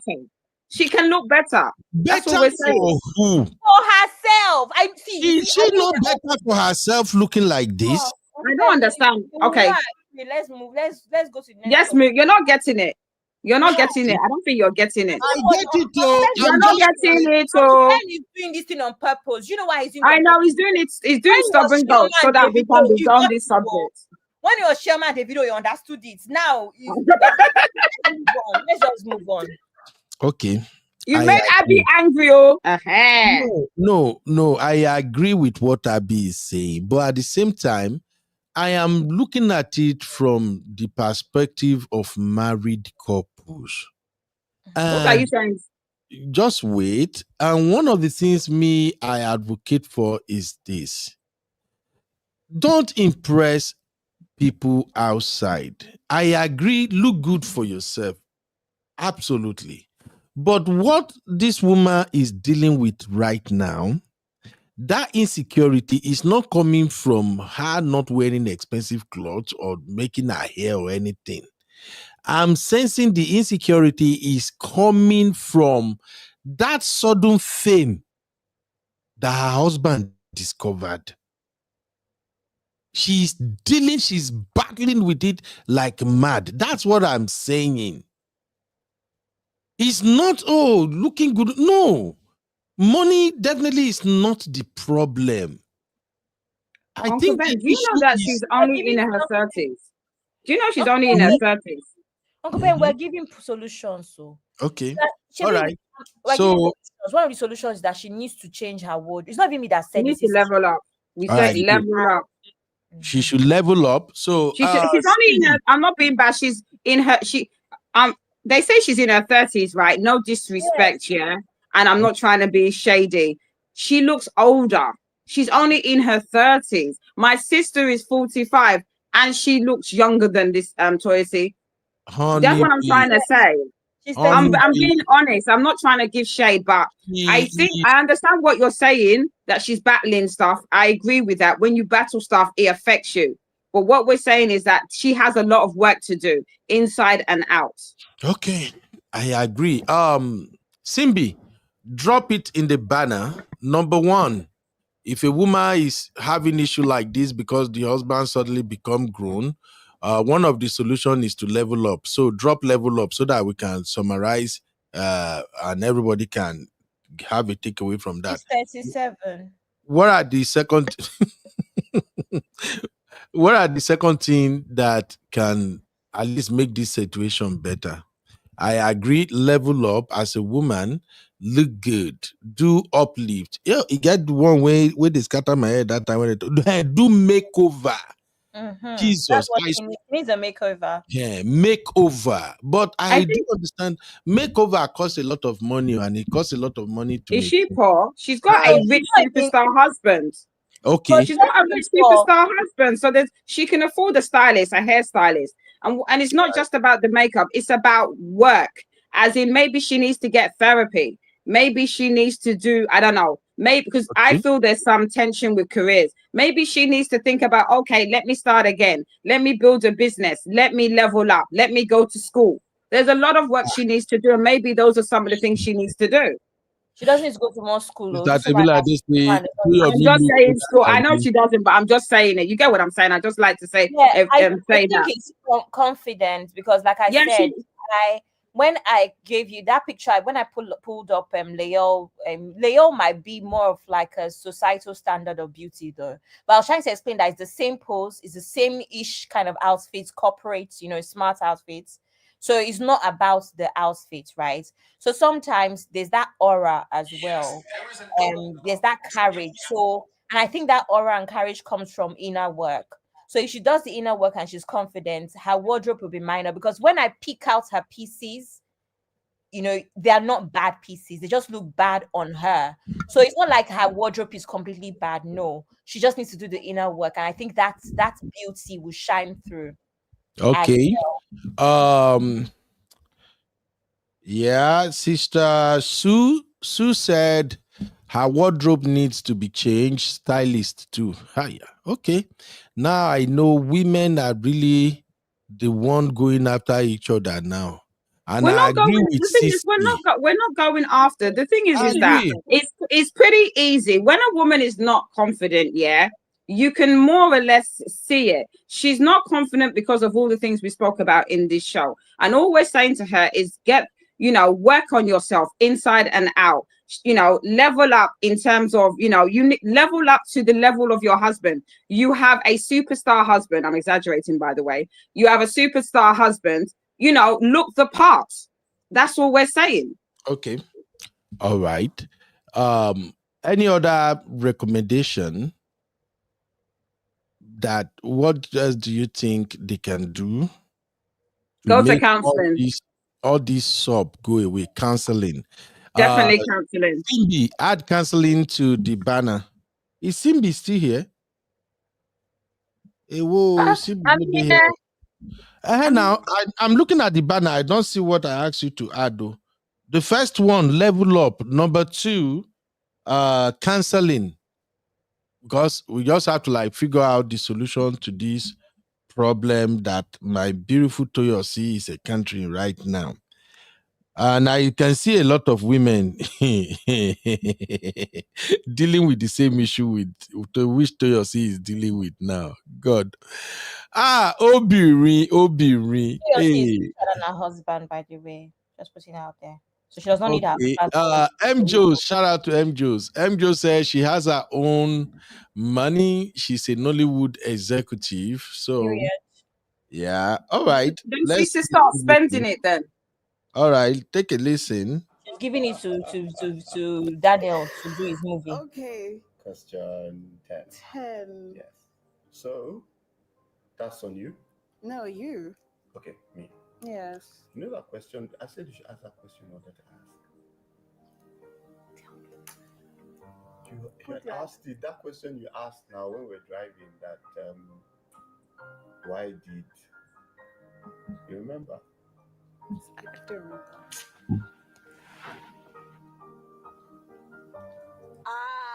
So, I think you can answer it. I think baby. all right, my turn. Your turn. Question 10. Do you want to ask the same thing? Never. No.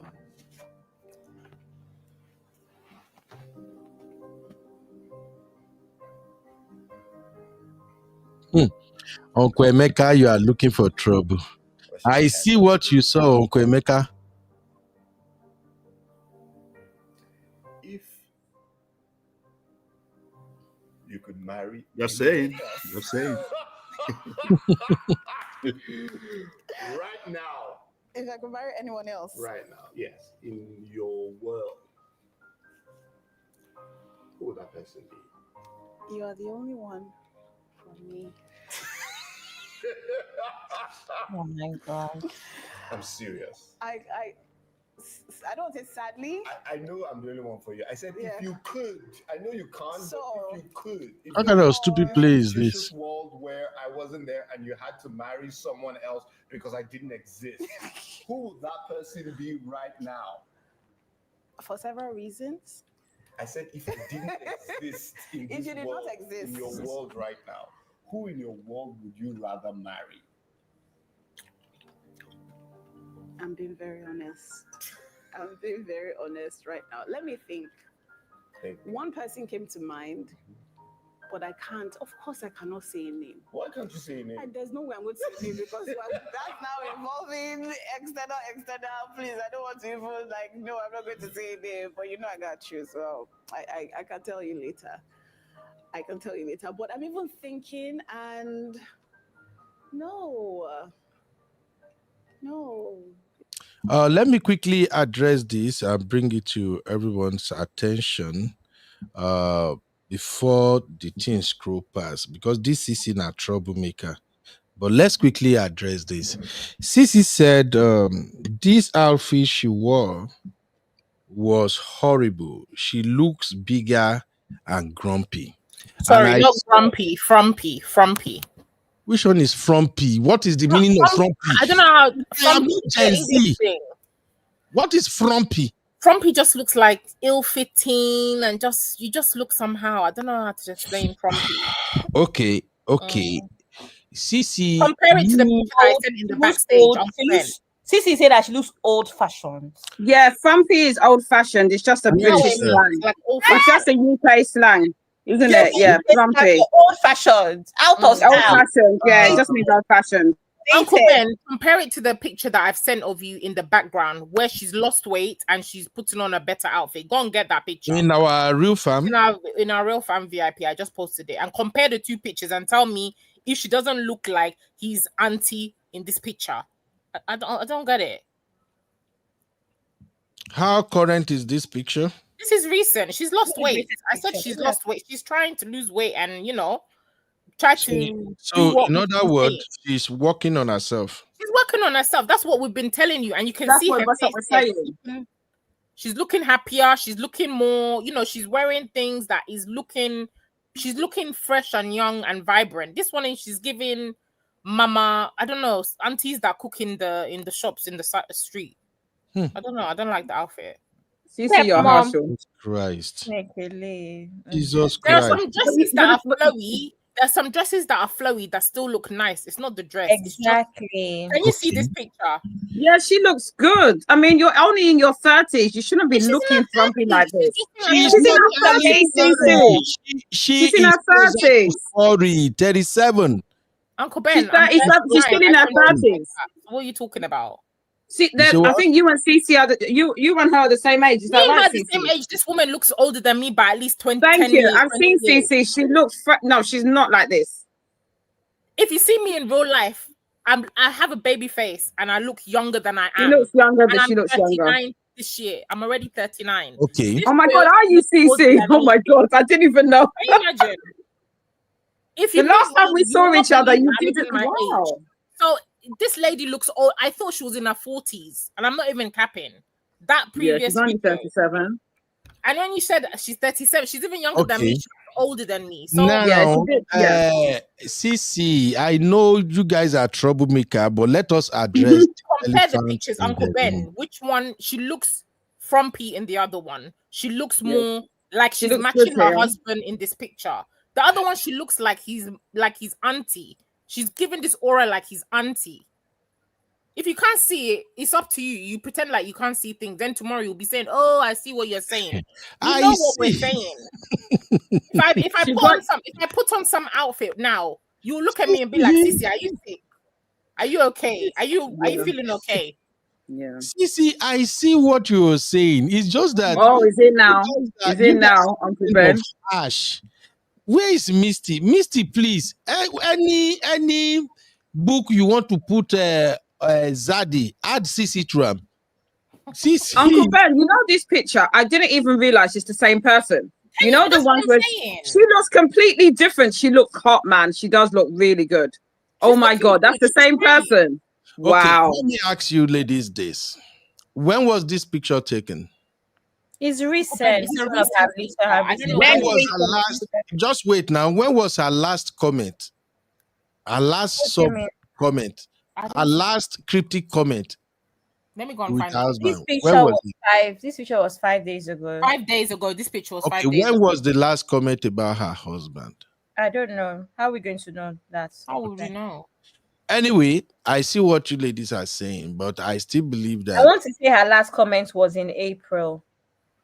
Okay, so definitely. April, May was 5 May. 5 May, yeah. Okay, so let's assume they've started working on their problem. Of course, you can see they've started working. Auntie is working on herself. That right there is what is most important. Okay, but that was what we were trying to say. This is what we were trying to say. She needs to work on herself. Okay, but now I want to ask this question. How would you feel if your husband tells you, "Hey, baby, the clothes you are having on these days, they kind of look bigger and frumpy. I be frumpy. Frumpy. You get it or you don't get it? It's a UK thing. It's okay. Frumpy. Don't worry about it. Frumpy. But you get, she will not get. How would you get? Tell you that let me start with you, Cece, you the troublemaker. If your husband said to you, Cece, you know, these days, the way you appear, your clothes looks somehow bigger and frumpy. You do something about it. How would you feel? I would feel fine. I have those conversations. I don't mind. I like to look good for myself and for my partner. And we can have these conversations. I can turn around, my babe can turn around and say, "Babe, this outfit is not it. It's making you look like auntie." I'll be like, "Oh, okay." Are you sure you're not gonna get defensive? We can even call him. We can hear him say, he's told me so many times that, "Babe, that outfit is not it. Can we change?" It's not making you look nice. I'll change. It's not a big thing. I value his opinion, and I care how I present myself as well. Just like I can tell him, babe, that outfit is making you look like granddad. Can you change it, please? Okay. It's just the way you say it. All right. Yeah. You want me to go next? Honey babe. Yes. Same question. I'm gonna be honest. Your coat is looking frumpy. Yeah, I would take it. And you know what I would say? Bring money, let's go shopping together. And I would love for him to take me shopping. Take me shopping. Let me feel it. Yeah, I would want him to take me shopping. And we can pick and choose, babe. This looks good on you. I don't mind. Like I said to you, constructive criticism to make me better is something that I'm not gonna dismiss. Honey so I'm babe, happy for him. Yeah. you already give the wrong answer as far as I'm concerned. No. You are right. That is money. I agree with you by saying it's okay. You are ready for that criticism. But when you say bring money, let's go shopping, that is where the wahala dey. I'm joking. It's not a problem. But what I'm saying to you, I want him to be part of the process. So we can go shopping together. And he can, because I've had that before where why do you want him to go shopping with you? Can't you pick good clothing yourself or call your friends to go do it? I can do that, but there's nothing wrong with it. I've been in relationships where I've gone shopping with my boyfriend and I've gone shopping with my ex-husband before. I'm just saying what I've experienced. There's nothing wrong with that. Yes, I can go shopping on my own. Yes, I can go shopping with friends, but there's nothing wrong with going shopping with your husband. What's wrong with that? All right. Okay. Good point.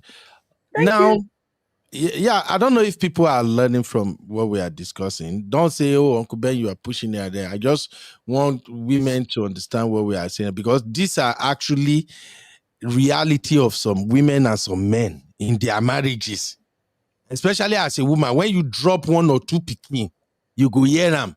That's why I'm laughing with all these my young sisters that will say, when you drop two pikin, you go, what? I've had 2 kids. So I've had 2 kids. The second one was C-section. So we've done it. We've had 2 kids, both of us.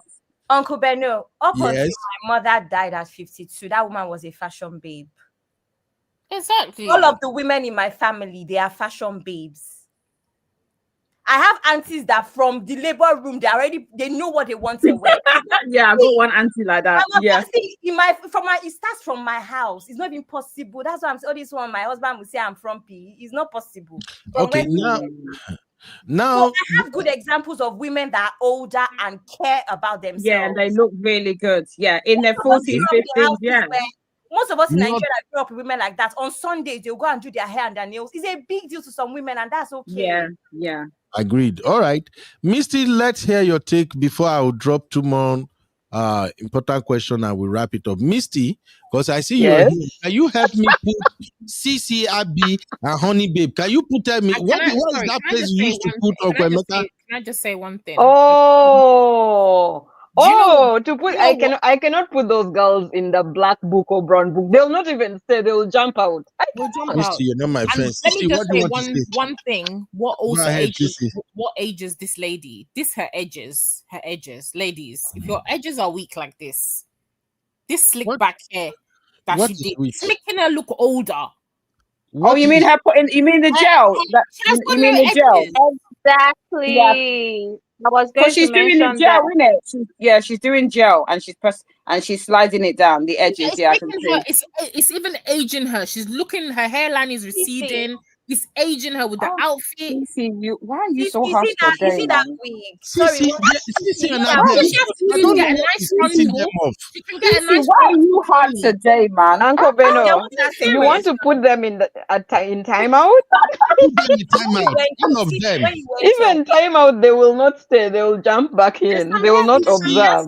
Abby, Honey Babe, all of them should go to timeout. What is wrong? But Uncle Beno, you have to realize when you went on a break, I said that her curly hair as well was too curly. She had to brush it out to look youthful. When your curls are too tight like that, you look like a grandma. It looks like a grandma. She probably, you know what she did? She probably put rollers in. You know, they put rollers in and they go under the dryer. That's how the curls are like that. Okay. I'm just saying. Allow Misty, drop your take, Misty. Listen, you have to understand that Honey Babe, Abby, Sissy, they are fashionistas, okay? They will not listen. You will argue about this thing up to tomorrow morning. They already have their mind set that this lady has to dress up and match her husband because she's always in the limelight. But I feel like for her, she's not consistent. Like she wore that dress, which the little tiny dress, and everybody kind of liked it, but she's not been consistent. Like this hairstyle here doesn't suit her. So maybe she needs like a fashion advisor or somebody. I feel like she's doing all these things by herself and she's comfortable the way she is. So at the end of the day, it is what it is. Really.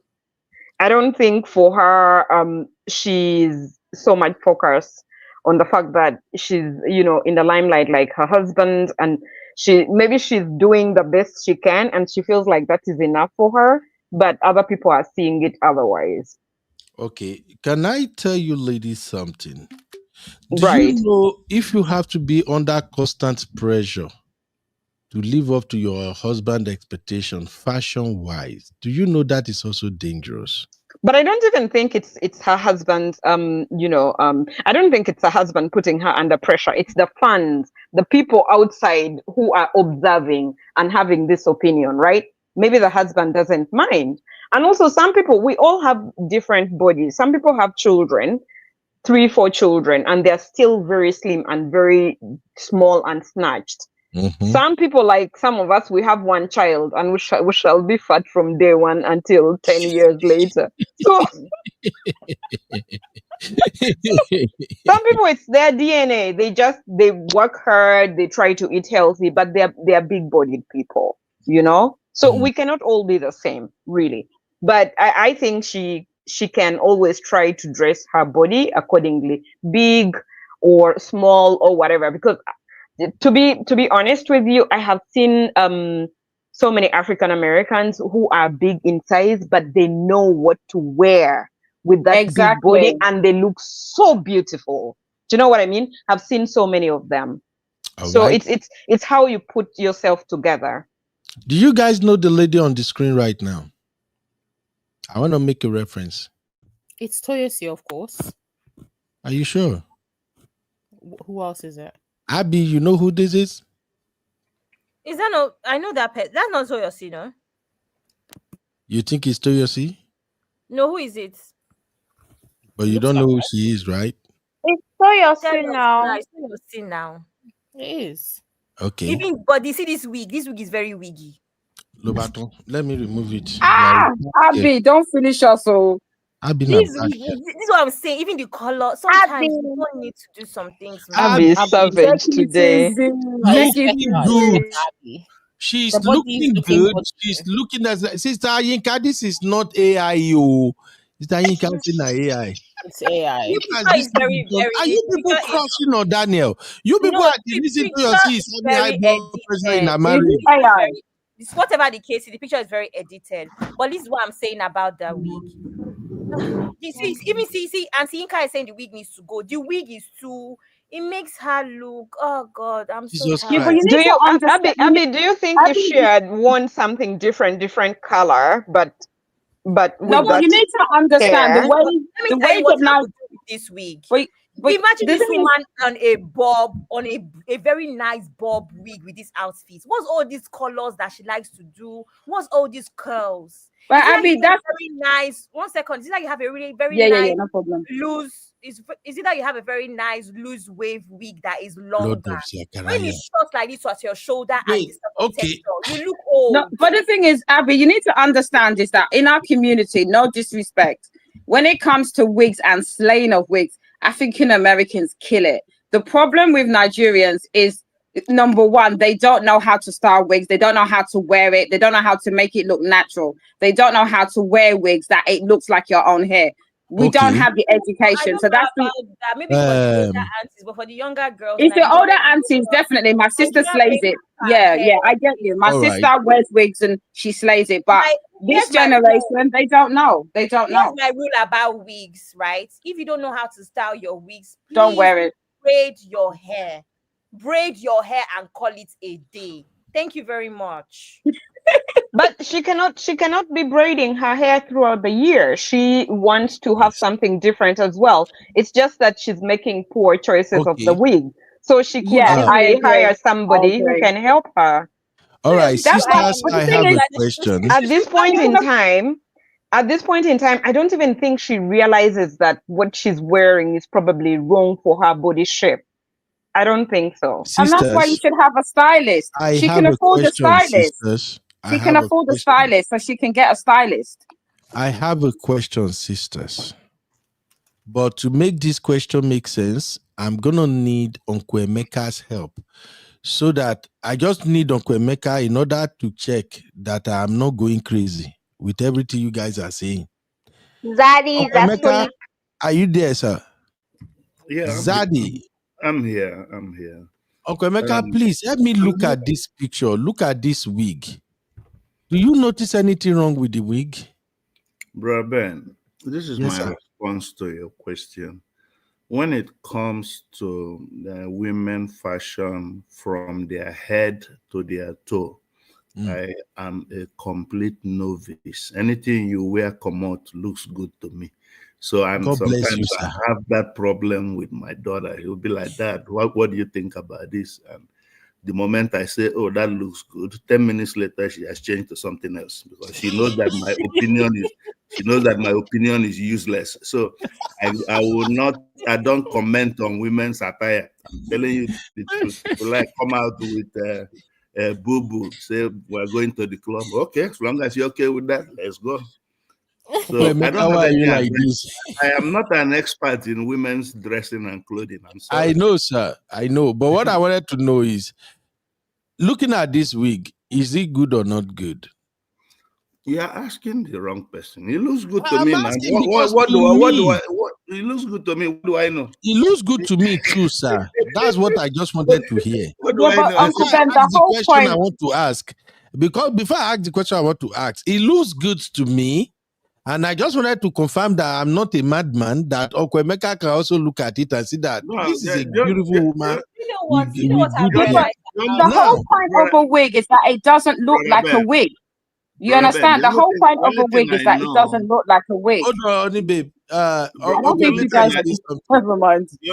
The only thing I know about women's wig, the one that I can detect that is somehow, that's in Nigeria. Some of them will wear, and if you look at the scalp, you can actually see the cloth that came with the wig. And I'm like, you might have to cut this thing out now. I don't understand, but I don't say anything. No, I'm just like, wow, So Okwemeka, I beg. All right, now, sisters, I asked that question and I asked Uncle Emeka to prove a point that as far as we are concerned as men, we hardly spot the differences in all of this wing tea. That's not In fact, I get into battle with all the three ladies that are my manager right now. We fight all the time. Whenever they said they have to get a new wig or we've won or something, it is always a big battle for me and them because I don't see it. When they say, oh, daddy, this wig, oh, I can't even use it anymore. Is this? I will look at the wig. The wig is still fresh. I'll just be, maybe you guys buy all this thing that do fun that you used to straighten it. What is the problem? I'm just letting you ladies knows that stop wasting your money with wig this, wig that. Only the people I've seen that complain about wig are always women. I am yet to see one man that look at a woman that looks good, she has her makeup on, her hair on, and the man will say, oh, that wig looks somehow. We don't know the difference. What is the big deal about wiggy? Uncle Ben, Jesus. Uncle Ben, men that are stylists, they know bad wigs. And when the wigs are not properly installed. Thank So, you. Uncle Ben, it's just you who does What not kind know. of, you say men that are stylists? Yeah. That is their job. No, that have style, that are stylish. Men that are stylish. Those No, are you can have know, male. look, They have male hairdressers. They know how to style the wigs. The thing is, the whole point of having extensions is that no one knows that you're wearing extensions. If you know that it's a wig, it's a bad wig. That's the whole point. The whole point is that if you wear a wig, no one knows, oh, is it her real hair? It's supposed to look near to your own natural hair. But a lot of the wigs are badly installed, badly made, and badly put on your head. If a wig looks like a wig, it's a bad wig. Also, I think Wow. that Are you serious? I didn't know that though. Yeah, because it's supposed to look like your natural hair. It's supposed to look like your natural hair. Okay, But there's wait, two aspects to this. I wouldn't say personally, I'm one person that never understand when people try too hard, lace wear. I don't agree with that. A wig just has to look good. Everybody knows it's a wig, but make it not necessarily. I know in America they kill it in there, and a lot of their hair you would never know it's a wig. Oh, absolutely. I never wear wigs anyway, so I wear my natural hair. But I know that in African Americans, the way they slay their wigs, you would never know it's a wig because it looks natural. I think that most people know a wig is a wig regardless. I think that what you just try to do is you have to style it as much as possible. It's kind of quite weird when people say wig wear, lace wear. We know it's a wig. You can see the lace. The only time you cannot see the lace is when you're 20 meters away. Most people know it's a wig. What I'm going to say, I don't agree with men not knowing what looks good.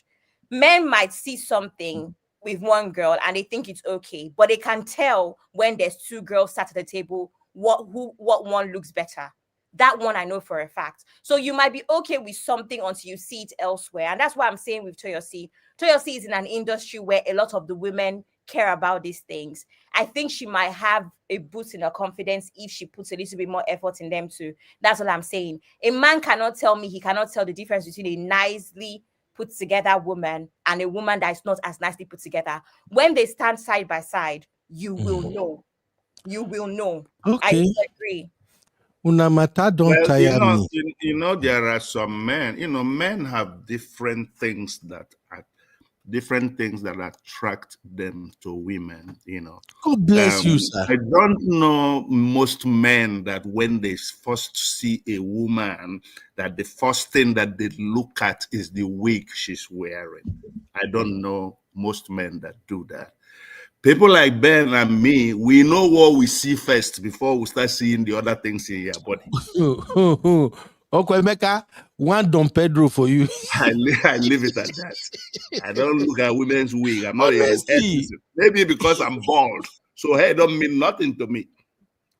I leave it at that. No, Jesus, Daddy, that's not the case. Daddy, I remember there was a time on the platform where you said you like big behind. So am I wrong? That's what I'm saying. That's the first thing we look. Big so behind. You don't big look at the wig. You just look at the behind. Yeah, but the thing is, not everybody wears wig. We need to understand that some people choose to wear their natural hair, and there's a demographic that choose to wear wigs. Not everybody wears wig. I just don't even know. I don't know why women always stress about this wig thing. It's really a big it's a preference. Some people choose to wear wigs. Brother Ben, it's a preference. Brother Ben, this wig is very expensive. Oh. There was one, somebody told me in Nigeria that it was 2-point-something million. I said, you sleep on it all day. Oh my God. It's a lot of money. Uncle Emeka, I'm telling Daddy, you. why you sound sweet?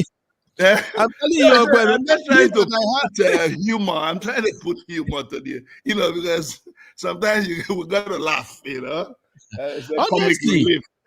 Honestly, this wig thing, me that I still have 2 teenage daughters, I think we finally got to a place now that my madam not even bother me because the wine, I not go lie. I can't understand that money spent on wig and weaver and shape braiding. Sometimes again, like one of my friend, a female friend though, this lady told me she booked appointment, they disappoint her. And because she has to resume work the next day, she drove almost 1 hour to where she go braid her hair. I can't understand it. I can't.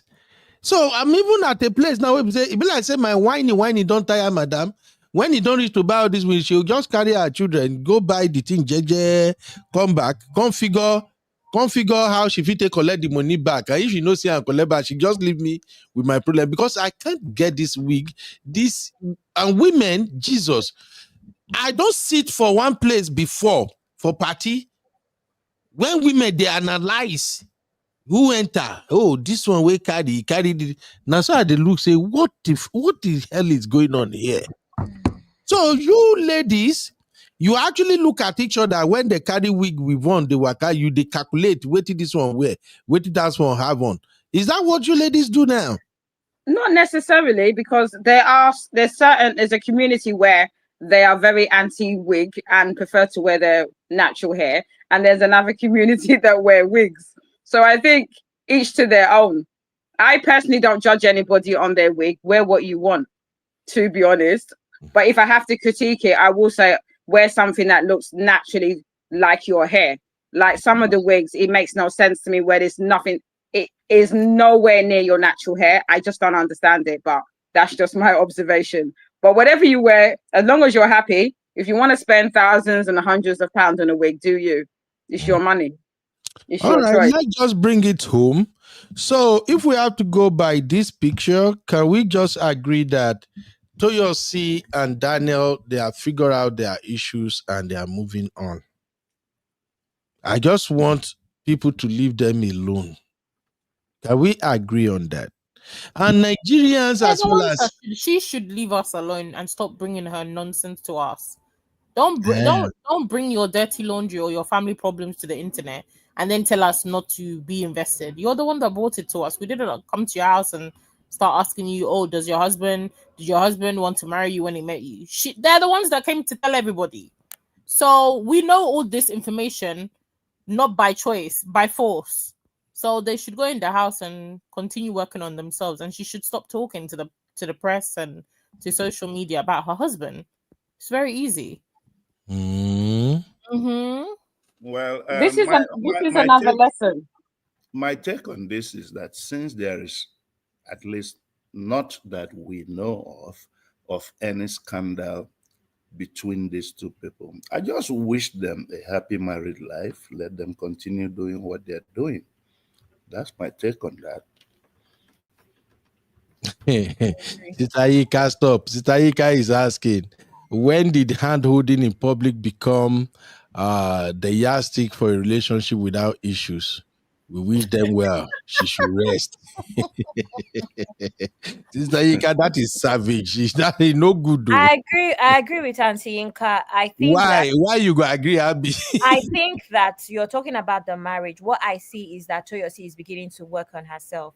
But in the same breath, I don't know anything about the marriage. But in the same breath, I don't want us to put the narrative out there that working on yourself means losing some weight and that's it. A lot of people lose weight and are still very insecure, right? So because she's lost some weight doesn't mean that she's looking, she's working on herself. What I would say is in line with what Sisi has said. And most of the information that we have about this marriage is Toyosi that has put it out there, whether it's through her YouTube channel or through her ranting, right? So Toyosi is the one that needs to leave us alone. Toyosi needs to work on herself, and Toyosi needs to just keep everything indoors. She doesn't need to come on the internet to rant. Like I said, I give an example with Ebuka. Ebuka's wife has been in the same situation as Toyosi for ages, but she's never come out to validate any of this information, right? So which Ebuka is that one again? Ebuka or BBN, Ebuka Obi Uchendu. Okay. Oh, the wife has been. The wife gets dragged for being a plain Jane. He's finer than her. He dresses better than her. She doesn't validate it, and everybody has moved on. So, and obviously, Ebuka's wife has multiple businesses. So that's another thing. What's her name? Toyosi might need to work on more stuff that will keep her busy. If you are busy, you have less time to be answering trolls. Absolutely, I agree with that. I agree with that.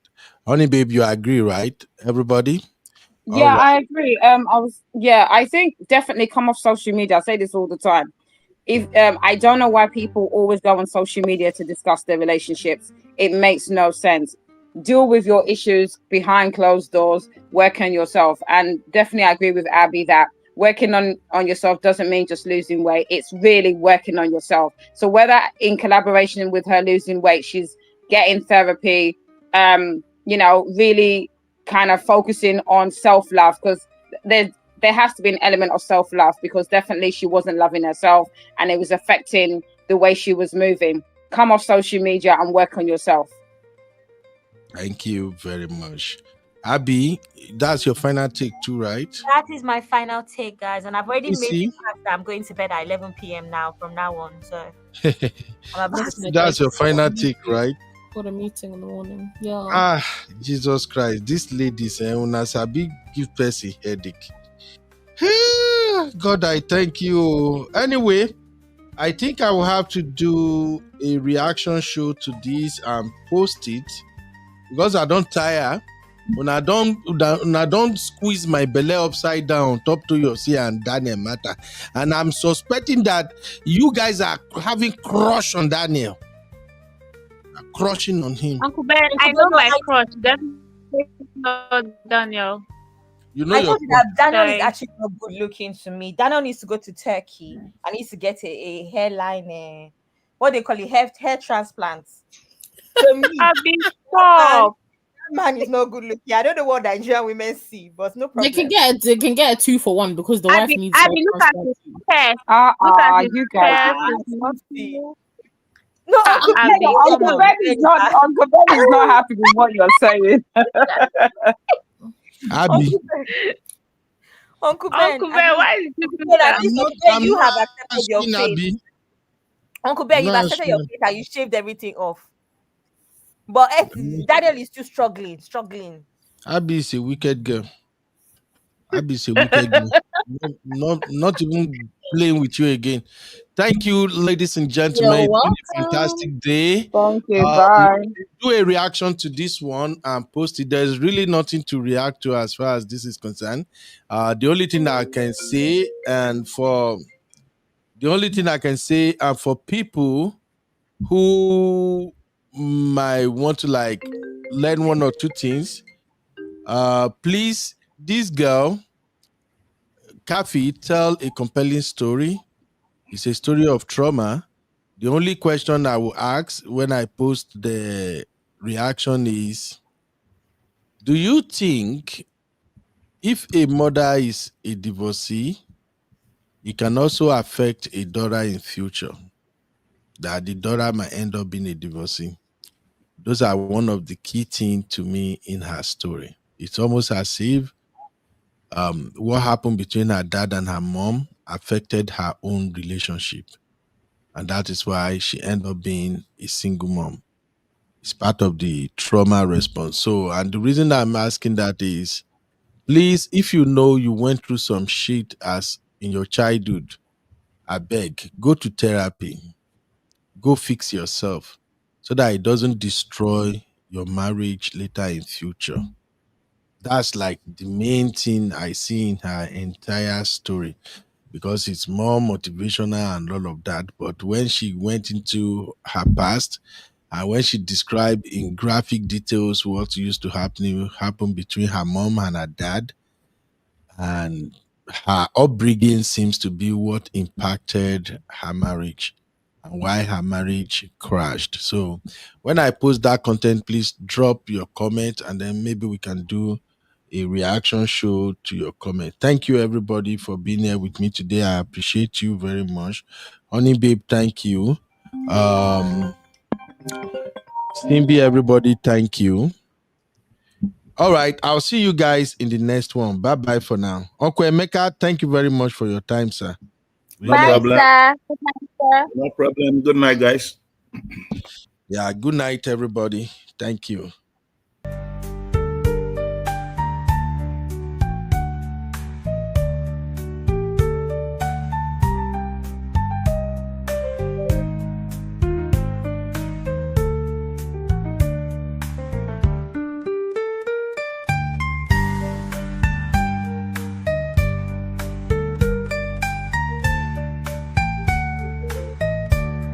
Hello?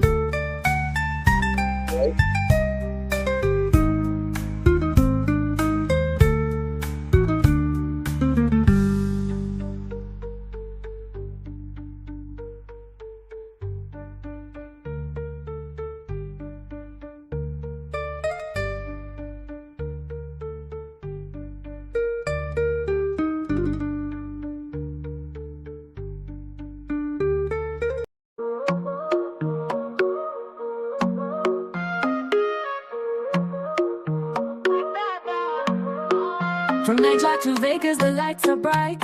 Champagne popping under the neon night. I swear be shining gold and white. Laughter louder than the city's heights. We are step on the dance floor.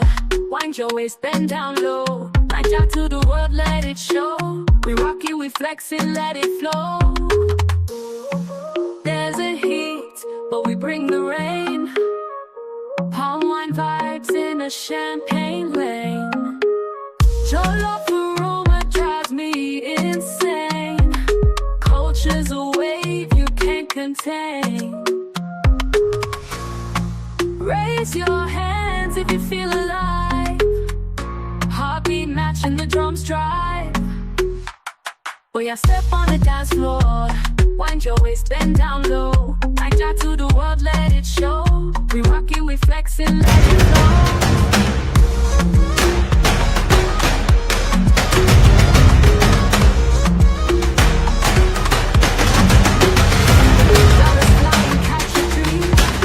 Night to movie scene. From Lagos hustle